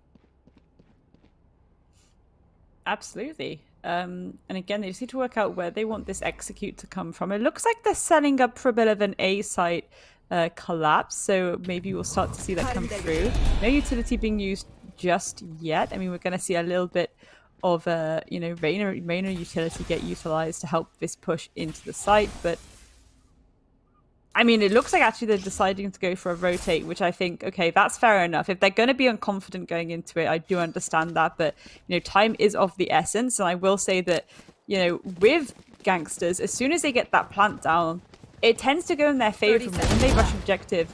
Oh, Ninoy! Well played. Knowing there'd be a little rat in the kitchen, what are you going to do? You're going to take her down. Slicey is also going to take down Cinnamon. It's now a 5v2 situation, and that plant is going down. It's all left down to Glance and Kim. What can they do? Well, Glance is going to fall. Kim's going to get the refrag, though. But can she win out the 1v4? No, she can't. There we go. Gangsters, another attacking round on the table. Yeah, and the decision was made. Switch sides, get ahead of Project X, and it worked exceptionally well. Players up at the top of the table, Glance and Cinnamon, still remain dominant in this game for Project X, but the rest of the Project X team are not being able to keep up. We've barely got any spread between the top... Well, we've got 1 kill spread between the top 3 players on Gangsters. They are very much sharing the load. Absolutely, and it's I love it that this might get a little bit more even Stevens than the last map. I was feeling a little bit kind of, not sad, but just a little bit like, I really do want to see the barn burners, especially with these two teams, especially when it's the revenge art counterfeit. Ooh, you do love to see it, don't you? Again, if anyone who's just tuning in, Project X are returning champions from last tournament against the team that they beat in the last Champions Final, Gangsters. Gangsters have already done better than they have last month by getting that first game win for Project X. It's do or die. Do or die, most certainly. They want to keep their title. They want to remain the champions. And well, Smurfette is going to have a lot to say about that. Taking down Slicey, but is immediately traded out. Nello and Ninu picking up, well, actually doubling up there, it would seem. Oh wait, no, goes a rat. Bears, ignore me, sorry. Gangsters, they are on the site with all of their members intact. Smurfette, the big hitter, one of the big hitters for the Project X squad, off of the field. Roxy, of course, has surprised before. Picks up Slicey. I think we are about, yes, to enter the pit. Absolutely, the pit has been entered, and this plant needs to start going down. 25 seconds on the clock. Clara is going to take down Cinnamon. Nino taking down Kim. Nearly finishing it off. Double kill onto Roxy and Glance. It is what you like to see. Gangsters moving this ever closer to even Stevens. Let's go. Could we end out the first half 6 rounds apiece when we started with it being 5-0? That is beyond belief. We deserve it. We deserve it. We as for people, 100% pour it into my eyeballs. This is what I want to see. I want to see these even Stevens scorelines. I want to see just the absolute chaos that is refrag after refrag after refrag. Bring it to me. All right, you've heard what is required, Project X and Gangsters. Let's see if you can deliver.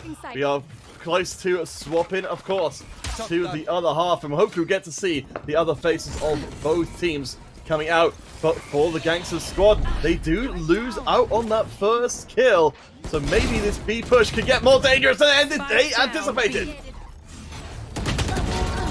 Absolutely, and well, Spike Carrier has been dropped, so that needs to be picked up and firmly planted, but these trades are going to come out a 2v2 situation.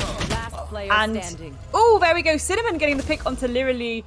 It's all left down now to Clara, but we've seen her do it before. She can probably do it again. A very capable player. She wins these 1v2, but again, if the side of Project X decide that they're going to play this with a beautiful pinch now, it could be game over. Well, you can't spell clutch without Clara. Gangsters, they've got one last hope, but Cinnamon snatches it away. Project X refused to go even. Switching Absolutely. Sides. And now we're going to switch sides. So again, this is the interesting part, really, because this is where I do feel a little bit worried for Project X because, again, on their attack, they do tend to overextend a wee bit. They do tend to isolate themselves a wee bit. And again, you really don't want to be doing this on Icebox. I think I called it this yesterday. It reminds me of kind of like a crushed cardboard box in the way that it's laid out. Yes, there's these, nice little choke points, but there's such little space to get through that you can cover a lot of ground very, very quickly. You can rotate very, very quickly, and like push up very quickly on both sides. So I am concerned slightly if people are going to find themselves getting isolated here. Hopefully not, though. Hopefully everyone will behave themselves and we'll get some good old-fashioned Valorant. Well, I mean, I don't know if we can necessarily ask for these players to behave themselves. They've suddenly been going off the chain so far in this finals. Project X on their first offensive push. They are going to go right onto the B site and bypass most of the Gangsters team while doing so. Yeah, but a little call-out's going to come from there now as Roxy was spotted out by the Owl. There we go, Nino trading that pick. And then Cinnamon is going to take down Nilo in retaliation. 4v4. It's relatively even. Steven Smith there getting a nice little kill into Slice there. Kim shutting down literally. Oh my god, these teammates are getting whittled down now by Nino. Nino is coming for you, showing round the corner and taking Cinnamon down as well. Nino looking for the first pentakill. The defuse is halfway done. Breaking through, they did it! Nino gets the first pentakill of the whole freaking tournament on stream. Ace, and if you know what, I'm happy for her. I'm so happy for her because that was phenomenal. Absolutely just kind of glided through everyone like a hot knife through butter, cleaning up shop like a good egg,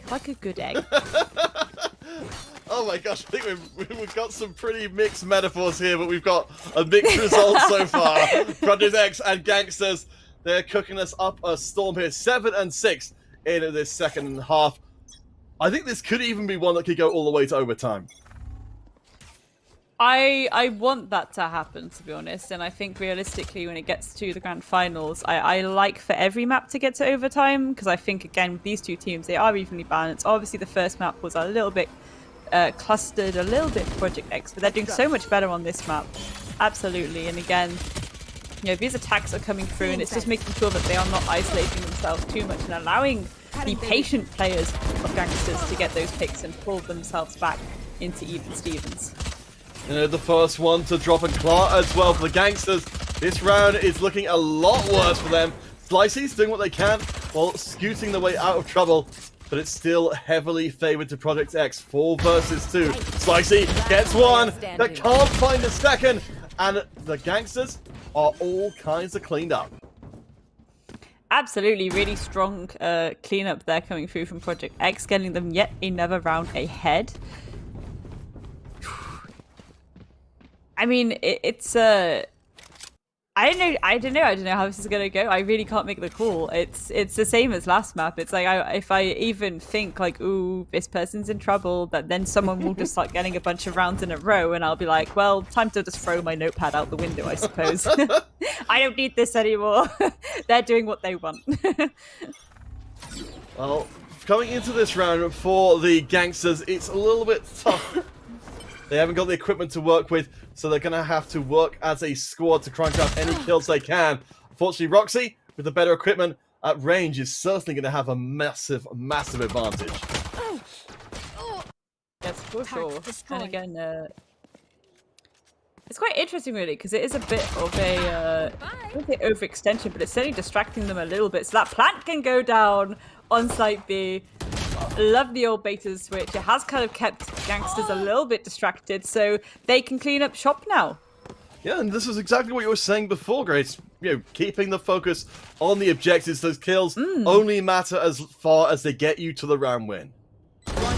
Absolutely. Don't get too distracted trying to take down as many of these players as possible. If you can force the objective, the defenders will go into a flurried state of, oh my goodness, the timer has run out and we have to work against this new time that's completely at our detriment.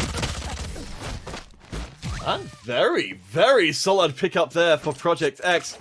Seemingly sweeping aside the memories of the Gangsters' comeback. Gangsters on defense so far. They, outside of that pistol round, they found nothing. Yeah, and it's I mean, it is interesting because again, it was like Project X didn't do as well in their map pick, and they kind of lost that. And I'm curious to see if we're going to see the polar opposite of that, where Project X pick up Icebox, which was Gangster's map pick, and I guess it's backwards day to day. It is, and we can only hope that every day remains just like this one. Project X, they're charging out again towards the B site. Gangsters, they need to find some kind of defensive strategy that's going to work. I mean, so far, I think sticking a giant wall across the site to prevent them from pushing into it and forcing that rotate certainly worked. But now we need to see the defenders try and, you know, keep a little bit of intel around the A site, because now Project X are just able to walk into A borderline uncontested. I mean, we're going to see this rotation come through right now because they are being cautious with it. They're not immediately running in to get stuck in like we have seen them do so many times before. And, you know, this is going to allow potentially for the plant to go down again if they focus objective. At least for the side of Gangsters, they have received pretty strong confirmation the A site will be the point, but with 40 seconds unchanged left, it's seeming like Project X are keeping their strategy fluid. They're back out again, posturing towards B. Yeah, and I think it's actually properly giving Gangsters the old razzle dazzle, but Nello is going to take down Cinnamon. So Cinnamon was holding that site for 10,000 years, it felt like, for her team, allowing them the opening to get in. And we're probably going to see the spike get stuck now. And well, there we go. Trades are going to come out. Roxy and Smurfette getting one apiece, rather, and Nello also being traded out as well after picking one of her own. Slicey is going to take down Roxy, though, and Lirelai is also going to take down Kim. Slowly but surely whittling down the attack. Smurfette, last one standing for Project X, will be firing into the smoke round the corner and eliminated. Gangsters, they are in time for the defuse. The lost streak is finally over. Absolutely. And I think it is nice when it's getting so kind of mini catch-up game, you know? To see, I don't think anyone would be happy if we saw either of these maps be a complete domination. I think we'd all be grumbling and, you know, being like, bro, give me my money back kind of thing. Because, yeah, we definitely want to see these teams kind of properly slug it out, which is what we're getting. And again, we're seeing some really nice some nice psychological warfare, as I say. Cinnamon was kind of making a bit of a ruckus around the B site, so it did take a while for the rotation to come through, but it's just very clever plays really coming through from both sides. Project X, they've decided to throw clever out the window and just go for aggressive, shoving their way towards the B site. Does mean that they've taken casualties on the way. For the Gangsters, catch-up potential seems major here as Slicey heads up high. That B site, well protected. Project X, they have to go. Absolutely, you know, a lot of coverage going down. And Cinnamon is going to pick off Slicey, but the plant is going to start being stuck. The Astra Wall doing some pretty good work, though it's actually maybe helping out Project X more than anything. We're down now to one last member. Cinnamon is in play. 1 versus 2. They drop, and the Gangsters, just like that, they're almost back to even. I'm laughing a lot because as I'm you know, taking my notes and writing through my my caster sheet, it's just making me laugh to actually write like gang gang gang. It's just like gang gang, yeah. That's tickling me somewhat, but no, really well played there by Gangsters. And again, 1 round away from evening this up with Project X. And you know, Project X again, it's this idea that sometimes their over-aggression catches them a little bit off guard because they're not fully there with the refrag. But I mean, for the most part, they're certainly doing a lot better this snap than they were in the previous one. Spike is down, but back in control straight away. Good defense here from the Gangsters over on the B site as Project X tried to push up through mid. Kim takes a second to hang out and grab a double for their trouble.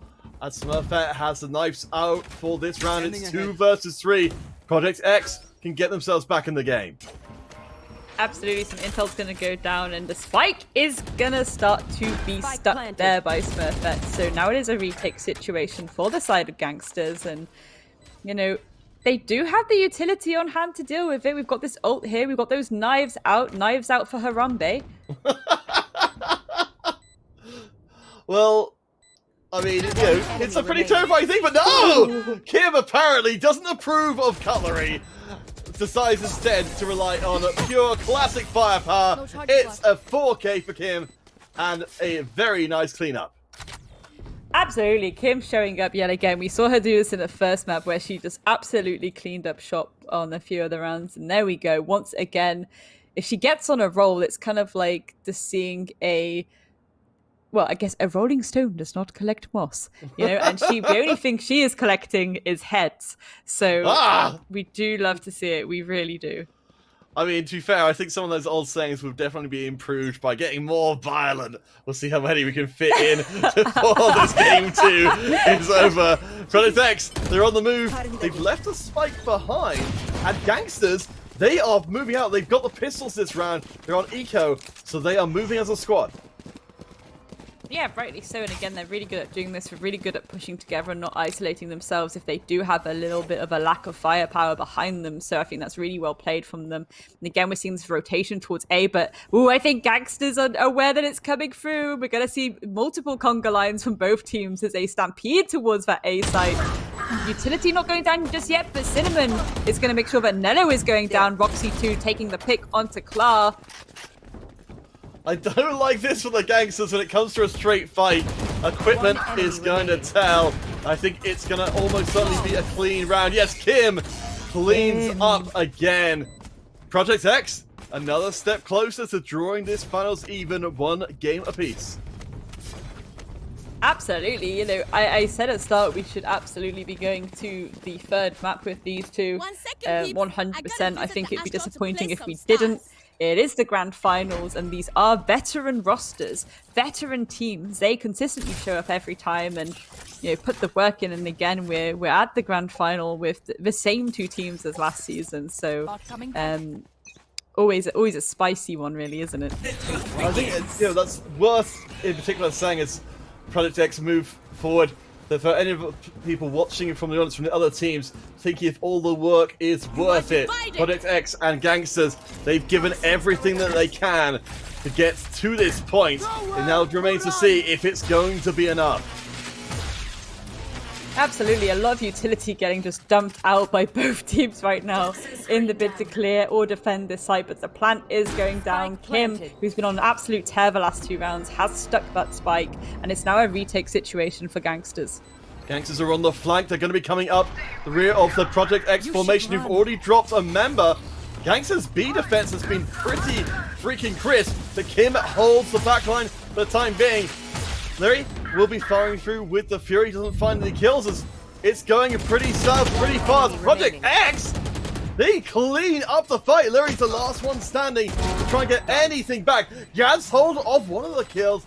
Now has to deal with all the smoke. Has got the defuse faking out. They're going to look for the right. No, it's right in front of them that their death lies. Absolutely, and Project X pulling this to match point now. So, you know, Gangsters, the pressure is on. At least they know that they still have 1 map in pocket, so they can go to the final map if they need to. But, you know, ideally they don't want that to happen. And Project X, they know they need to secure this out. They can't let Gangsters get any more rounds on the table and even this out and throw this to overtime, because that's just going to get very, very stressful for them. They need to win this map. So looking at what we've got on the table for what could be easily our last round of games, you can see that we've got the 2 ults available. The Viper's Pip, very, very good at locking down a site in its entirety, but perhaps less effective on the defense, where Project X could just walk away if that happens. Yeah, absolutely. I mean, this is, again, the kind of point where you want to be seeing what you've got in your arsenal and kind of being like, we need to make sure that that plant does not go down. We do not want to lose this right now. At the same time, you know, Project X, they may not have any ults up, but the way that they're gunning out, look at how even that scoreboard is. They are just playing off each other so well. It's, again, we were worried about their aggression, but they are just becoming way more fluid with it now. And it's working really well for them.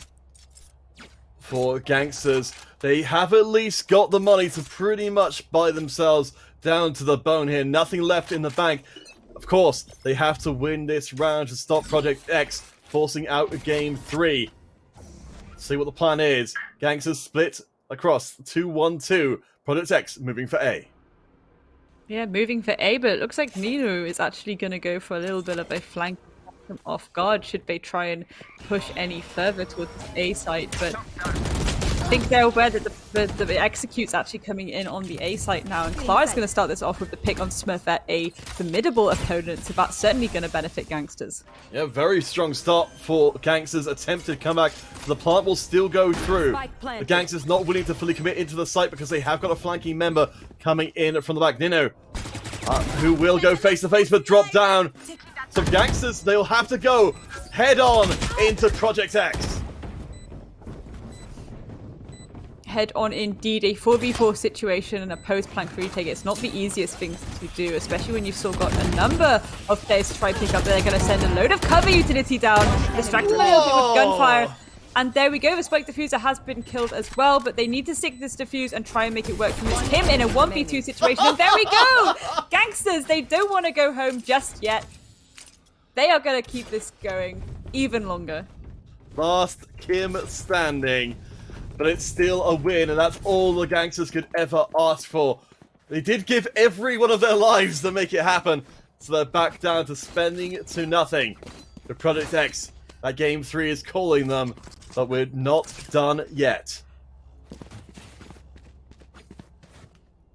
I mean, I am curious to see if you know, Gangsters did choose to overextend a little bit more down mid, you know, how much firmer that would have been for their defense. But I understand why they want to play a bit more passive. You know, this is match point. They're stuck on match point for a while now until they pull it to overtime. So it's risky biscuits. It's a tricky situation to be in. Project X are going to risk it over towards the B site in the early going, but you can see they've got never over on the A, so that's definitely not a full commit until perhaps a pick is made. Yeah, absolutely. And it looks like there might be a little bit of a rotate coming through here. Okay, yeah, that's exactly what we're going to see. We're going to see Smurfette pick up, you know, that spike, and they're going to start taking it to A. Full A coverage and control because, you know, they've just been allowed to essentially hold that for a majority of this time so far. And there we go. The plant's going to go down, so it's going to become an automatic retake for Gangsters. Claw losing out on the 1v1 could have been it for Gangsters here on Icebox. As I said, Project X, they've now got territory control. The resurrection comes in. We do at least have all 5 members back in. Larry comes through huge again, and it is a trade in favor of the Gangsters. They are coming in full force. Smurfette scrambling to get back on point. Takes out Nino, but they've already used their ult. Slicey puts Smurfette down. It's 3v2. The defuse is half done. One enemy remaining. Oh my god! Attackers win. They had to stick the defuse, and in that regard, they essentially just lined up for Glance, who could just stand there and easily shoot through the conga line that was Gangsters, trying to desperately go and cover for that defuse. Very well played there by Project X. We were a little bit worried there. But no, they're managing to secure that second map and bring us to map number 3. Oh wow, that is... I believe for a second that the Gangsters could bring it back, but yeah, I mean, that was really, really crisp play. I mean, yeah, as I said, we absolutely deserve here today to go all the way to game number 3, but just to look back across that last game, I mean, you know, Cinnamon coming out of that one, shining the brightest, 22 kills, but Roxy on the Killjoy, it felt like in that last round, Roxy specifically saved the series by standing toe-to-toe with Clark and winning the duel. Yeah, absolutely. But, you know, again, I just want to point out how much Kim showed up. Kim has really shown up today, and I don't know what she's had for breakfast, but I certainly want some of it. There are numbers of rounds where, yes, she's in the mid-table in terms of kills, but there are numbers of rounds where, again, she was getting these kind of 3Ks, 4Ks, Yeah, I think at one point it was even an ace, was it not? But that is significant work because again, it's this idea of yes, you can have a team and you can have like one or two just insanely nutty, like players who will go in and they initiate all this violence and kick off, but you need that super strong backbone as well. It's so important because if those initial entries not fail, but if they fall, you have to be there to pick up the slack, and that is exactly what we see with players like him. Yeah, I mean, it's it's definitely worth touching back on. Picking up a pentakill in that last game. That's something to remember. But we have to turn our eyes forward. Haven will be our decider match for the July Huntress trials. We will have a champion at the end of this next game. So while we take a break, while the teams ready themselves for their final fight, don't you dare go anywhere. We'll see you right after the break.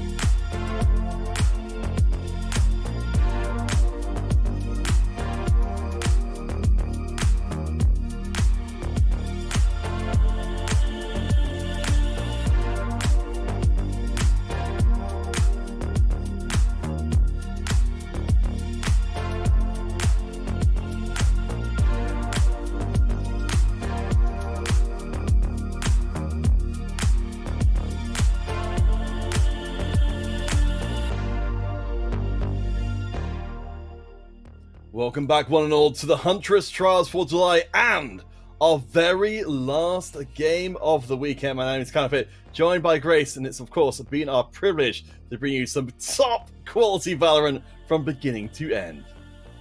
Yeah, certainly. I think privilege is the main word here. A blessing, to be fair. We have been gifted by the Valorant gods.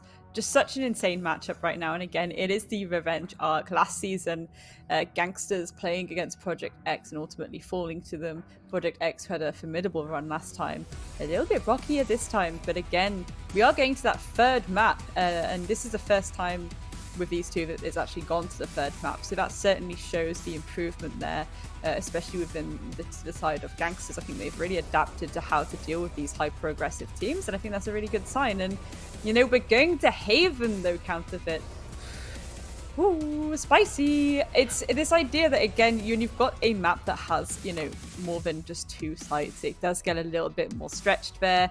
You have to adapt a lot quicker. You have to think very, very carefully on your feet. And I suppose again, my main concern going into this is that Project X is like, I keep saying this, I'm going to start sounding like a parrot. They do have the tendency in their aggression sometimes to isolate themselves. And you don't want to be doing that when there is a map with, multiple sites where you can get kind of caught off guard just as a baseline. But if you're going to be playing in a way that allows you to become more frequently caught off guard as well, could be a little bit risky biscuits, could be a little bit dangerous. But we'll see how this goes. I don't know if you have any thoughts going into this. I mean, I'm just excited. I think, as I said, Haven is such a great map to end a series like this on. You've got the chance for teams to spread their strategic wings, to make plays we can really decisively say, oh, they outmaneuvered the other team. They made the choices, they got their plays through. Already, this is a better performance from the Gangsters, as you said before, than they managed last month. If they can get the win here, it'll be amazing for them, but I think it's an awfully large mountain to climb. Yeah, absolutely. And again, I love an underdog story, so I'd love Gangsters to win on the basis that it is an underdog story. But I think Project X being the previous champions, of course, it would be excellent for them to keep winning it out as well. So I think personally, I can't really put my heart in either way really right now. And I think both these teams have played it so well, and they've beaten each other on each other's map pick as well, which is always very, very funny to watch, and very, very very interesting, because it does show how quickly they are adapting to whatever has been set up there. So it's always an interesting one when that happens. And yeah, going into Haven, I suppose the main thing I want to see is again how this utility is going to be used, and again where these pushes are going to be coming, because I think 9 times out of 10 of these two, their utility use is really, really good. They're using the cover when they need it, the intel, even especially in that last map, like the intel that was coming through, really using those Sova owls to spot people out, and people reacting almost instantaneously to it. So yeah, really good utility use by both teams. It does just come down to those pushes, and when those gunfights are being met, like is it a 1v1 or is it a 2v1? And 9 times out of 10, if you're going into it as a 2v1, you are going to come out on top, because the refrag is there every single time. Yeah, I mean, there's, as I say, there's a reason why these 4Ks, which we've been seeing cropping up, are remarkable in of themselves. That usually the maths just doesn't work out when you're in that kind of situation, and you need to pull it through for the entire team. But hey, we're obviously very excited. We definitely want to hear from you guys as well in the chat, who are watching from home and all around the place, who you are here to support, because the teams will absolutely need all of the energy you can provide. I mean, right now, for me, I am also, excited by the idea of seeing the Gangsters actually managing to take the win here, but it's such a cop-out to say it's too close to call, but we're 1 game apiece, so the results speak for themselves. Absolutely, and again, the way that these games have gone have been so similar. One team starts off absolutely dominating, and then the other team has to fight to catch up. Then we see that, and then it gets closer and closer to the end, and there's a little bit of a trade-off. And then I think both times when it's got to a match point as well, we've seen either the other team kind of be like, not yet, no, we're holding it back a little bit more. So again, I don't know how this is going to go, but my main points I feel are, again, when it comes to the slightly larger map with more sites, how this team play is going to work out. And I think on paper, based on what we've seen kind of all weekend, not just today and not just the last month, but like all weekend, Gangsters are at a slight advantage with just the way that their play style is over Project X. And again, it's nothing to do with either team's utility, it's just to do with how Project X go about going for those gunfights. Again, it's worked in previous seasons for them really well, but I think Gangsters have caught onto this idea of, like, if we have that refrag there, we easily win. So all right, I believe we have got our deciding game almost ready to begin. Of course, the choice of agents will be deathly important for both of our teams here. Project X will be starting off in the defense, It looks like they are thinking about trying to bring in a little bit of extra utility. Yeah, and it's I suppose I suppose let's look at this. I mean, I'm looking at this as well. Like, okay, we're not gonna see, you know, anything too outside of the box. Of course, we're gonna see Astras come through because, again, so good for map control, especially when you've got the larger maps like this. You can just kind of, you know, really cut off points of sight, points of entry. All right, so we see. So we've got thinking about bringing the Killjoy for Project X. I haven't committed that in as of yet. So far, for the gangsters, they have gone for it themselves. And I think, yes, we've got the final commit in there. So Killjoy on both sides. Breach back for Slicey there. That makes me very happy to see. Yeah, I'm sure it does. Again, you've seen these really spicy plays come through from that player, especially on the breach. Very comfortable on that agent, and we've seen some significantly nutty plays come through from them as well there. And again, no surprise to see Klar go back on the Raze either. So, you know, I wouldn't say comfort picks, but there's definitely you know, an air there where it's like they are trying to you know, pick the agents that are best for this map and the way that they want these comp lineups to go, but also the fact that they are playing within their own comfort zones. There's nothing too outside of the box. There's not like some excessive flexibility here. They're just going to do what they do best.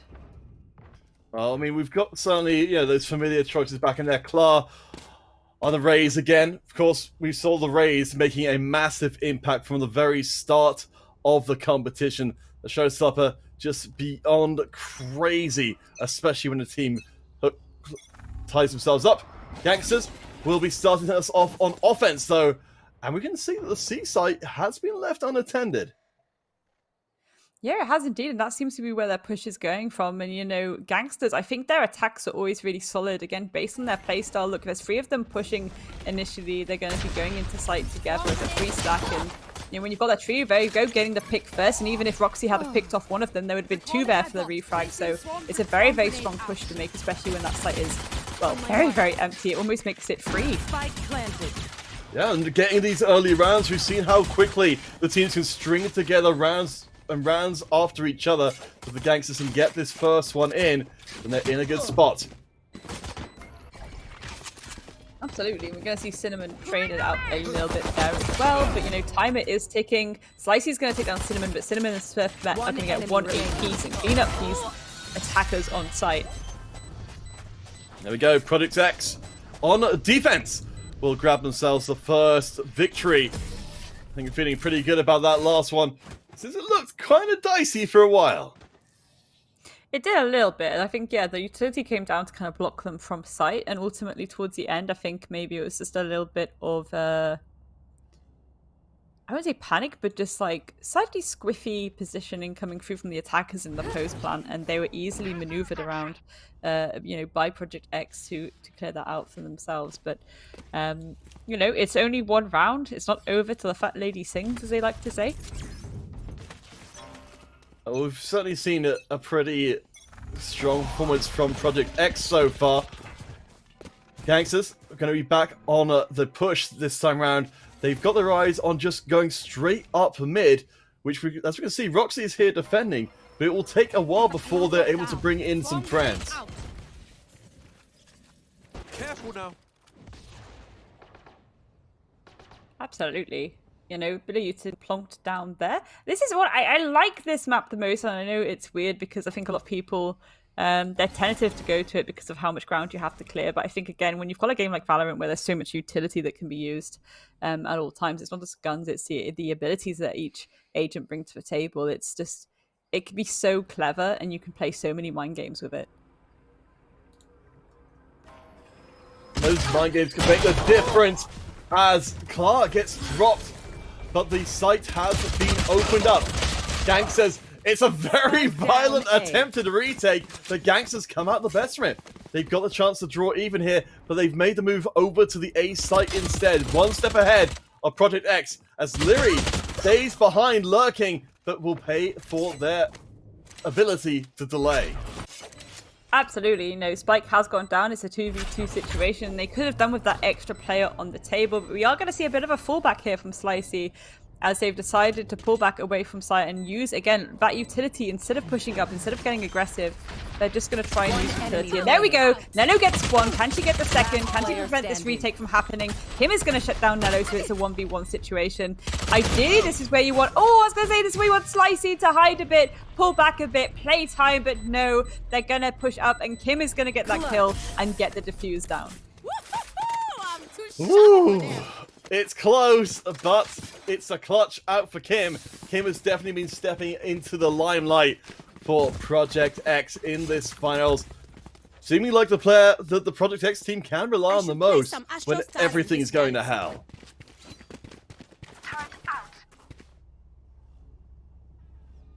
I mean, again, you know, so far, it may be 2 rounds in the side of Project X, but we've seen how this can go on both maps so far. So, again, don't want to say something too soon, but it's ironic, really, because I do think gangsters need to start doing what they do best on their attack, which is just playing a little bit more passive, especially in that post plant. You know, they're getting that plant down on their passiveness and their ability to move quickly to a site as soon as they know that it's clear. But as soon as that plant goes down, get a bit more passive with it and play time a bit more. Dark cover being dropped. Or the smoke being dropped on the B site. It was going to keep Project X's attention there. But it seems like gangsters are going to be on the move heavily, shifting towards the A site as a group. Minimal equipment, of course, in round number 3 after taking the kicking in the early going. Means that they have to strike sharp and swiftly. Absolutely. And again, once again, we're seeing this really nice use of utility come through from the teams, really being able to... Oh, okay, that scared me a little bit then. I thought it was a different player. I was like, well, what? Cinnamon's running it back. They're charging onto the site. Gangsters are already here, though, and it may be too little. Gangsters desperately looking for that first win, but Roxy said, forget about it! Quadra kill! Project X are on fire! Roxy just went 0 to 100. I can't believe that. Blimey, blimey, blimey me. I mean, yeah, okay, now it's getting a little bit spooky, a little bit like, okay. We see you, Project X, we see you. They're kind of like, yes, the plant is going down, and you know, this site control, and you know, it's being taken by gangsters, but again, it's maintaining that control that they're dealing with slightly. And again, I think it's because, you know, Project X are just waltzing in and taking these gunfights. The gangsters, they've been locked out, but this is a bonus round for Project X. They're with the SMGs, whereas the gangsters, they've spent out for all they need. So when it comes to a straight firefight, this should be the round the gangsters come back. Absolutely. You know, they're very good at being resilient. Both teams are, to be honest, but they're very good at being resilient. If they are a few rounds behind, they don't let it, you know, scuff them too much. They kind of just adapt to whatever's being brought to them. And again, perhaps if they're picking up on these gunfights and the way that they are sometimes losing these gunfights out, we might see them stack up a little bit stronger, stack up a little bit firmer, and you know, they seem to do better when they do that, as we said many times this evening. So it's just making sure they play close by each other for the refrags. Gangsters will pick up the first killers. You're right, you know, we've definitely seen the tendencies emerge.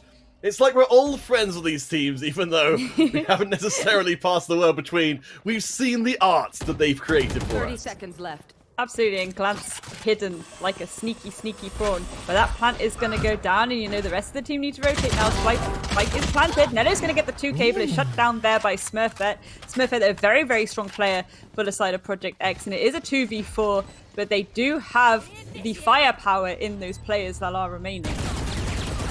Killjoy coming out from Project X, maybe a bit of a desperation play. Smurfette will be able to charge back on to the site as the gangsters abandon ship. They keep themselves safe for now with one player detained. Could actually encourage Project X to come out. Roxy on the site though gets dropped. Smurfette, last one standing, but perhaps that's all you need. No! Oh, goodness gracious. But this is why, again, sometimes this is why it does help to be a bit more passive. Wait for them to have to stick for defuse. I need a drop. Because then, yeah, as we just saw, that is what will happen. They'll go for the defuse because they know the time is running out. Time is nearly run out. You have to stick it. And you can just essentially walk up to them like it's nobody's business and just shoot them in the head. It's a recipe for success. It has worked pretty well so far for Project X. Nello, though, has actually taken the lead on the Gangsters team with only round one. Nello has the most kills in the game right now.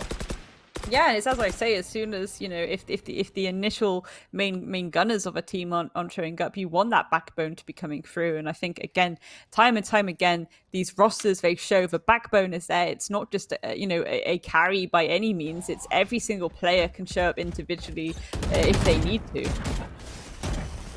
Nello going to be leading the charge. There's the Killjoy onto the A site. Should open the door, but Roxy knows they cannot escape out, so they have to fight their way out. And they will not manage to get past Klar.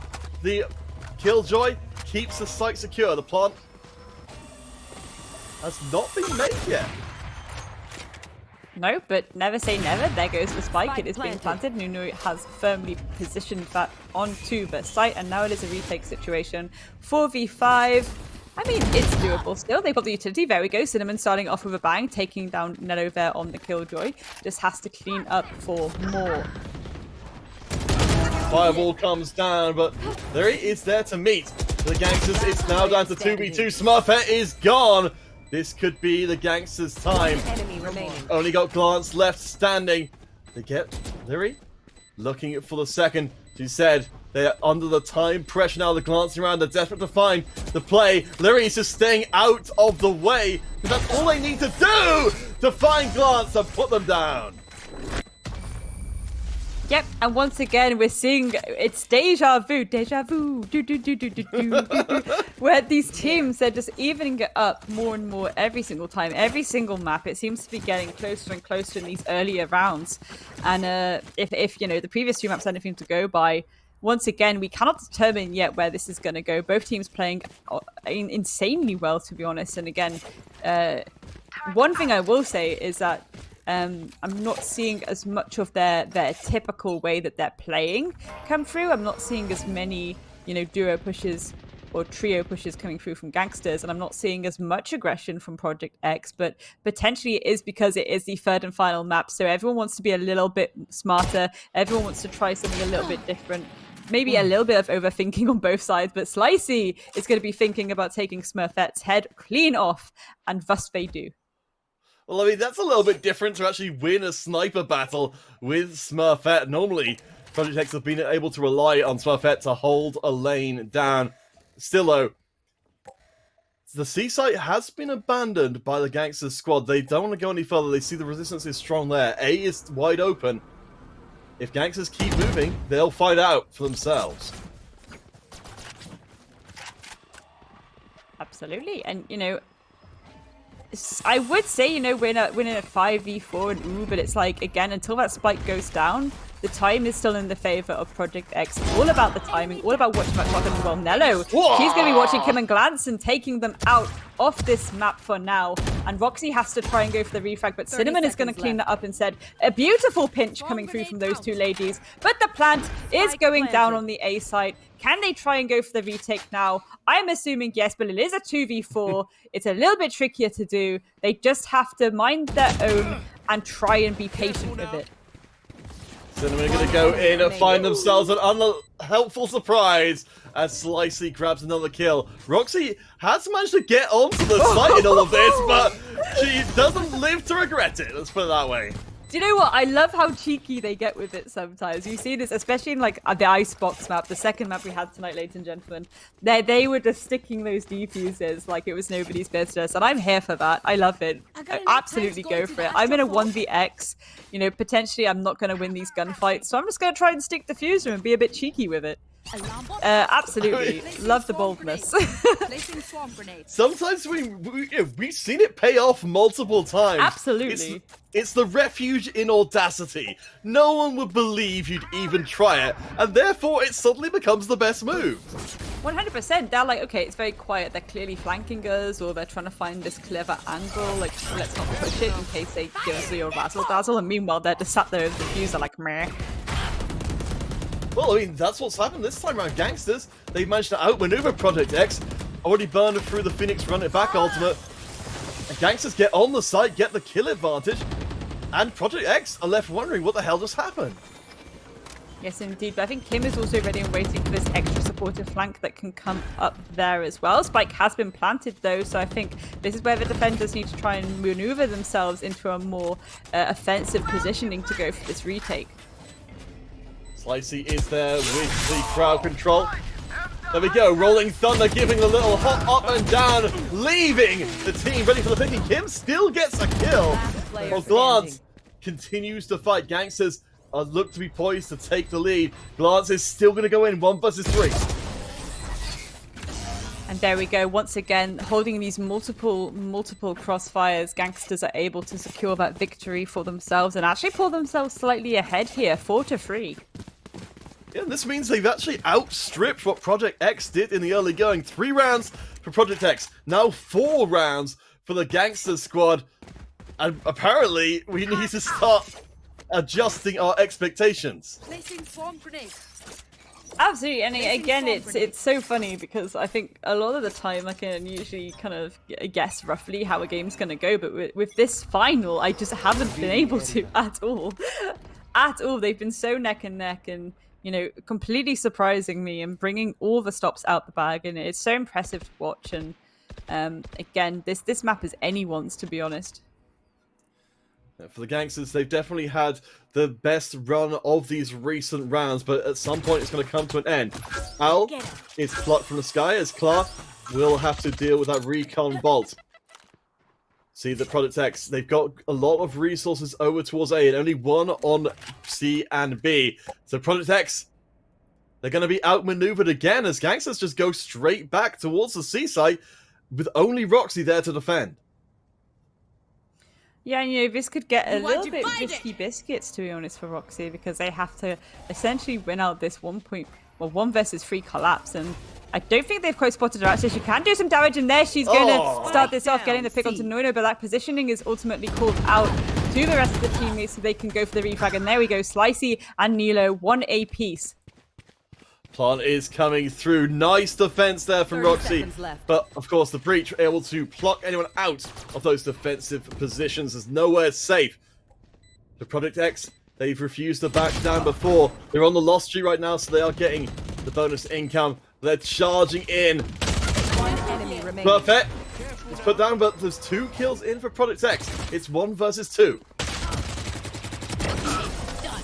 And there we go. Clark's going to finish this off, getting the pick onto Cinnamon, and that is Gangsters pulling themselves even more ahead. 5-3. It does this one doesn't really work, but you can't spell clap without claw? Yeah. That one actually makes sense. I feel like it's less fun when it does. Squints. Oh, audio mediums never change. No, this is, you know, Gangsters, they're certainly getting the wind under their sails now. 5 rounds in a row, considering Project X came into this with 3 rounds themselves in a row, and Gangsters have just stampeded through the last 5 rounds, you know, planting a majority of the time and consistently managing to, you know, clutch it out towards the end. I'm wondering from Project X, where we're going to start seeing the adjustment, because they're doing exactly the same thing they were doing before. 3 on A, 1 on B, 1 on C. It's exactly the same approach as before.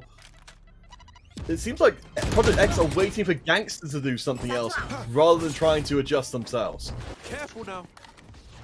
Yeah, absolutely, but I think it's also this idea that, you know, last time they got caught slightly off guard because they thought that the push was coming, so they all rotated, and then, you know, Gangsters just stampeded towards C. Which is what's kind of happening now, to be honest. This time there's 2 members of Project X that can help support that C site. They can use that utility, they can try and go for those fights, and well, we're going to see a bit of a trade-up come through, but ultimately it is shut down and they have full site control. Yeah, that's a Killjoy ult burn as well for Project X, trying to defend that site, but Gangsters, they were too fast, so it's almost a repeat of the previous round, but just worse for Project X. Absolutely, you know, Spike is planted, Smurfette's in a 1v4, and she's slightly distracted here by the player that was just rotating through here. So I think she wants to try and hunt her down first. Maybe a little bit of a time waste, though. That's a successful escape for Smurfette, at least. Heading back to spawn. I mean, that's the place that you normally wouldn't expect to run into any unwanted attention from any of the other members. But for surviving for the gangsters will mean that's going to push them into an incredibly commanding position. Now, you know, as time ticks down, these players and gangsters are going to move into spawn themselves, so this is going to be quite funny. Okay, there we go. No, I was wondering if Smurfette was thinking, oh, if they come back, I can just pad my stats out a little bit, but ultimately it was just a positioning for a tactical timeout of sorts. You know, I can't really do a lot in this situation, guys, so I'm just going to hide for a bit and we can talk about what we can do in this next round. I mean, that makes it 6 rounds in a row for the Gangster Squad, as we can see from the inventories of Project X. They have no money, they don't have the weaponry they're looking for, but they're spending everything that they have just to stay somewhat competitive. And but again, though, I think gangsters in general, like I think every single attack we've seen from them really has been pretty strong throughout the entire tournament. So again, I'm not too surprised by how their attack is going for them right now. I think starting on attack seems to be the play for them 9 times out of 10. Certainly, if they can run rings around Project X, they have. Glance cannot hold.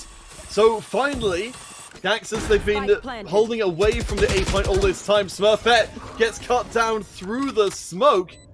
This is turning into a complete rout after such a strong start for Project X in the first half.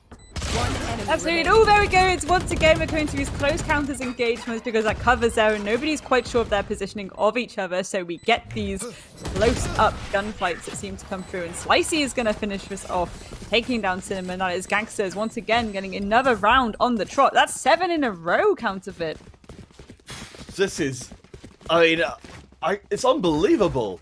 You know, we were fully ready to count out Gangsters coming into round 4. Now it's Project X in this last game of our grand final, who have got their alarm klaxons ringing as loud as they possibly can. The timeout makes a lot of sense for Project X because we said it a million times before, but something has to change.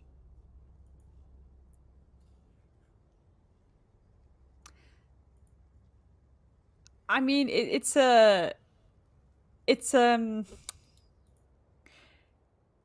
definitely the time for a timeout, realistically, isn't it? Like, Yes. this is most certainly the time for timeout. It's like, okay, we started off strong, we're falling apart a little bit, we're allowing them to give us the old razzle dazzle. What do we need to do to fix it? Again, 2 more rounds left on their defense. We don't want to see Project X rely too much on trying to pull it back like we've seen the last 2 maps on their own attack. So I think absolutely they need to be fixing whatever issue they're having almost immediately now. They need to, or they are going to lose this final. And we do appreciate all of you guys spamming up the Twitch chat to show your support for Project X by way of Kex and Gangsters as well. Certainly. Standing ahead. I mean, you know, Project X being our previous tournament winners, that gets you a lot of attention. The Gangsters, not, you know, they're on the precipice here of not just a tournament win, but being able to call themselves the best as well. Okay. Yeah, absolutely. And, you know, I think Gangsters have put in a really good showing this weekend. And again, if we consider how things went for them last season, and now they've pushed even further, they've got extra maps under their belt as well. You know, it's going to get more and more competitive. It's going to get more and more excited. These seasons, as they go on, the Huntress Trials, every single time the Huntress Trials runs, it's just going to get more and more close. And these rosters are becoming more and more stacked, more and more concrete. And I'm completely here for it, 100%. Absolutely adore to see it. Revealing area. And it may not feel like it now, but for Project X, if they do lose out this finals and they can't make it 2 in a row, they have been done a favor here because they have been shown that they need to improve as well, as Gangsters will grab hold of Cinnamon's ult to start us off with. But we've got the breads being burnt early on as well. 30 seconds left on the round, and Gangsters, actually falling down in numbers here. They are making a quick transition over to the A. Yeah, absolutely. And again, it's taking the time to quickly maneuver yourself like that. But again, we're going to see this flank come through from the defense because I think they're aware that once again the site has been taken. That plant can go down. Oh, Smurfette on an absolute tear. Getting two-piece. Glance is also going to get Ninoy as well. The spike may have been planted, but it's a 4v1, make that a 3v1. And there we go. They can shut it down.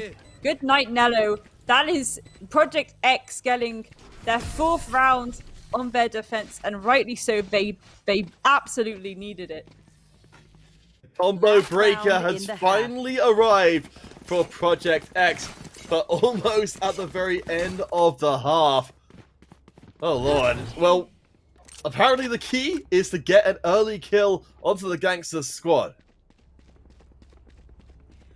Absolutely, but we spoke so much last map about the focus on objective, but if you look at these kills and how they translate to kills per round, no one's doing as spectacular as they normally do, and I know we're not quite at that halfway mark yet, but I think that's very indicative of the fact that plant's gone down a majority of the time. That scoreboard doesn't show any significant out there kills at all, in terms of numbers anyway and statistics. But what it does show is that the objective focus has been allowing for Gangsters to pick up a majority of those attacking rounds.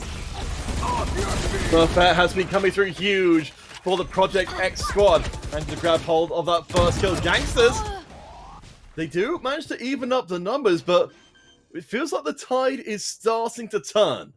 Planted. Well, the spike has been planted again, and again, it's this idea the objective has been focused so much, and the spike's just going down constantly. Smurfette ready and waiting here with this ult, and there we go. Little knife to the face, taken down early, and Slicey, respectively. Glance is also going to ult, trying to pick off these remaining players of Gangsters, and Ninoy is going to get Smurfette, which is going to get the call out, so Kim can shut that down almost immediately, and the defuse will now be able to safely be executed. Very well played there by Project X. It's good. Wow, I mean, with those 2-round wins, the score looks so much better for Project X coming into the second half than it could have done. I mean, this could have been, this could have been 9-3. This could have been an almost done deal. Yeah, absolutely. And, I feel like, again, deja vu, every map seems to go like this, where it's like one team will stampede ahead and then the others will start to slowly catch up with them. But, obviously now that we've swapped sides, I am curious to see if we'll see a repeat of that, or whether, Project X have something extra special up their sleeve for how they want to use these attacks. And so far, looking at Gangsters, it seems like there's a slight overextension, really, on the majority of these sites.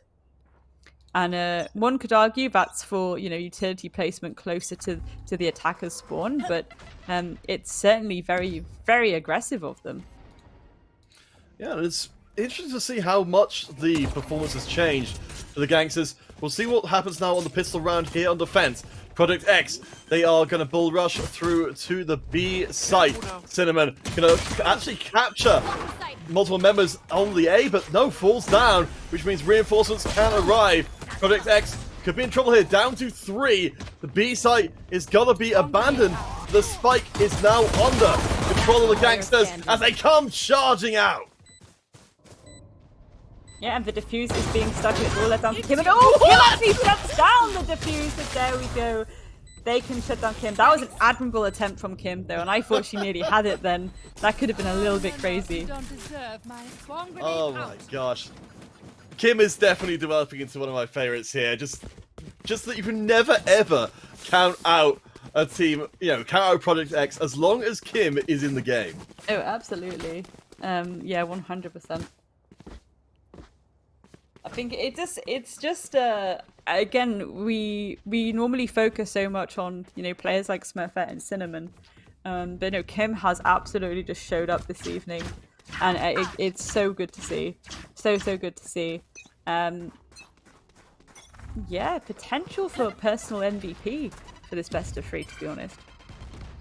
Yeah, I mean, certainly, we've got hopefully a few more rounds to see if anyone else can take that crown. But right now, Gangsters picking up the first kill on the way into the B site.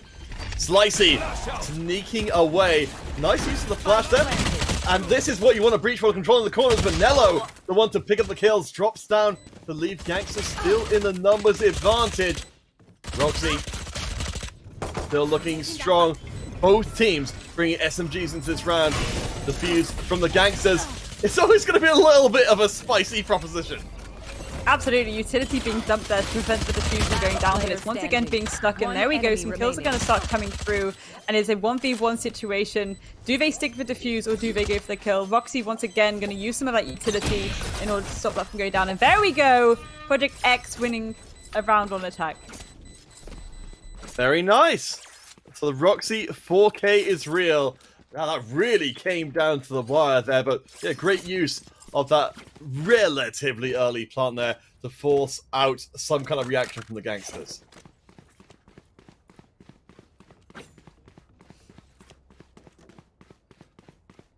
Going into the next round, Project X, they've got themselves their Spectres. They are feeling pretty good.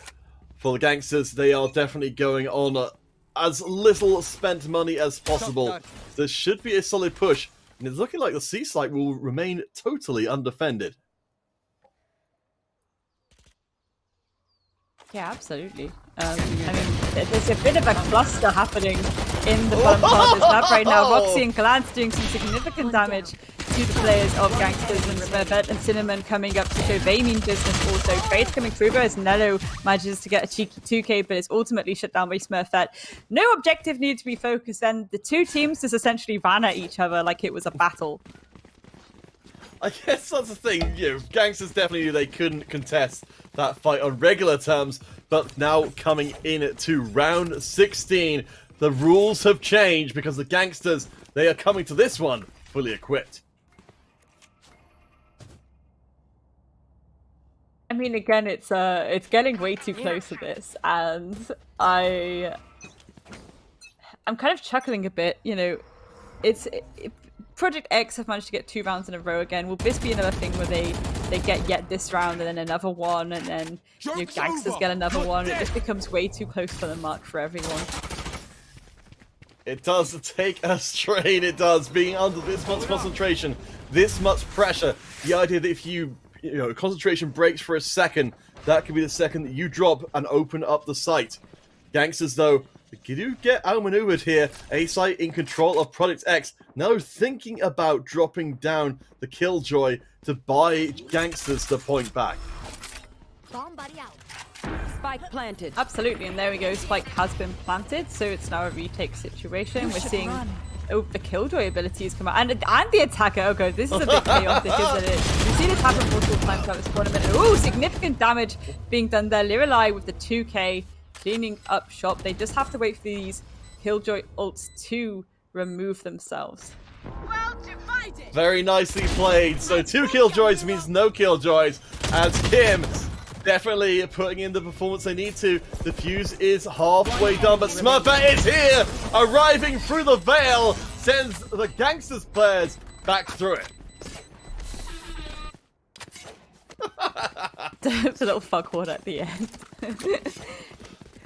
It's not a real win if it's not heralded by a foghorn.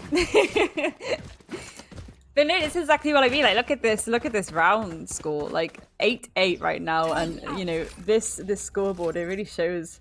You know, before it was a little bit more static looking, and now people are really starting to put the work in. We've seen some absolutely disgusting plays come through, and I'm here for it. But again, I think that regardless of who wins today, it's certainly been, you know, I can't say that either team haven't given it their 100% all. I think both these teams absolutely deserve to win right now. Like, it's a shame they both can't win, you know? For sure. I mean, this competition, at least it has given, you know, the reason with the, you know, with the different prizes, you get the direct reward for just pushing yourself that tiny bit further. All the preparation, all the days of practice, all the nights leading up to this event lead to this one game here and now. Absolutely, and you know, Cinnamon opening this up by taking down Lirelai and Ninu, but she is ultimately traded out by Klar. A little bit slow on the pick there, but Roxy is also going to take down Klar as an immediate trade. The ult's going to go through from the Sova, but nothing actually sticks. Murphette's also going to get a pick, and that plant can start going down as it's all left down to Nello here on the Killjoy, but she is shut down by Project X's Killjoy. Roxy there, winning this round out. They don't even need to stick the plant anymore. Yeah, for Gangsters, this is pretty terrifying news. They've gone from being in the lead to now falling behind after 4 rounds of Project X success. Absolutely, and that's where we can see this timeout go through now as well. It's this idea of, okay, let's try and work out, like, we don't want to lose here. We've come this far. We're against Project X again, and we really don't want to lose to them again. We've dragged it to the 3rd map. We need to try and pull it back, and we need to stick that out. And for Gangsters, you can see in their inventories, they've got very little to work with here, so they've got some hard choices to make. How much ground are you willing to give up to Project X? How many rounds would you give up to make sure that you've got the right equipment for your comeback round?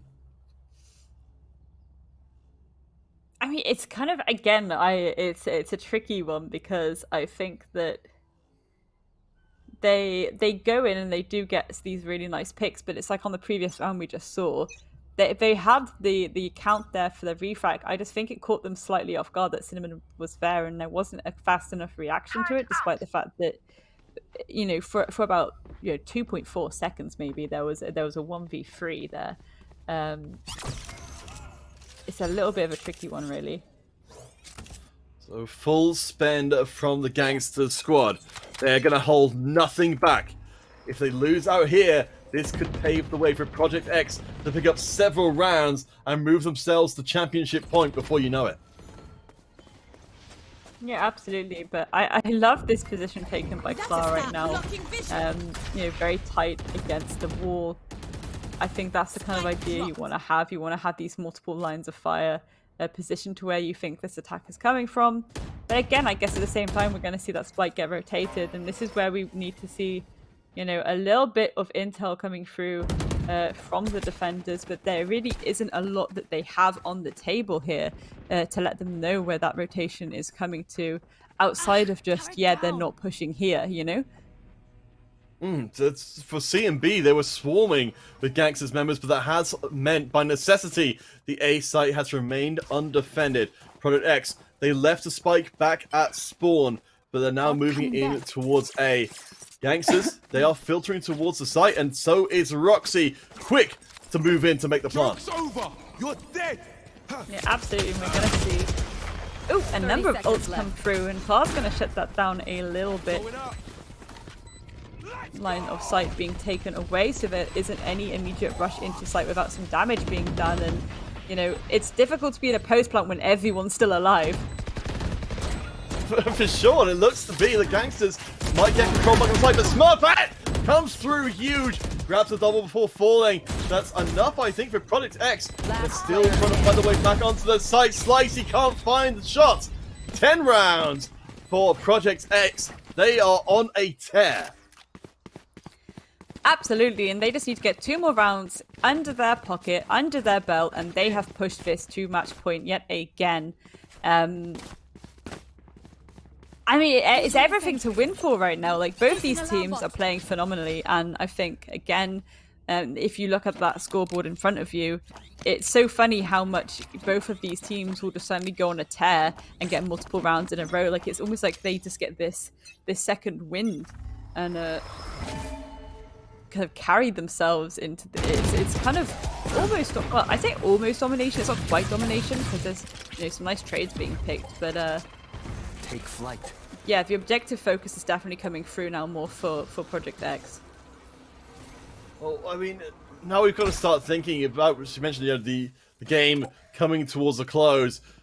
And the question the teams are asking themselves is, how hard would you fight for £500? Because that's a difference in prize between first and second place. Yeah, absolutely. And, both teams, they want this prize money. They want the champion title. Right there. I think Project X, certainly, they want to maintain their title. I think there's a certain level of pride there, isn't there, where you're like, we've won it once before. If we win it again, that's going to feel doubly good, and people will certainly know that we mean business. £1,000 for whichever team manages to claim the crown here today. As Gangsters, they managed to reject the push up the C site, keeping most of their resources mid. Project X are swiftly on the move. Looks like A site is their 30 seconds destination. left. Yeah, once again, I mean, they did this, to be honest, like the last round as well. So we are seeing the defense kind of firmly stack up there, ready and waiting for them. Hungry for it. Bar is going to pick off Smurfette. Kim is going to take down Nello as a trade out. But again, a 3v4 is looking better for Gangsters, and Gangsters are going to snuffle up those kills like it's nobody's business. And there we go. That is Gangsters clutching back a round in their favor. As we saw, that is a thrifty round as well. So not a round that they were really supposed to win. But hey, they'll more than take it. We're almost back to even again. Gangsters, it seemed like, as a result of that last round, they're cleaning up their map play and maybe now ahead of Project X. Absolutely. And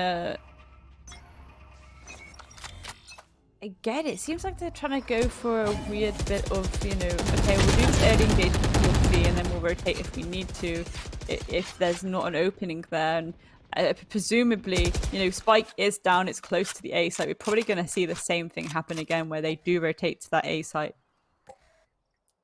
It seems to be the Project X that stalling out on that rotation, though, because I think, as you said, that seems to be the expected move. If Kim can pick up a kill here, that'll be the difference. It's even so far. Gangsters down to just 2 members, but so are Project X. Slicey has, of course, the way through the wall.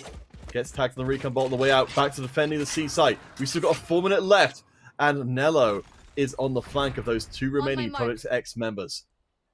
Yeah, Nello could certainly cause some damage, cause some havoc right now if they choose to commit to this flank. And I mean, it seems like they're actually abandoning C a little bit. I think they thought that the push was going to come through, you know, the middle of the map more than anything else, but it's not. And this is allowing now, you know, Project X to actually get that map control very comfortably. Spike has gone down. Glance just has to hold this angle and try and get this pick off whoever tries to rotate around this back way.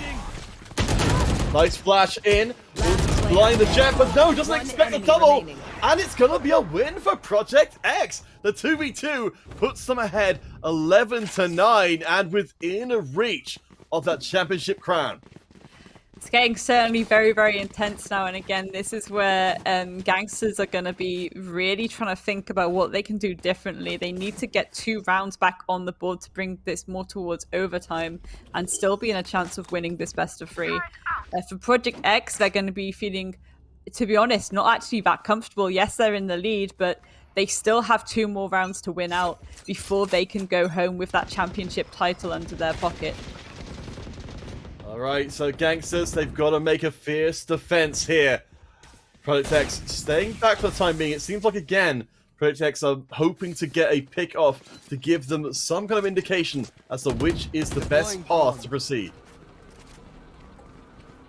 Absolutely. Once again, we're seeing this intel utility get used to its full potential, the scouting out, trying to find those defensive members and putting out that information for the player following closely behind. And, well, Kim going to get a little bit of a sneaky shot down to Leah to start this round underway.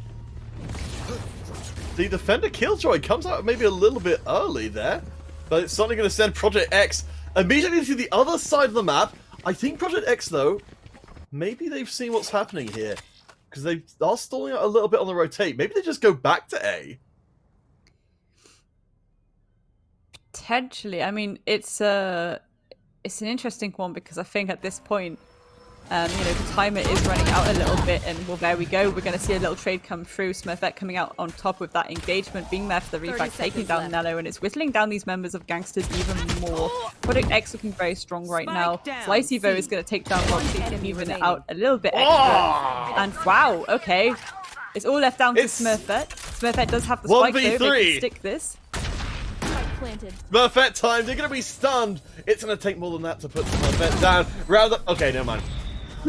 Gangsters get their win back in, so they're definitely not done. No, absolutely not. And again, it's pushing it ever closer. Look at that, 11-10. I mean, I cannot express in words, you know, we have gone the full way. It's gone to the final with these teams. We're on the third map of the best of 3, and it's currently 11-10. That is insanely close. That is getting way too close for comfort. Both these teams are going to be feeling the pressure now. You know, this is where the fatigue starts to settle in a little bit. It's not just physically, but like especially mentally when you've been playing through like this and it's all to play for. It's the pressure knowing that you want that first prize spot. You want to be the ones in the lead. You want to be the champions. Yeah, and you've only got those timeouts to take a break. Otherwise, it's full focus all the time. Smurfette picks up the first kill. That's a strong start. Meaning Gangsters are scrambling back to defend the A site, leaving the rest of the map wide open. It's over. You're dead. You should run. Absolutely. And Killjoy maybe a being little deployed. bit of a tunnel vision coming through here, you know, by the defenders, where they're like, no, this is definitely coming here, and it's allowing this rotation up towards, you know, C. I mean, the plant could have easily gone down B, but I understand the rotation to C because this is farther away from the chaos as possible. That plant is going down. It is being stuck. And there we go. It's a 3v3 post-plant situation, Counterfeit. Kim makes that a 2v3 though, dropping. Glance is next. They also go down as well. If Gangsters win this round, if they find a way past Smurfette, then they'll have drawn even. It's 1v3 once more. Absolutely, and I respect this cheeky silent flank coming through, but it's whether or not... No! These shots can't be landed, and Slicey is going to shut down Smurfette before they even have a chance to do anything, and that defuse is going to come through, and as you say, 11-11, perfectly balanced as all things should be. Oh gosh, 11-11, we're in heaven because we're getting ourselves the maximum amount of amazing female Valorant teams games here. They've just been absolutely astonishing so far, and yeah, we're in real overtime territory here. Gangsters, they have got the economic lead. They have got the first shot at getting it to 13. Absolutely, I suppose my main thing here is, are we about to see a full site rush, or are we going to see a bit of the old bait and switch? The ult has been popped by Smurfette, so she is on the tear, trying to find those players of Gangsters to do some damage. Okay, they're going to be a little bit passively now. They're throwing the spike down. They're not going to risk losing it in an unsavory position. But again, they need to work out where they want this sell-up to come from and react quickly to it. You know, a minute on the clock. They don't want it to come down to the bone because that's when they start getting a little bit too tunnel vision-y and panicked. So they need to work out what they're doing and commit to it. And it looks like they're going to A, which, you know, so far it has been a good site for them to take. Yeah, for Gangsters, they've been sticking mostly as a group up until this point. They will get, it looks like, to the A site first. Gonna wait out the scouting arrow. Smurfette leads the charge onto the point, full of knives, of course. That's gonna be an inspiring sight for Project X. You see Valkyrie charging forwards, knives out. Clark gets the first kill, though. This could be a disaster. Smurfette, where will these knives land? Looking for the multi-kill. The reset doesn't get it! They're gone! Project X have been wiped off the point. Gangsters now move to championship point. I've kind of just got my mouth wide open because that was the retake for days. And if you're Gangsters right now, yes, you're going to be stoked on that. But again, it's not over just yet. They still have to win this out. They still have to clutch this out. And, you know, Project X can still pull this back if they need to. So the pressure is on now more than ever. And that must be so excruciating for both these sides right now. Again, Project X, they really want to maintain their title. Gangsters want to be in for a chance of winning for the first time. And it's not just their chance for winning Counterfeit, it's their revenge. It's their revenge for last season. They've already dragged it to the third map. If they can, you know, secure the win now... Oh! Well, that's one way to start us off. Yes, on one hand for Project X, we have redemption, win a round, and you're in to tiebreaker territory. On the other hand, annihilation. Gangsters need that one win to call themselves champions, and they've got the first kill in. Yes, definitely. That spike is getting planted firmly onto yet again another post plant, but trades are coming through. Kim taking down Nello, once they've taken out Roxy, and Clara's going to take down Kim. So again, trade by trade by trade by trade. Slicey's going to get the pick onto Smurfette and Glance, respectively. And it's all left down to Slicey, who has won this out for their team. Oh my goodness gracious, Counterfeit. I knew it! I knew! Defenders win. Always bet on Slicey and Breach. Gangsters, they've done it! They've done the revenge! They've done a big ol' revenge, and they can now call themselves champions. Do you know what? It's as I say, I love the underdog story. I love it when people come in and they not only, gangsters have actively shown up so much this weekend. They have come in and they have stampeded through to the final yet again. They've absolutely put in the work, and to be able to get their sweet revenge again as the underdog. They didn't win last season. Project X did. They've come in, they've taken this, they pushed it to the third map, they grabbed it, and they're gone. This is ours now, Project X. This belongs to us. All your winner belong to us. Look at that. What an incredible run of it that gangsters have done. And again, I just want to point out it's the last two, the quarterfinals and the semis, 2-0 apiece. They've absolutely stuck it out to the very end, and that is phenomenal. Yes, we have a new name to put at the very top of the list. Because we can't leave it without commenting back on that last game. Nello managing to take center stage on the Killjoy as well. I mean, we've seen on Haven and many other places as well how massively influential the Killjoy can be. Oh, absolutely, especially as soon as that ult starts going down, and you can really change the direction a round is going when you utilize that kind of ability. And yeah, Nello absolutely showed up, and Clara as well. I don't think anyone's too surprised about that. Once again, one of the strongest players of that roster, especially on the Raze, a very comfy pick for them. So again, to have that final map, seeing them go on the Raze, it's like, okay, we know what time it is. We know what's about to go down. But, at the same time, really well played to Project X. And if I was them, I wouldn't be so much disappointed in the fact that I lost. I'd be stoked about the fact that the competition is getting harder and fiercer, because again, you do not get better by winning. Essentially, you get better by losing, because you go back to the scoreboard, you go back to the drawing board, and you go, okay, what can we do differently next time? And every single season of the Huntress Trials, I've said this previously, it just gets better and better every time. These rosters get more and more stacked. These rosters get more and more powerful. We start to see, the play styles, those personal play styles for the entire roster and how they work together. It really starts to form. You see that personality come out, and it works so well for these teams that make it to the semis and the finals. And yeah, I think next season, if this season is certainly anything to go by, all the predictions need to go out the window, because it's anyone's really. But today, ultimately and most importantly, it is gangsters. Yeah, I mean, you're absolutely right. This is exactly what you want to see. You want to see multiple champions. You want to see teams pushing each other to be the very best. Just to touch on one of the thoughts I had from the previous game, though, while Smurfette's squad didn't ultimately claim their crown again, I don't know if it's just me, but I had a real Ride the Valkyries theme every time I saw Smurfette with the knives out, charging around the battlefield, being like, okay, this is the avatar of death. No, absolutely. Smurfette is a insane player. I think every single season that Smurfette's been in, she's been scary. She has been absolutely terrifying.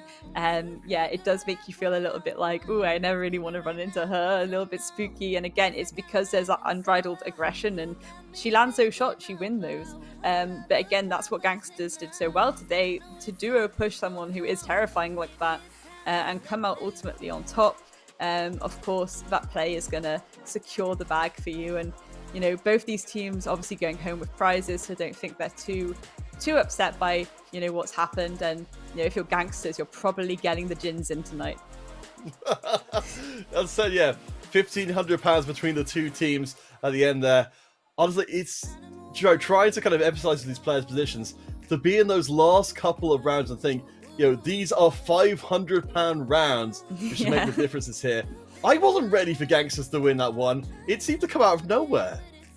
Absolutely, just towards the end, it was getting way too close for comfort, and they just suddenly were like, okay, we've had enough of getting slapped about a little bit, let's finish this, and that's exactly what they did. Oh, wow. Well, as you said, there will hopefully be plenty more Huntress trials coming down the road. We hope definitely that people watching here today have been inspired to come and sign up for future competitions. So definitely keep your eyes out on the Huntress Trials Twitter. I think just before we go today, Grace, just for anyone who did join us just for finals, could you just give us another quick recap of what the Huntress Trials have been up until this point and what they'll be for the future?